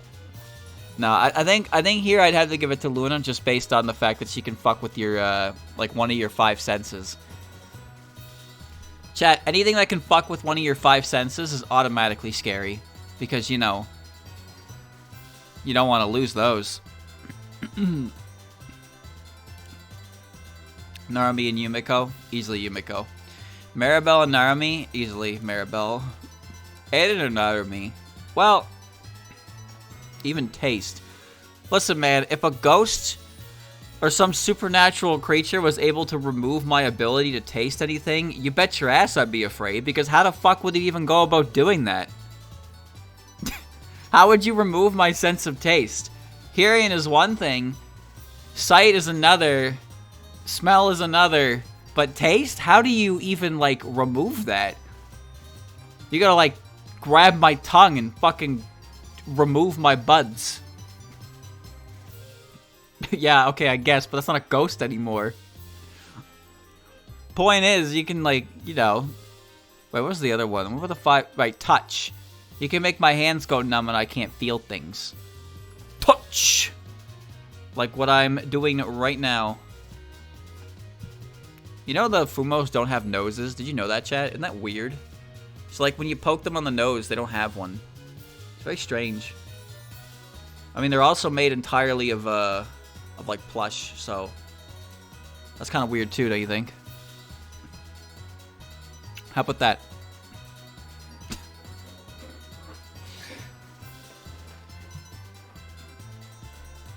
All right, where am I? The doctor or the statue? The Flesh Fumo's releasing. You ever see that comic of the Froggy Chair? Because Froggy Chair wasn't originally in New Horizons. And there was a comic that was like, oh wow, you have Froggy Chair. How'd you get that? And the dude was like, I made it. And then it zooms in on the last panel to the Froggy Chair, and it's like, you know, it's not good. It's not good. So is that what you want? Is that what you want, your real Fumo?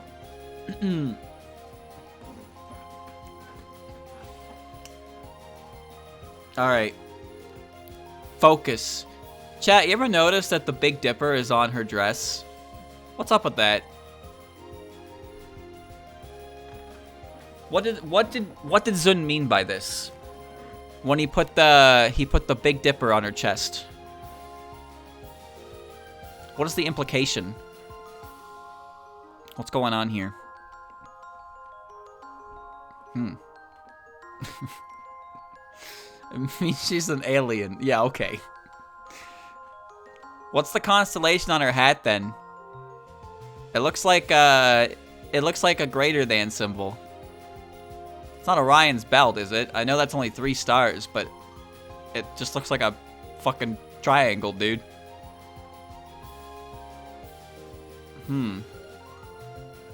Big Dippy. Okay. I'm getting distracted. Ooh. Do recompense. Okay, where am I? The Doctor or Narumi? I mean, I don't think Aiden's that scary at face value, but compared to Narumi, Aiden definitely, you know, a little more scary than Narumi. Kasume or Sakuya? Well,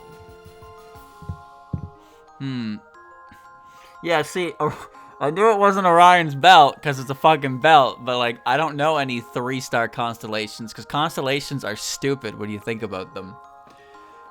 Some constellations make perfect sense, like the Big Dipper. It looks like you connect the stars, it looks like the Dipper. And then other ones are like, oh, you take that star, connect it to that star, and connect it to that star. And it's a 3-star constellation. And what is it? Oh, it's a fucking dragon, of course. Like, okay, sure, buddy. That's definitely a dragon. Like, yeah, I'm gonna believe that. I want to see a full-on connect the dots up in the sky looking like a dragon. You're telling me that 5 stars next to each other looks like a goddamn dragon? Blow it out your ass. Seeing shapes in the ceiling, but cooler. Correct! Yes, correct. Anyway, I think Kasume is scarier than Sakuya. I think Sakuya is scarier than Satori. I think Satori is scarier than Snai. I think Hokuto is scarier than Snai. Let's get to 30%, chat. 30%! Kwakama or Alice? Kwakama. Tokiko or Alice? Alice. Eiki or Tokiko? Eiki. Junko or Tokiko? This is just a yokai with an attitude problem. Junko. Kongara or Sukuna? Kongara. Saki or Shimi? Saki. Hekati or Shimi? Needle, bro. Eternity or Hekatia? Hekatia. Mamizo or Reimu? Well...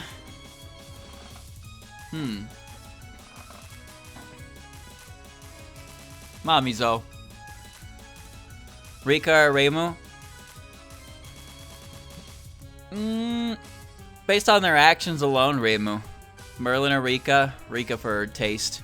Rinosuke or Merlin? Oh, trumpets can be scary too. Yoshika or Aya? Zombie. Raisin or Aya? I mean, I don't really think that Raisin is that scary. Also, why are her rabbit ears a giant hat anyway? What's up with that? We're gonna stop at 30%. I thought it would take longer to get to 200 battles than it did, that's all. But it's like 22, so. Perhaps the ears come through the helmet? I don't know. Who's scarier? Aya. Ichin and Raisin? Raisin is not scary. Sunny Milk! Or Raisin. I'm not scared of Sunny Milk. Kotohime? I'm really scared of her either. She just kind of exists. I don't know. She's not even licensed, dude. Although I guess she does have that giant fucking bomb that she throws at people. It's pretty whack. Alright, well. Maybe we stop right here at Squishy, because we know exactly where to pick up. Save that progress. Yeah, sure.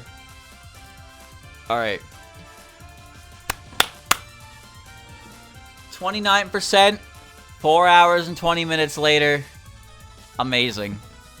So, yeah, chat, my plan is, again, this is definitely a Halloween thing, but as you know, I'm really bad at, you know, doing these all in one stream because I talk so goddamn much.